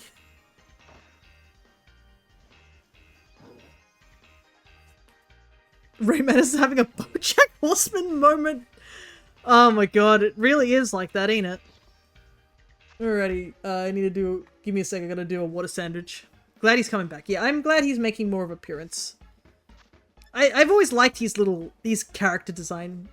I don't know, he's so goofy, and I think I like that. I grew up knowing about, Rayman 2. It's kind of funny, because I don't think we had it on... I can't remember, I don't think... We might have had it on the N64. We had... Or the PC. I can't remember where we had it, but we actually have the strategy guide for it. So we must have had it from somewhere or on some console, but I never played it. And I know it's on the 3DS, and I think Crescent tried to give it a go, but apparently the weird thing is on the 3DS, it's the worst version of the game, unless you mod it. If you mod it, you can make it a definitive version of Rayman 2. It's so weird. It's like the frame rate on the 3DS is like abysmal, but like somebody figured out how to mod it and fix it, and now you can actually play it properly. But yeah.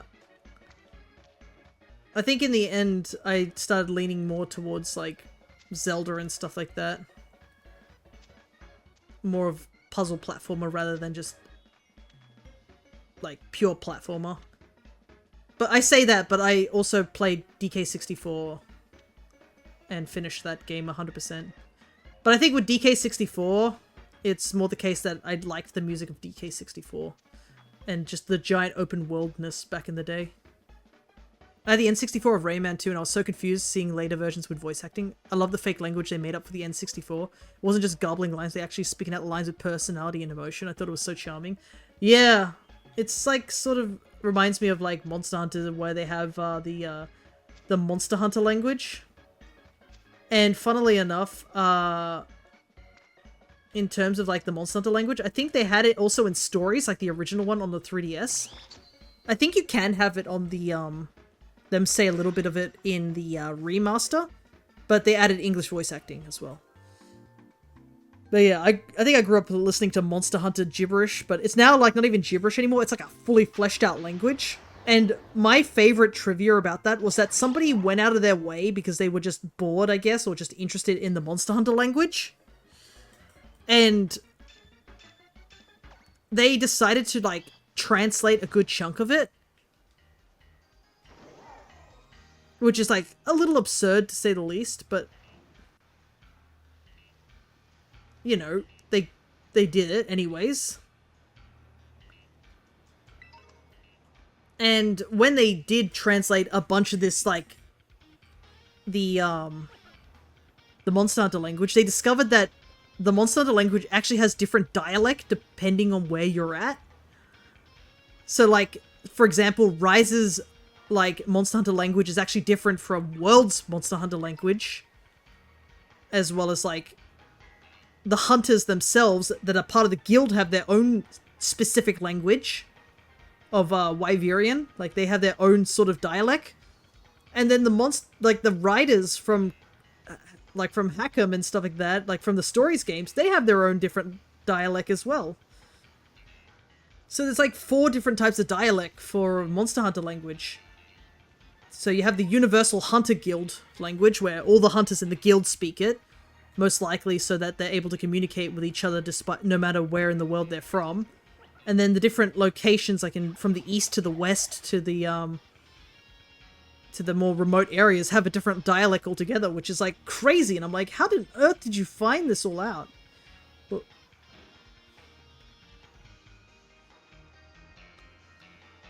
yeah, there was somebody who was dedicated enough to look for that. And I mean, like, they have the dialect in their songs as well, so it's a crazy amount of stuff. That's just sort of, if you didn't look for it, you wouldn't have noticed, but it's there. And it's pretty crazy, because you'd have to be pretty, like, dedicated to make up a whole language, and then make up different versions of that language. It'd be like the equivalent of, like, in the Monster Hunter language, like, some of them speak Japanese, or some of them speak Spanish, or some of them speak, like, more like just English. It's really, really impressive, to say the least.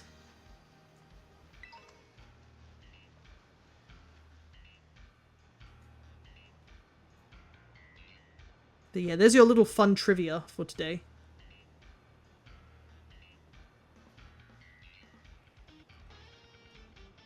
And you know what? Some people should do more made-up languages. I know it's not like a common thing, but I think it's more fun. I think, what was it? There are some people who are more leaning towards doing the Animal Crossing dialect, where they just make sound effects for each of the letters. Who was it? I think it was my DM. I think he was getting sick of the Animal Crossing dialect, and he was kind of worried that the Duck Detective games I played would have that sort of dialect where it's just like the mumbling sort of sound effects. But, you know, never mind. Duck Detective has like full-on dedicated English voice acting, where it's like they're super serious, which makes no sense for a game that shouldn't be taken seriously. It is so weird, Duck Detective. I enjoyed that little indie game. And apparently, I think it's Happy Broccoli, I think that's what the name of their company is. They're starting to make merch for their game, which is really cool. But it's going to be a little while before the third game comes out. They're taking a bit of a break for that. But I am going to play the third game. I thoroughly enjoyed the first game and the second game. So I am definitely going to be playing the third game when it comes out.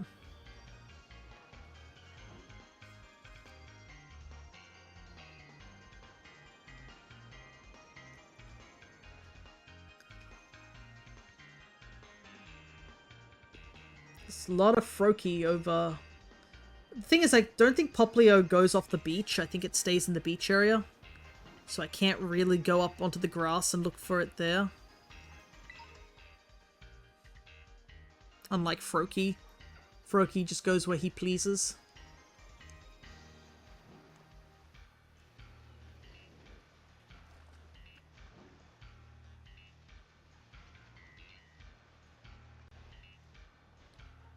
Look at the size difference between those two Poplio.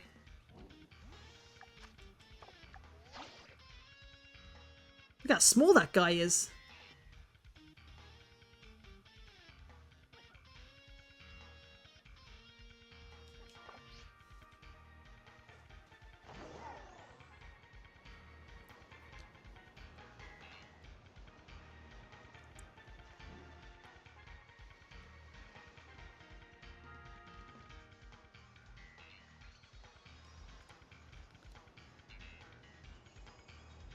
Look at all these seals.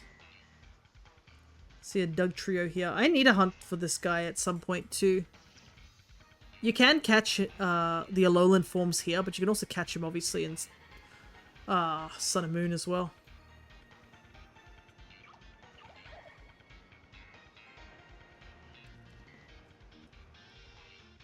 Can't believe they let you catch starters in this game. That feels illegal for a non-fan-made game. Yeah. You do have to upgrade the Blueberry Academy, which does take a little bit of a while, but yeah, every single starter is capturable in this game. And that means you can shiny hunt them too, which is huge, considering the only other ways you could do it was like soft resetting and then Masuda method in the older games. But yeah, every starter is available. And because you can shiny hunt them like this, you can also get them with a mark, which is a first as well.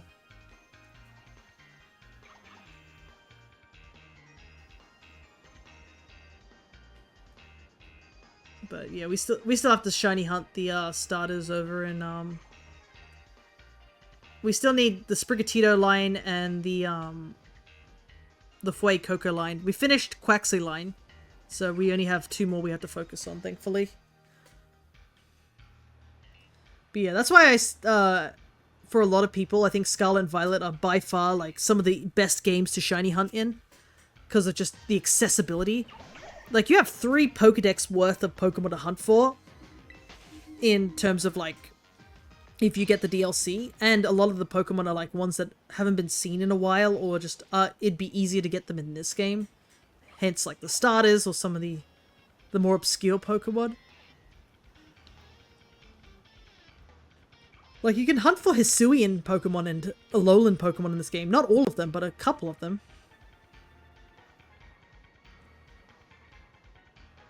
Which is also just as wild.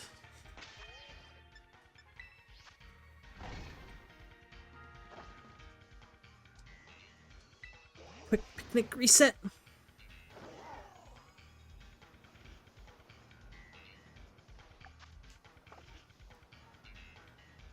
Okay, so after the sandwich, we only have enough time for one more sandwich. So if you guys want me to hunt for anything in particular, better let me know sooner or later.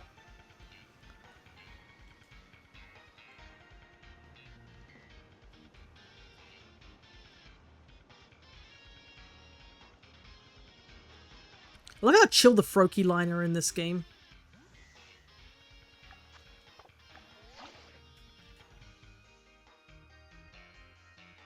He's just a chill dude, just sitting there.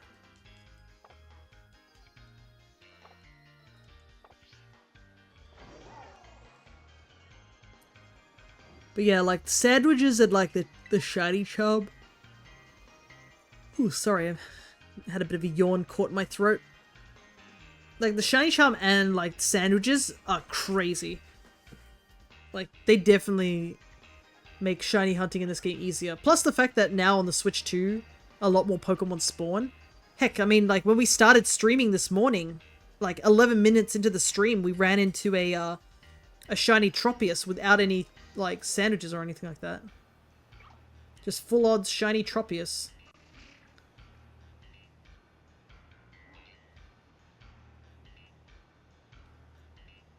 Like the odds are definitely easier in these games, but I am not complaining, to be honest. Yeah, the game also genuinely looks like it runs smoother on the Switch 2 as well. Oh, it definitely does. There is a lot less lag. Like Terra raids are a lot smoother. The fact that more Pokemon spawn in also helps as well. I think it went from 16 Pokemon, or 15 to 16 Pokemon on the screen to like 30 to 32 Pokemon on the screen. So, you did, I think you might have missed out on us shiny hunting Duraludon earlier, but like there were like so many Duraludon to the point where I accidentally jumped over the shiny by accident and missed out on it. I'm of the mind that Scarvio were meant for the Switch 2 to begin with. I feel like that's the case too. I think back in the day when it was just coming out, like a bunch of people played it on like a Switch that was unlocked or something like that, or like had some sort of modifications, and it ran so much better. So yeah, I do think that they might have been like making it for the Switch. It would have been better for the Switch 2. But to be honest, I think if it just came out when the Switch 2 came out, a lot of people would have been, you know, really bored. I was surprised to see no news on a new gen to at the last Pokemon presence, but I'm kind of glad. It sounds like they're taking the lesson, not rushing. Oh yeah, like ZA, when ZA came out and everybody cheered because it was going to take a long time to come out, that's definitely a sign that you're rushing your games.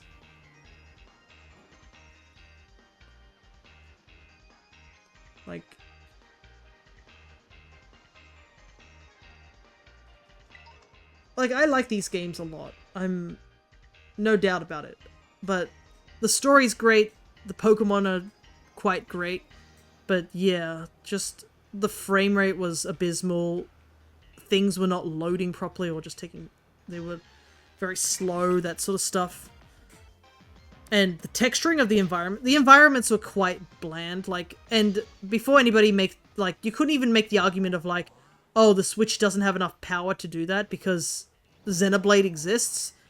If the Xenoblade series can make like the crazy environments they can, and it works on the Switch, then you have no excuse. Like, none at all.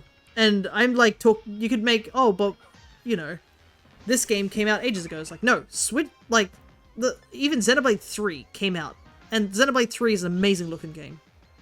If Xenoblade 3 came out on the Switch, and it looks as good as that, you have no excuse. And not even that, like, Xenoblade 2 came out before Xenoblade 3, and it still looks really good in its environments and stuff like that. Like, the whole, like, one of the titans, like the whale titan, Uriah, I believe that's what it's called. It's been a very long time since I played Xenoblade 2. Like, that place is really pretty, and if that's running on the Switch, then, like, you know, this could also do. In fact, I'm pretty sure that's why the Nintendo I guess Nintendo were like, hey, Monolith Soft, you want to work on Breath of the Wild for us? Like, I mean, Xenoblade came out on the Wii, like the original one, and that was like crazy looking back in the day. Me and my dad still have a copy of Xenoblade 1 on the Wii. And to think it was like purely out of chance that we got picked up that game. He was just looking up a list and he saw a game that a lot of people were saying a must try. And he exactly found one copy of it in an EB game pile. And he was just like, yeah, I'll give this a go. And when we first played it, we had no idea what we were doing. But like once we actually started to understand how to do the real-time combat and stuff like that, dang, was that a really good game. And then now it's on the Switch in the definitive version, which comes with more story and better stuff. So, if you haven't given the Xenoblade series a try, here's my PSA, go give it a try. If you like JRPGs, you have no excuse to not play Xenoblade. Xenoblade is an incredible JRPG. Like, if you need some more Pokemon games over the years, hire a smaller company and make a new Rangers game. Let Game Freak have some time to focus. True. The last Rangers game was on the DS. All 3 Ranger games are all DS games, I think, if I remember rightly. I finished 2 and 3. I could never beat 1. And I still don't think I can, so I never went back to it. I never liked the system of, like, you had to circle around it a certain number of times. Or you don't capture it. I preferred the HP system that they had from the 2nd and 3rd game. I always felt that Sword and Shield were pretty much 3DS ports in design. They had nothing really in them that made them stand out as needing to be on the Switch, other than the fact that the 3DS had been retired. Even the Wild Zones could have been done on 3DS if they could fit all of Xenoblade 1. Well, they had to fit Xenoblade 1 on a new 3DS. But yeah, it's still technically on the 3DS. Oh, I own them all, gotta sit down and really hammer them out. Oh yeah. The Xenoblade games are long. It's a big reason why I've wanted to stream them, but at the same time I'm like, yeah, maybe not. Like, Xenoblade 1 can take up like to hundreds of hours. Heck, I mean, we played what? The Dragon Quest games? Like 11 and 3, and they were big games too. And even so, I think they're smaller than Xenoblade by a little bit. I think 11 is closer to what Xenoblade is, but I feel like there is a lot more stuff that you do in Xenoblade than in 11. Like, there's grinding involved in 11, but not to the extent of Xenoblade, I don't think. I saw that connections list and realized I was going to have to do every single part. Oh, for Xenoblade? Yeah, all the stories are connected. I would say the only one that isn't really connected at the moment, not that I know of, because I haven't played the new... I have bought Xenoblade X. I've been waiting for that to come out on the Switch, and now that I haven't been able to play it. So mad.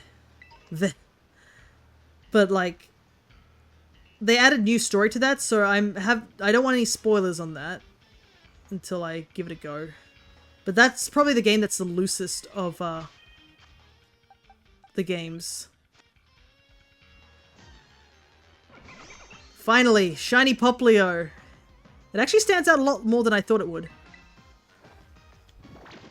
But yeah, 1 and 2 are like, were sort of connected, but 3 is like, you need to play the first 2 games, or you just have no idea what's happening.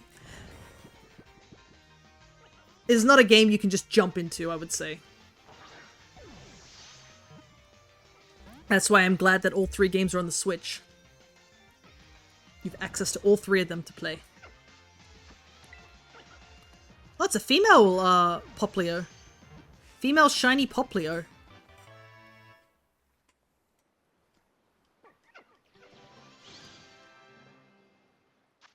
Alrighty, at least the sandwich hasn't been a waste.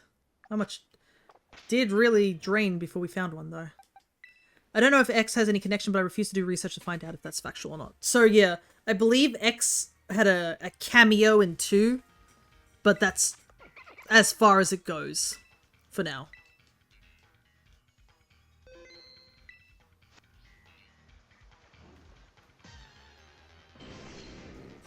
Let's try and turn my lizard dog won't his motors aren't turning. There we go.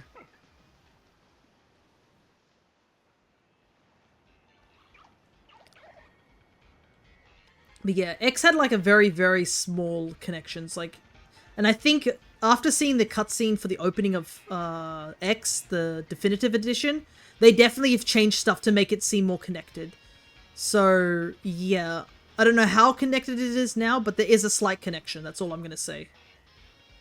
It's sort of, I remember it originally used to be just a spin-off, but I think it is somewhat connected in some way now.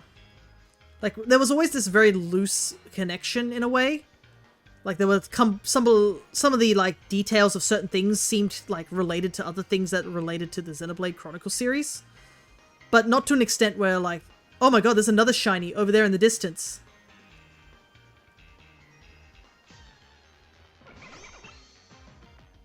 What the heck? When did I catch the other one? Was that just, like, a minute or two ago? I cannot believe I spotted that. That was so far away. The power of the Switch 2.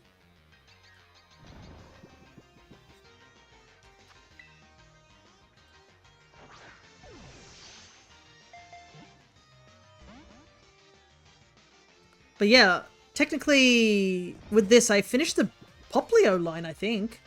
I mean, I could always catch a third one to replace the one I got traded ages and ages ago.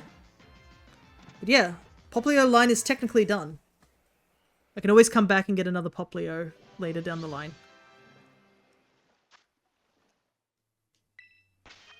Okay, this one's male. No ribbon. Yeah, it was like 12 minutes. So yeah, 2 minutes ago, almost. That's kind of crazy, to say the least. We'll evolve the female one to Primarina, I think.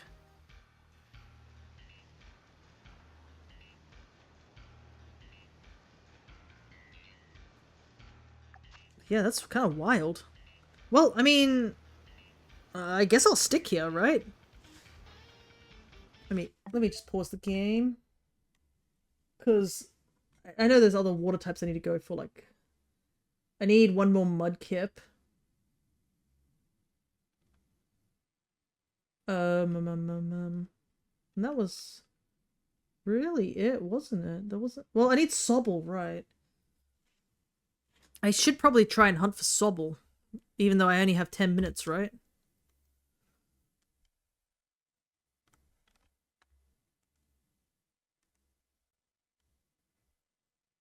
I mean, like, look at this. He's a really obvious shiny. So what I heard about people getting mad about character outfits being made less revealing in X and for Smash Brothers versions of the characters, but having seen the originals, I actually think they really like the new ones better. They look like good designs that make sense for the characters. Compared to the old ones, they have the weird skin holes all over the place and gravity-defying parts. Yeah, Pinkfin. Yeah, he's also a very lighter color. He's like... blue eyes as well, no yellow. But I do not know where you gotta hunt this, so I'm gonna take a quick look-see. But yeah, it's like Tokyo Mirage Session. That's another game that I want to play on stream. Because it's technically a Fire Emblem game, but it's also like a Shin Megami Tensei game, technically. But I actually really do like Tokyo Mirage Session. The muddy waters in the savannah. That wanted to do it for shiny hunting.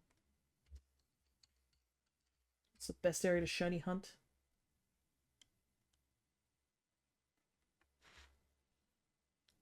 Yeah. It's kind of funny because I know some people are like, that's not a Fire Emblem game, but... And then there's me unironically being like, yeah, Itsuki's best Fire Emblem lord. Though I think it's because I just like him in general. If there was a character that I would say is aromatic or just like ace, that's him. Okay, where is this person at? Savannah. I only learned about a month ago that Tokyo Mirage Session is, yeah, it's SMT. Yeah. It's okay if you didn't notice that. Okay, they warp over here. Oh, did they just go to this this mud location? I guess they just go to the lake that's just here.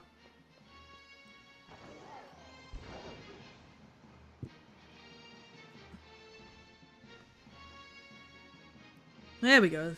Looks like there's some Sobble here. Charmander is like one of those mons that like look incredibly bright in this game, you know what I mean? Like it almost looks like it should be shiny, but it's just very, very bright in color. But yeah, that's another game that I would love to stream, just because it's like a lot of the Fire Emblem games, it's just a one-off game. So it'd be pretty easy for me to do. And I've always wanted to give it a go on a harder difficulty as well. Though I know some people don't like it because it's pretty out there compared to like your usual Fire Emblem games. It's set in a modern day. I'd be curious to see. I have no idea how it plays. Yeah, so it's sort of like slight turn-based with some elements of like Persona and some elements of like Fire Emblem. Like, the characters that they have based on is mostly from Awakening and from Shadow Dragon, I would say. So when I first watched it back in the day, I think when it was on the Wii U, I didn't have the Wii U version. I ended up getting the Switch version. But on the Wii U, I had no idea what a lot of the characters were. But now that I've gotten into like Heroes and understand the characters a little bit more, I'm like, oh yeah, I recognize that guy.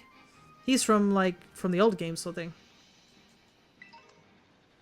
So, but yeah, it is an interesting game, but there was another game where they had a lot of censorship in its outfits for the idols.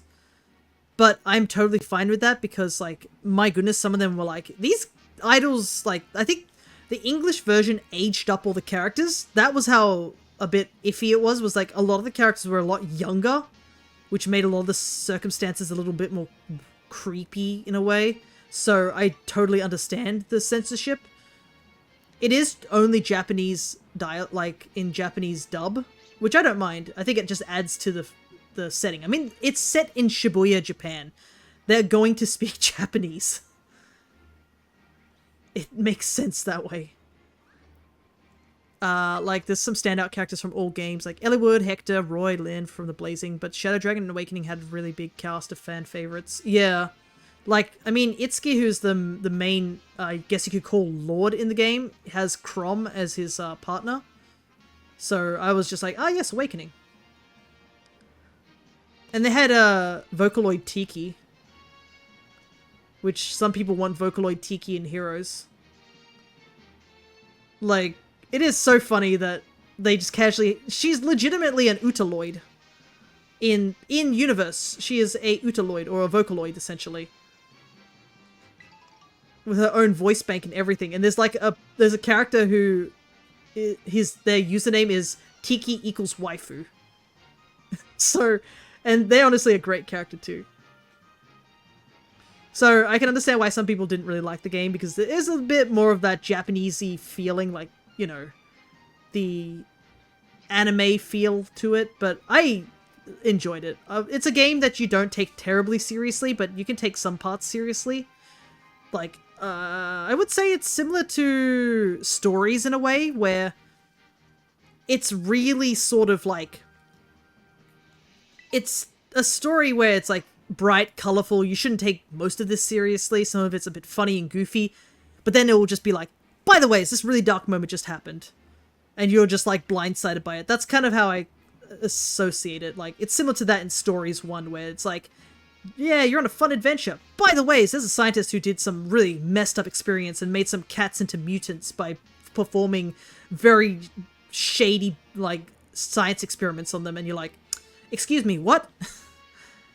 And also, like, yes, bright-colored, like, monsters and all this fun. By the way, said scientist also shoots one of the kids with a ballista and nearly kills him, if it wasn't for his Rathalos jumping in the way to save him. Like, that... I forgot about that part when we played through Stories again, and I was like, hey, yo, what? Did this guy just use a ballista on an 11-year-old? Like, what? So yeah, that's kind of how I would equate Tokyo Mirage Session. But one great thing, it has really good music. So it's been up there on my list of like games I want to stream, because I just think it's a fun time. That's just me in general. I like the characters. I love the music. It's really fun music. The battle music is really good. The story has a couple of dark moments. Sometimes it's not to be taken seriously at all. And I think some of the outfits are quite nice. It's just like, yeah, I understand, like, some people are always iffy about censorship, but, like, honestly, I think some of the redesigns of some of the outfits look just so much nicer than they do like, compared to their non-censored versions, I would say. Honestly, great way to use Tiki, fits well. Yeah. Because I don't know what role Tiki has in Shadow Dragon, because I haven't really played those games, but I'm pretty sure she's like a sort of, what is it? I wouldn't call her a MacGuffin, that'd be weird. She has an important role, but she's obviously got a lot of power that can't be misused.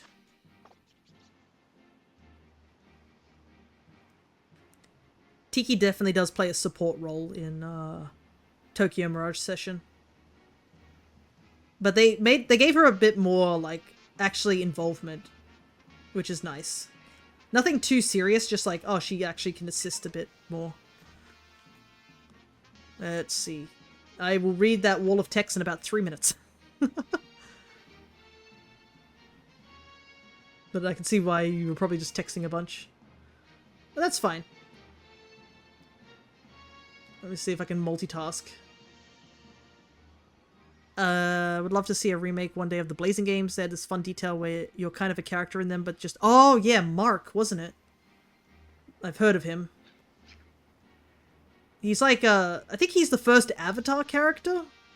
Before, like, Robin really made, like, a lot of the Avatar characters a lot bigger in terms of their roles in the story. Your nameless tactician... Yeah, traveling, helping out. Love to see them give the Echoes treatment, expand them, maybe give the tactician a bigger role. True. And maybe an inherit system, because the game's... yeah, true, because Eliwood's, like, Roy's father, so... And Lilia, or Lilina, I think that's her name, is Hector's daughter. So yeah, I can see, like, if you had them connected, you could transfer over. I do know there's been rumors that a lot of people want to see a genealogy remake. Or a Thracia game, because I think that didn't really come out into the West. So I could see that's another bunch of games that people want. But yeah. There hasn't been a new Fire Emblem game for a while. Echoes was the last one. So that's why some people have been thinking there might be one coming out soonish. I mean, it's now a really big franchise. It's, like, not dying anytime soon, but... I know that some people didn't really like Engage. I enjoyed Engage. I think the problem was it was coming off the back of, like, Three Houses, which Three Houses is a much more serious story. And honestly, Three Houses really did, like, a massive thing to the Fire Emblem series. Being that Three Houses discourse will never end. Like, we will never have no Three House discourse for as long as, like, the Fire Emblem franchise exists. Which I think is, like, yes, it sucks, but at the same time, I think it's good. Because it just shows how, like, morally grey Three Houses is. There was never a black and white scenario with Three Houses. There's no good... Like, there's a couple of people you could deem as really good guys and really bad guys, but, like, there's no truly... Like, a lot of the main characters are not truly bad and not truly good. Which makes them feel more human in a way. Like, yes, these people seem to be doing good, but they also have shady businesses behind them. Or this person's doing something bad, but they do it for a cause they believe in. It's like, stuff like that. But yeah. I think it was because Engage was more supposed to be an anniversary game that got delayed because of COVID. I think Engage was supposed to come out a little bit later or be a bit more fleshed out. Or, no, it was supposed to come out a bit earlier, actually, because it was supposed to be for an anniversary, but because COVID happened, it got delayed, and then didn't really make much sense. Because Engage is definitely one of those games where it, like, harkens back to a lot of the older games, with a lot of its, obviously the emblems are the biggest thing, but there are a lot of tropes that, like, are reminiscent of some of the older games. But yeah, comparing it to Three Houses is, like, night and day. And... understandable that some people didn't like Engage. I enjoyed Engage. I think it did the right thing of having a protagonist that can talk. And I'm glad that it seems like more game companies are starting to like push towards that. Like, one of the big things I think I enjoyed about Wilds recently is the fact that the hunter in Wilds, like your playable character, has a personality and an actual backstory and they talk for themselves. That's what I really like about Wilds. And going back to like, say, stories and stuff like that, I'm just like, I kind of wish my character did talk. They do talk like very briefly at the end of the main campaign, but the fact that I'm really excited to see how the protagonist of 3 seems to be able to talk for themselves, I'm just like, oh, we're actually getting, you know, actual talking from the protagonist. And I was actually happy about that. I was like, yes, they can give him an actual personality. And I guess in the example you can use in like Fire Emblem was like, I liked Byleth's design, but Byleth doesn't talk in Three Houses like at all. It's like a couple of little dialogue things, and supposedly you're the one who's making all these big decisions to change the world, but like you barely talk, which I never understood really. So when, I guess, Three Hopes came out, that the writers in the story do say ride on Ratha. They do talk if you remember also at the final battle, which I won't spoil because just in case anybody doesn't, they do say other dialogue. And I think they do say some other dialogues, like when they're chasing Naviro back at the beginning of the game. They like say like hold on or something like that. Like very, very simple words. Nothing big. But like Stories 3 seems to be that they actually are talking like genuinely in the cutscenes and stuff like that. But yeah, as my point earlier, Three Hopes, which was the Dynasty Warriors spin-off that came out, had Shez as a protagonist, and I'm gonna like be absolute real. I love Shez. Shez is a really great character. I think it also helps with just the voice acting, but Shez's actual personality is really great.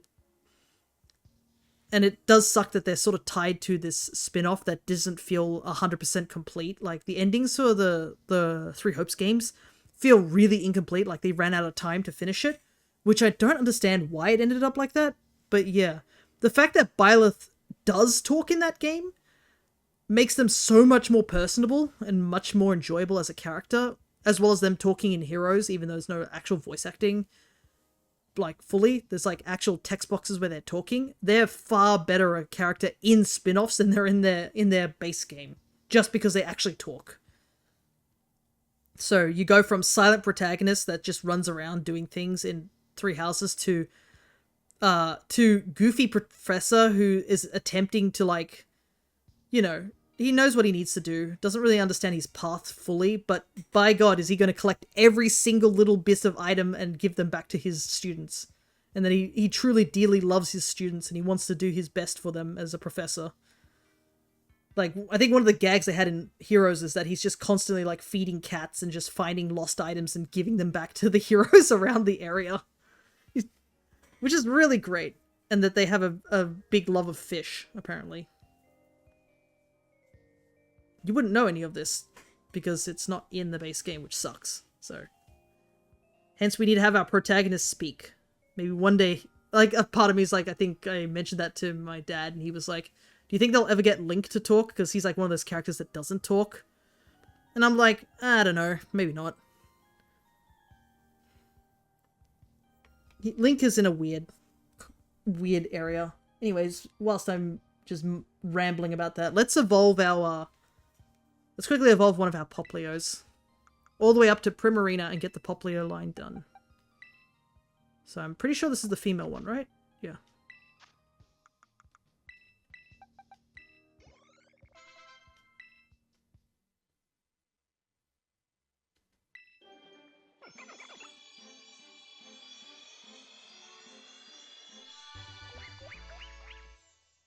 So yeah. Here's Brione. You can see the slight pinks in the fins.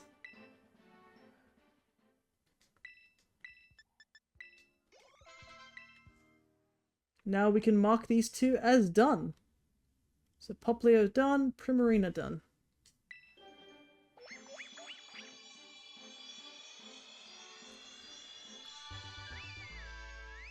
Primarina has a really good shiny. Like, it gets blonde hair in these pink colors. It's so good.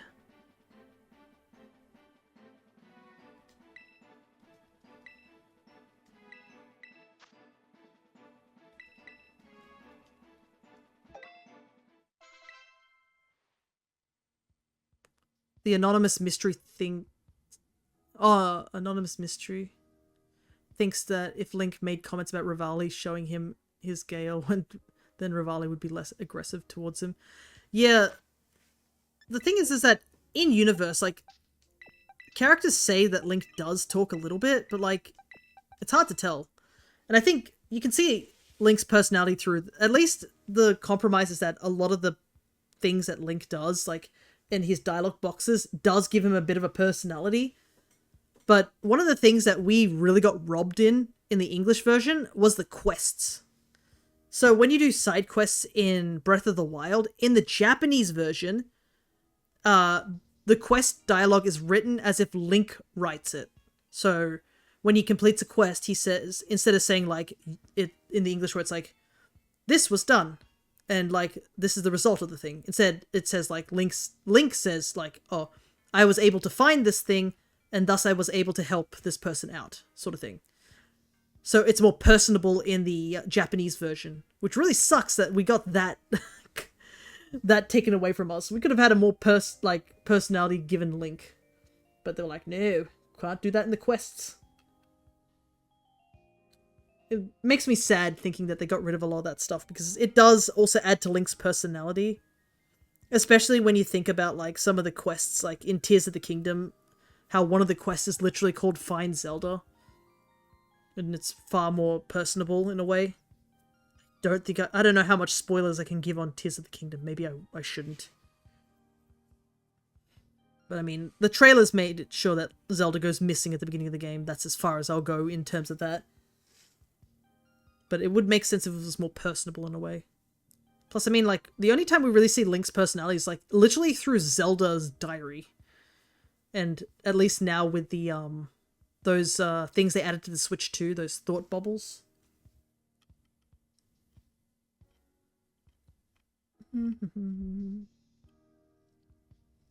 What should I hunt for now?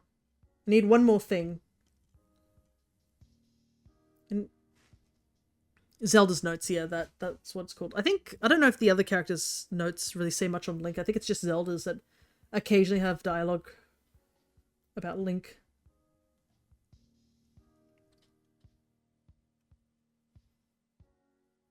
I don't know what to hunt for. Not to mention we don't have much time on the stream. But I want to do one more sandwich because I'm enjoying just talking to you guys.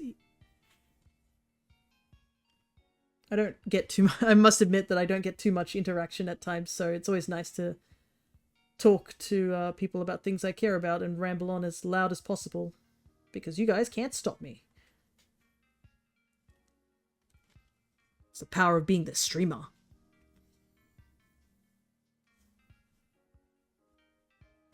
I could do a fire type. Yeah, I might do a fire type sandwich. Try and get a Score Bunny or a Chien-Pao. We'll do that as the last one.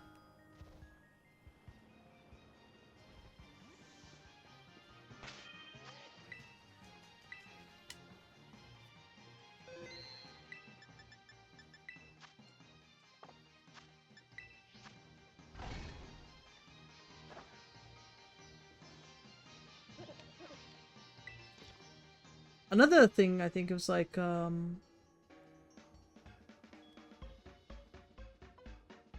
a lot of Nintendo's characters don't really talk too much, do they? I think like Mario doesn't talk that much at all. I mean, he can, technically. He just chooses not to. And Luigi talks depending on what game he's in.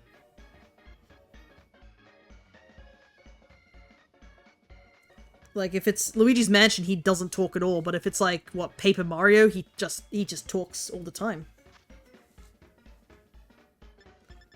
Okay, fire is onion, green, 2 reds, yellow, and prosciutto. Mario gibberish. Yeah, the Italian gibberish of the RPG games. That's whenever anyone's like decides if Mario should talk, I want him to speak in that.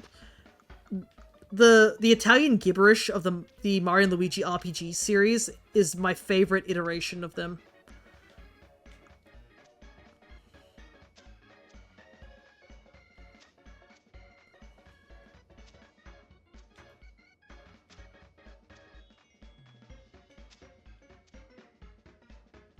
I think it's also just funnier because hearing like Charles Martinet and then now Kevin Gaffney just doing the gibberish just makes it so much fun.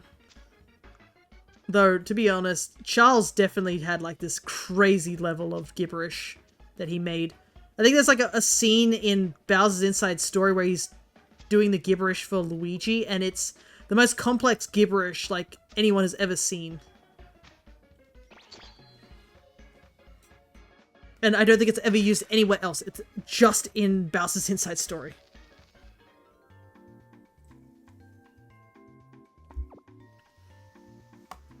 I think it's okay for silent protagonists to exist, but you gotta balance it in a way. Like, for example, Samus doesn't talk at all, but like when she does, it's really impactful. Like in Dread. Don't worry, I'm never gonna play Dread because my god, that game looks terrifying. But, like, there's a scene in Dread, which, without spoilers, is that Samus meets up with a character who is a friendly NPC, and that guy talks in whatever, I guess, language that they have there. What's it called? Chozo? Is that what the language is? I don't know what the language... I know the Chozo are, like, a species. I do not know what the name of the language is, if it has a language. Anyways, let me quickly grab this Chien-Pao. Big monkey.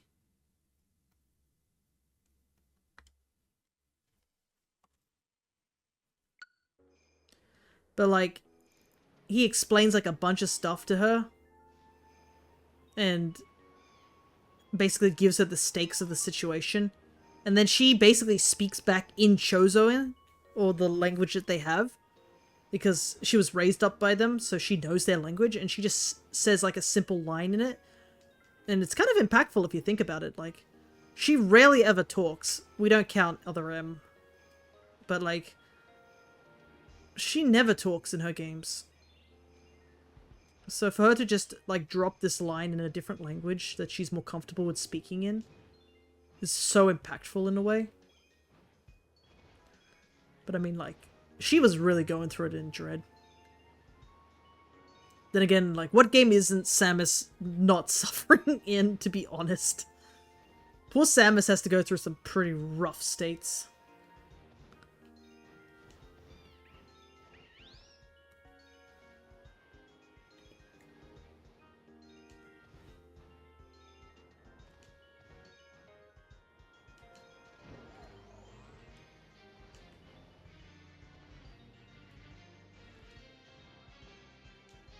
Oh, there is something I need to remember. I think Kirby's expansion for, like, the Forgotten Land actually comes out this month. I think it comes out after my sister's birthday. So that's another game I have to play. I mean, I did stream it ages ago, but I never saved the VOD. So I want to play through the entire game yet again, and then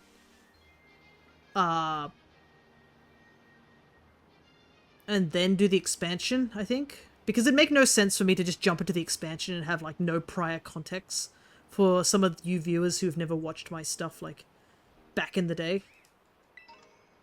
Because there's no evidence that I did that.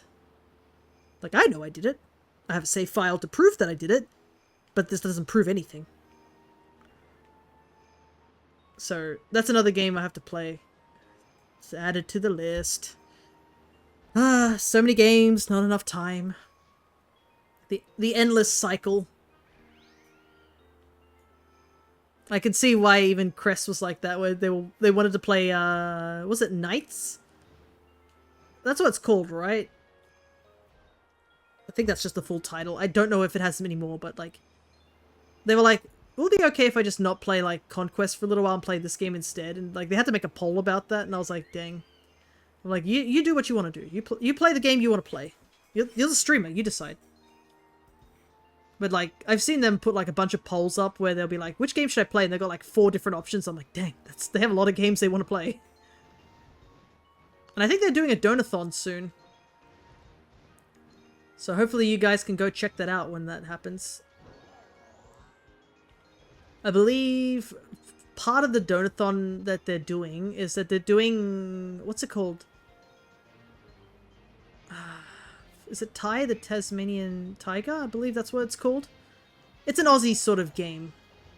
But they're apparently doing a hardcore mode where if they died, they have to reset the game back to the beginning. Which will be pretty interesting.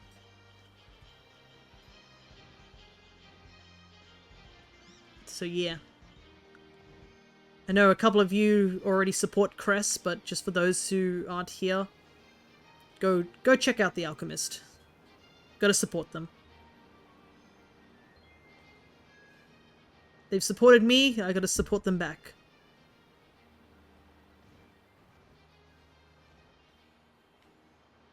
Oh! That guy is really close to the edge. Let me save the game. That's a shiny, right? Yeah, I'm pretty sure it is. There we go.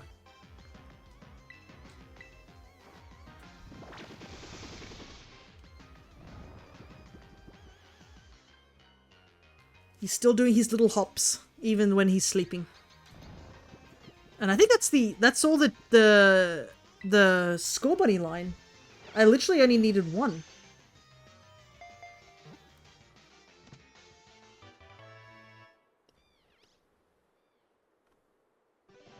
Yeah, I just need to evolve it into Cinderace.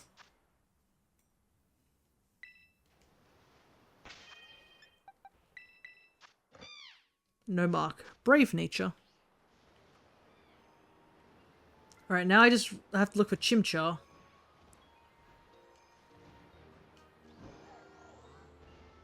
Which is going to be a bit hard now that I've got the Score Bunny done, because, I mean, there's nothing separating the two. But yeah, these guys are definitely easy to hunt here because they're the only fire types here.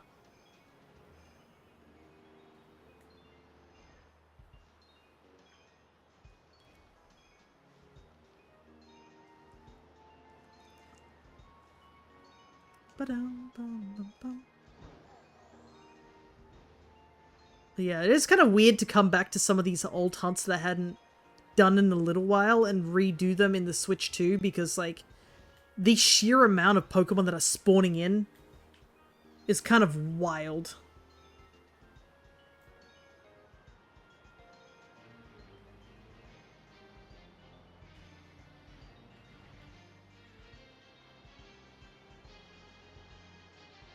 Yeah, I should probably just make a list at this point for like which games I really need to play or want to play on stream.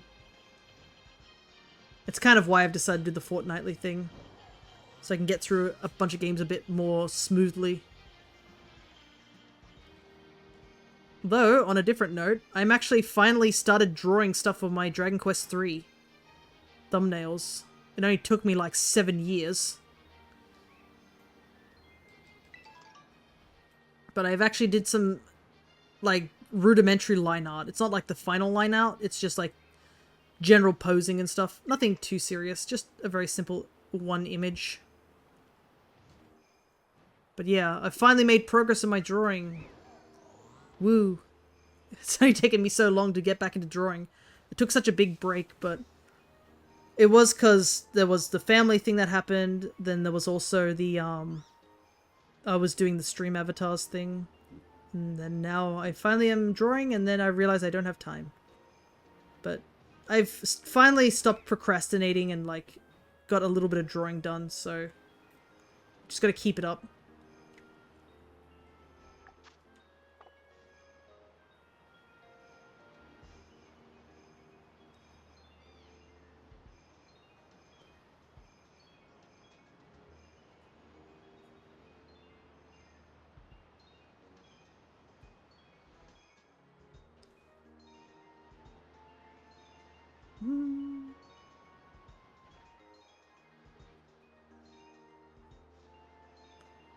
Man, I'm gonna have to take the biggest break once I finish this stream. I've definitely done my fair share of talking today. The introvert in me is starting to wear out. But I'm gonna stay strong. We've got about 20 minutes left. I'm gonna get to the end of the stream. I'm gonna save my voice for a little bit of tomorrow, because we are doing D&D.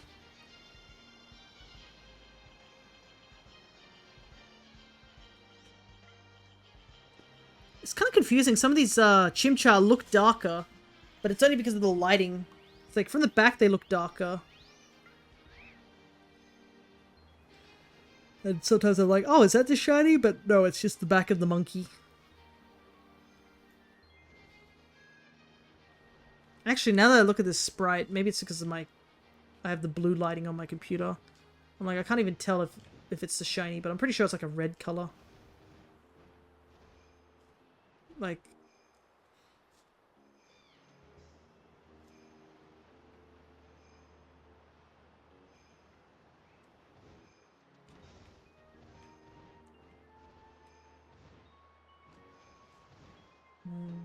I wonder if it's going to stop raining today.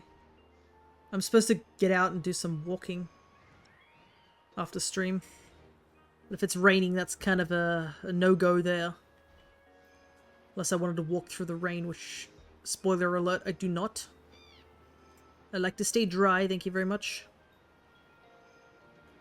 Yeah, we've had sort of on-off rain. Like, last weekend it was, like, pretty heavy. As well as during the week. And then the beginning of this week, it was a little bit raining. Then there were 2 days at work, which were, like, fully sun. I was like, okay, that's nice. And then it just went back to raining. Then again, it's winter over here, so the weather's a bit unpredictable.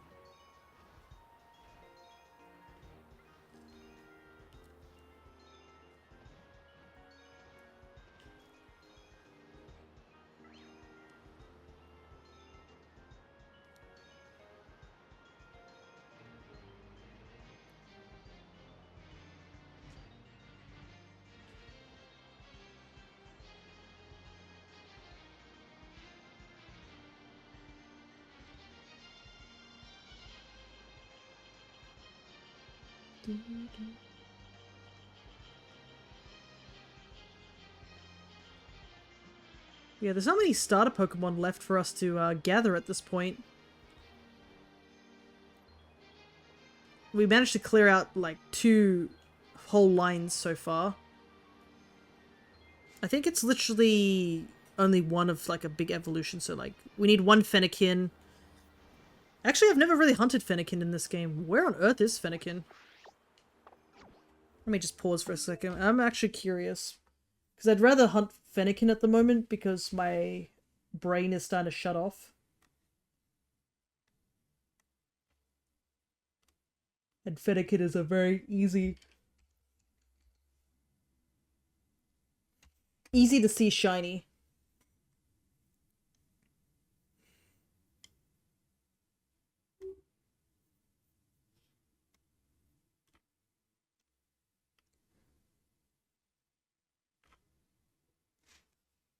Because, I mean, it literally goes purple. So apparently, they said it's over here would be a good place to go. Because I know Magma is also in this area, so I'm just wondering how good it is.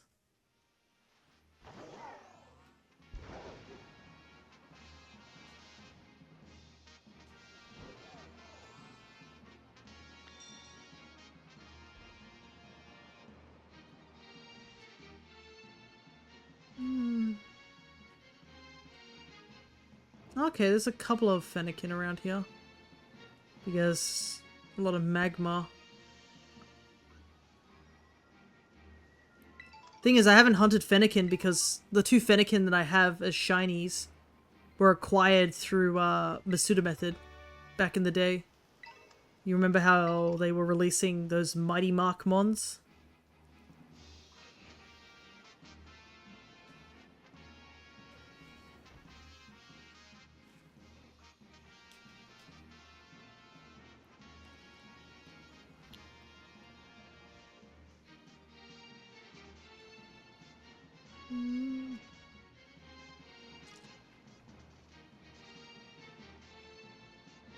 Yeah. Okay, so it's Charmander down that way.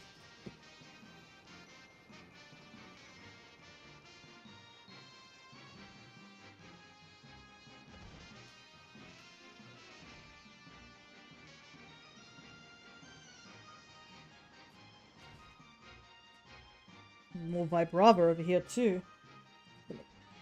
Stretch my legs, they're getting a bit cramped. Yep.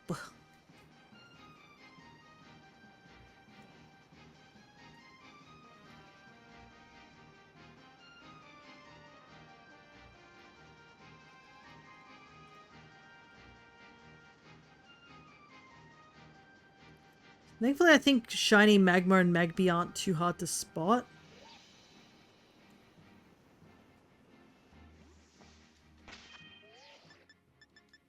Just gonna do a picnic reset here, see if that helps. Might be getting late in my time zone, so I better head off. You may get the shiny mons. No worries, we're probably gonna end stream in about 16 minutes, so you stuck around for as long as you did, Double. That's totally fine.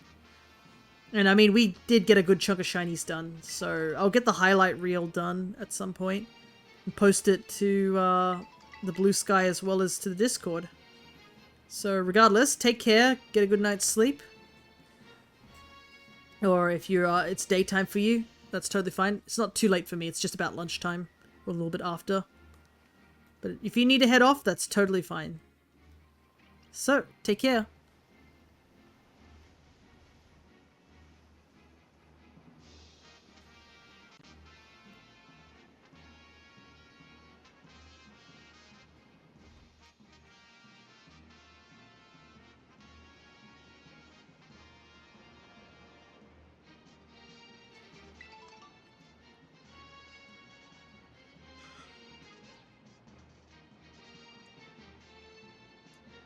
But it can kind of blend into the grass, but I mean, if we're looking for the shiny one, then it shouldn't blend in at all.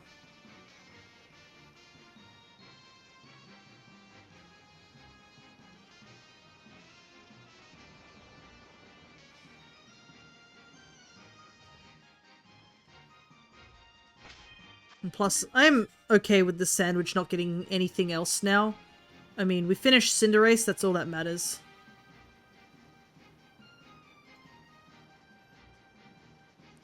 Technically, we can catch Chimchar in, like, Legends Arceus too.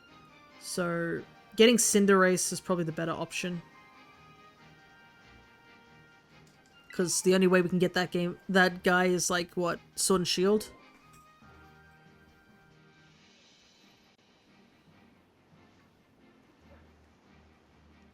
So I'll absolutely take Cinderace over Chimchar. Because we're going to have to hunt in Legends Arceus at some point. Heck, I mean, it's just Infernape that we're missing, so you technically could... We could technically shiny hunt the Alpha... Infernape. Because I know there are people who are shiny hunting Alphas and stuff like that.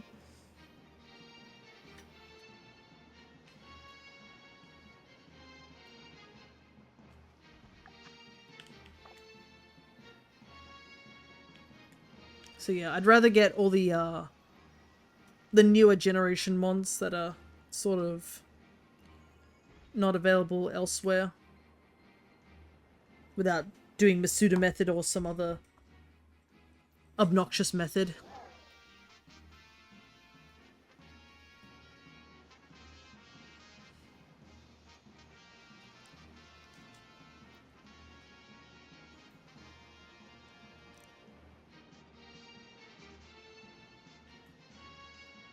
Oh, dealing here.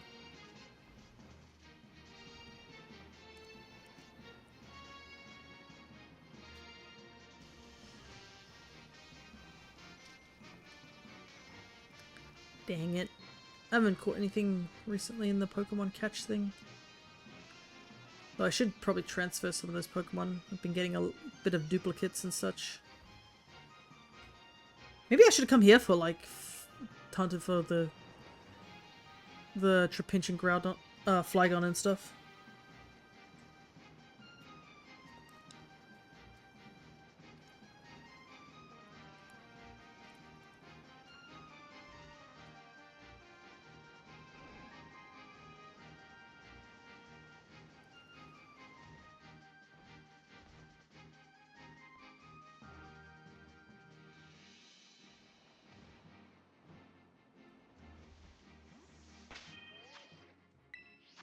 Quick picnic reset.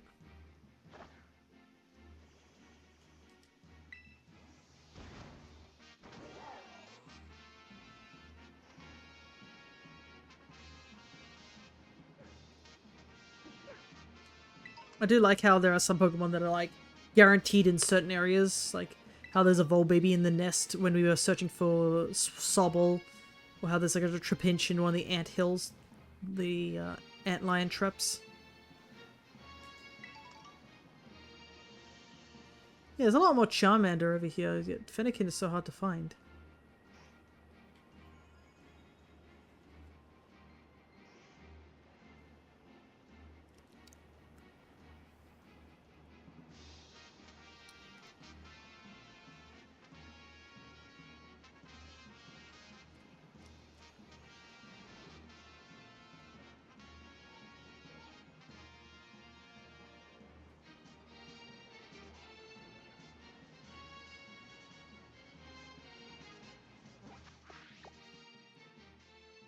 The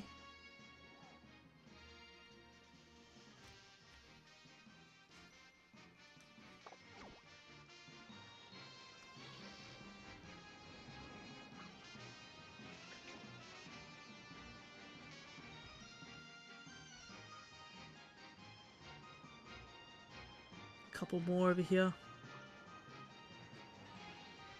Dealing is another mon that I'm not...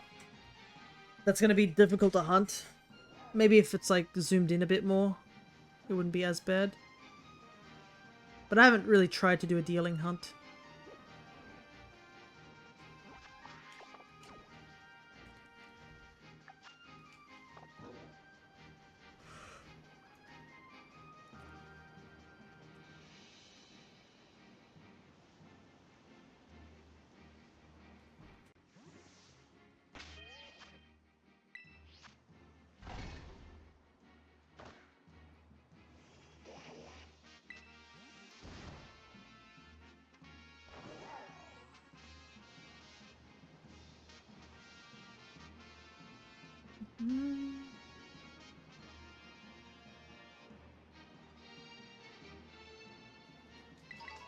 A lot of items to pick up.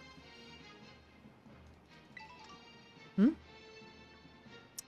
suddenly a lot more Litleos now. Maybe it's the time of day. That's a little concerning. Yeah, I'm seeing a lot of Litleos all of a sudden.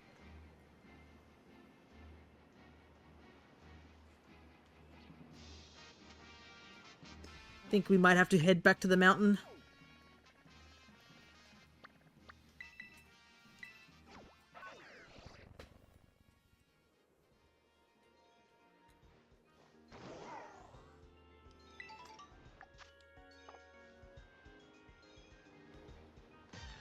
Oopsie.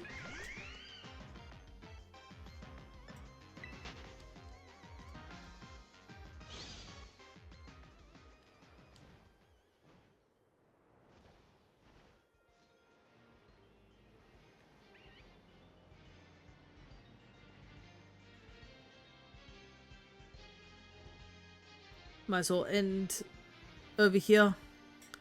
The Fennekin one's gonna be hard though, like there's not really a good place to hunt for Fennekin. At least for like such things like Litten and stuff like that, at least it's like more isolated. That's also another one we have to hunt again, is like Litten. Pretty sure most of the fire types we have, starters we have to hunt for. Except Torchic. Well, I need one more Torchic. I need a female Torchic.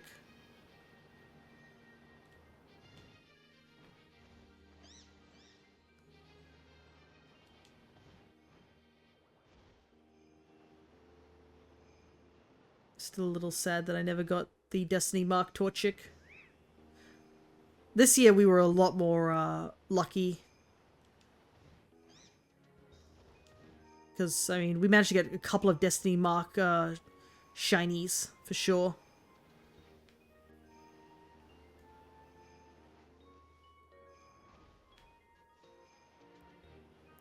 Went from 0 to like 3, I think. So I'd say that's an improvement.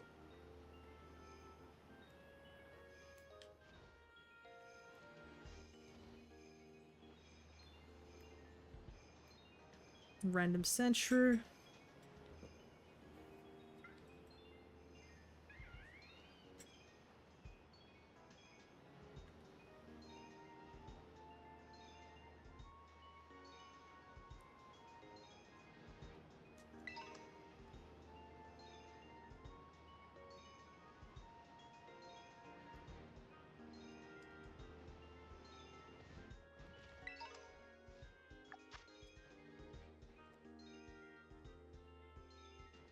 Wow.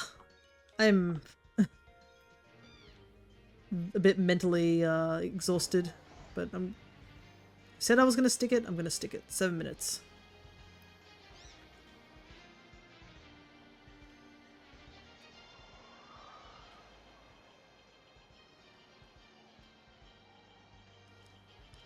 I can think there's a decent amount of Pokemon we actually still have to hunt in the polar areas. Because there's obviously these 2 starters here. But we also need to do like Minccino as well.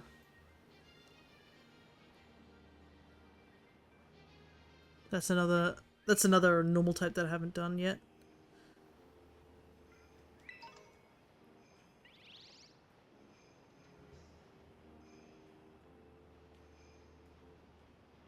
Yeah, I think we're gonna definitely exhaust a lot of our shiny hunting options once we get through these sessions for the shiny hunting.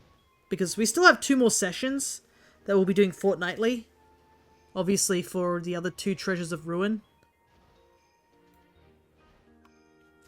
And then after that, literally a lot of the shiny hunting I need to do is just in Legends Arceus and other games. Sword and Shield, maybe do some Masuda hunting there.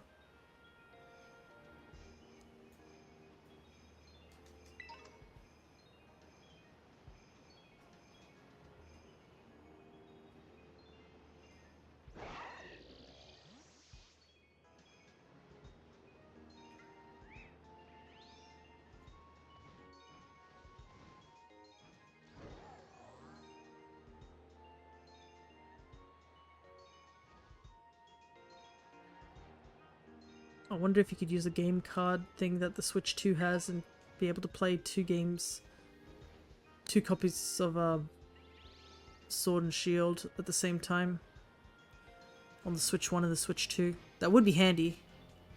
That'd make Masuda methoding a little bit faster. Though I'm not sure how I'm going to do it with 2 different controllers, I will admit.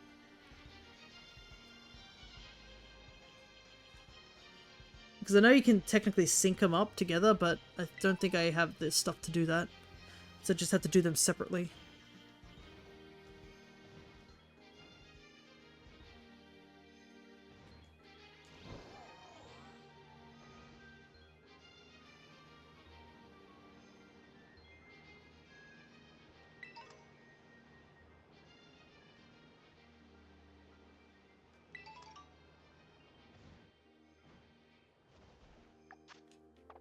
Last 5 minutes.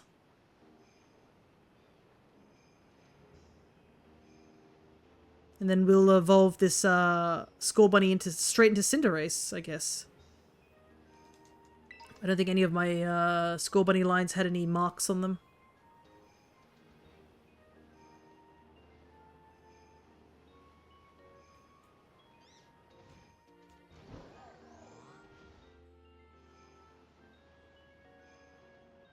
Oof, it's certainly snowing.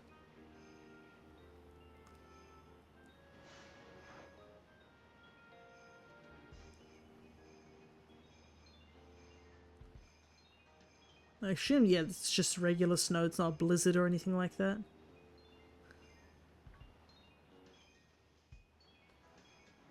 It's definitely blowing, though.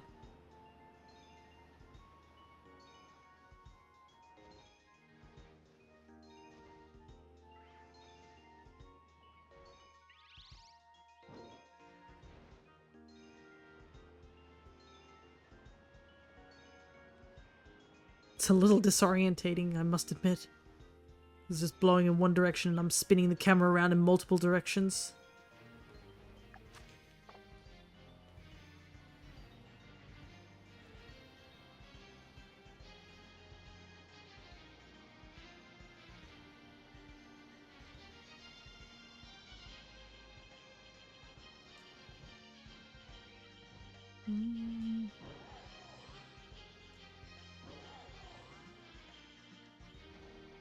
Whoop.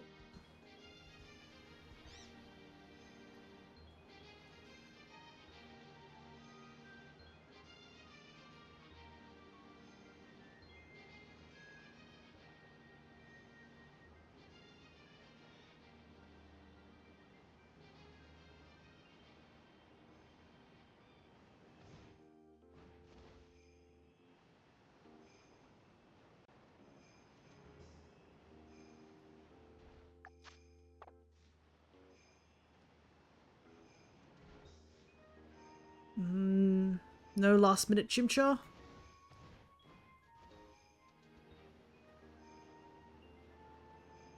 I don't think so, unfortunately.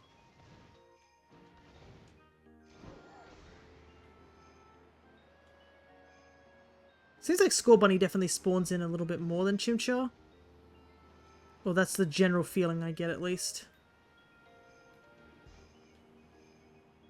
It might be just because also Score Bunny moves around a lot more, so it feels like they're a lot more. Because they're dashing around and stuff like that.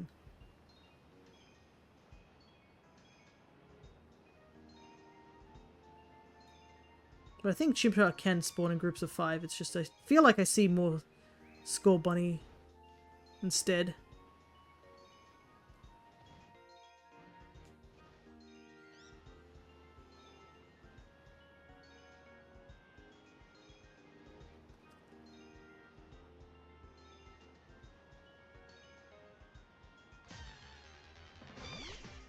Nope.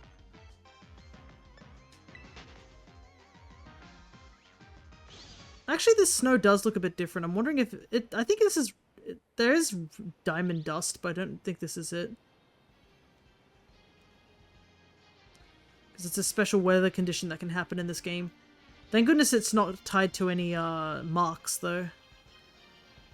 It'd be rather difficult, because it only happens on rare days.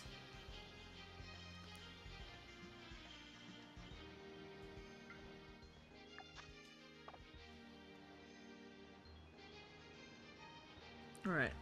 It said 6 seconds, so I think we'll just walk back to the central plaza.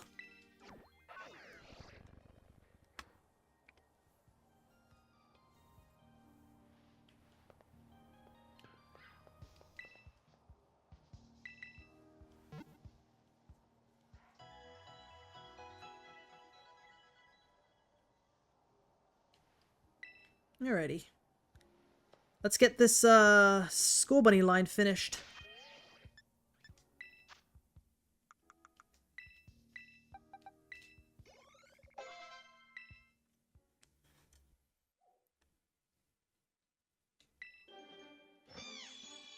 Mark off Cinderace, I guess.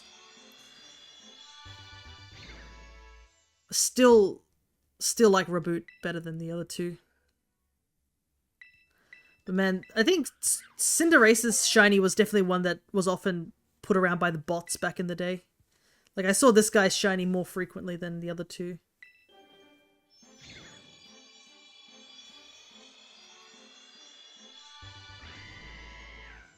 It's a pretty obvious shiny, thankfully.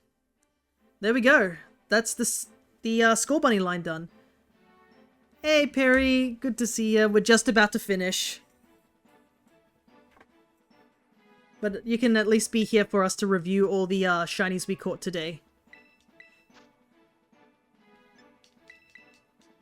Hope you are doing well. But we made some really big progress today. So all this were all the shinies we caught today. So we obviously got the mystery gift that's happening right now of the shiny Wo-Chien. It's the only way to get it, and it's only going to be available to September 30th. So for those who haven't got it, make sure you pick it up in the mystery gifts. Random Tropius that wasn't part of any sandwich. We got the last Avalugg we needed. Random Sneasel. Excalibur, that's part of the event outbreaks, and also the last one we needed. Plus, we also got a new mark, being the Slump mark. That's the first time I've gotten it. Haven't booted Violet in months. Yeah, so the Treasures of Ruin are out now, Perry. And you have to take... Everybody has to work together to KO them 1,000,000 times, and then we can get them as mystery gifts. Wo-Chien is the first one, and was beaten in 3 million. So everybody has one. This is the only way you can get the Treasures of Ruin. That's why a lot of people are really dedicated to get it. And there's also a lot of event outbreaks that are happening as well. Finally got the Archaladon, even after we missed it. Do you need the DLC for them? No, I do not believe you do.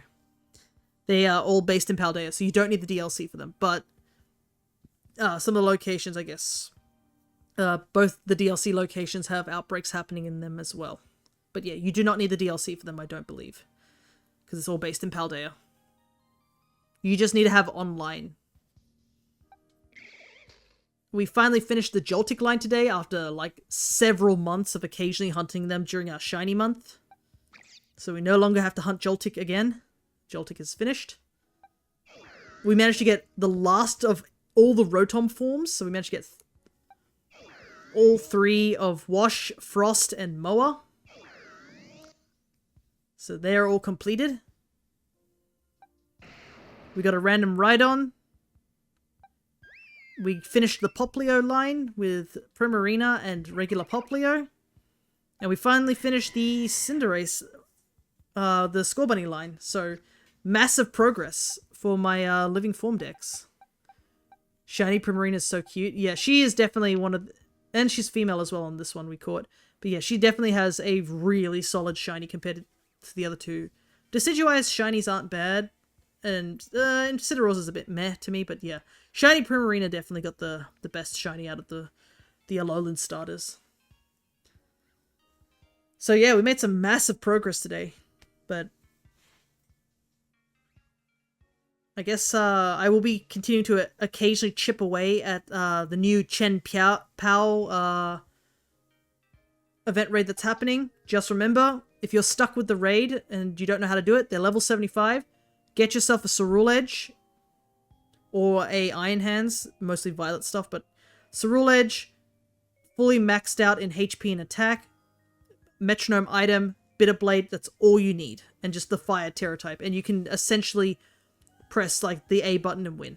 Been streaming a while too. You gonna take a break yet? We're actually about to wrap up.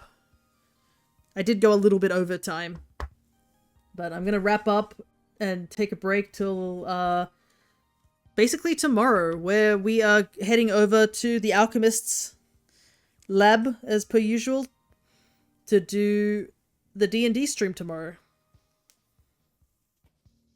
I'm gonna take a quick gander and see if anybody's available right now, who might also be streaming. RJ's doing it. Hey! Jaxie's streaming. We should probably go over to him, right? Yeah. Yeah, I can... There he is. There's that silly burb. He's playing Elden Ring. Elden Ring. Nice. Do I need capitals in my raid? Let's find out. Oh, no, you don't. Okay, cool. Perfect. Yeah, so go check out Jaxie, or aka Alchemist Rat Scratch. He has just restarted his streaming like schedule. He hasn't streamed in a very long time, and now he's just gone back to it. Go give him a look. He was the DM for the Curious Hollows. He's a VTuber as well. Go support him. He good guy. That's all I can really give because I'm tired. But trust me, he's really cool. He's done a lot of the models for Crescent's stream as well as his own. But I am going to take the break that I need. So I will probably have to hop out straight away. But yeah, I'm going to rest and get ready for D&D tomorrow. So I will see you guys either there on Crescent's channel or my own channel where we'll be continuing the post-game of Monster Hunter Stories on this Monday. So, until next time, take care everybody.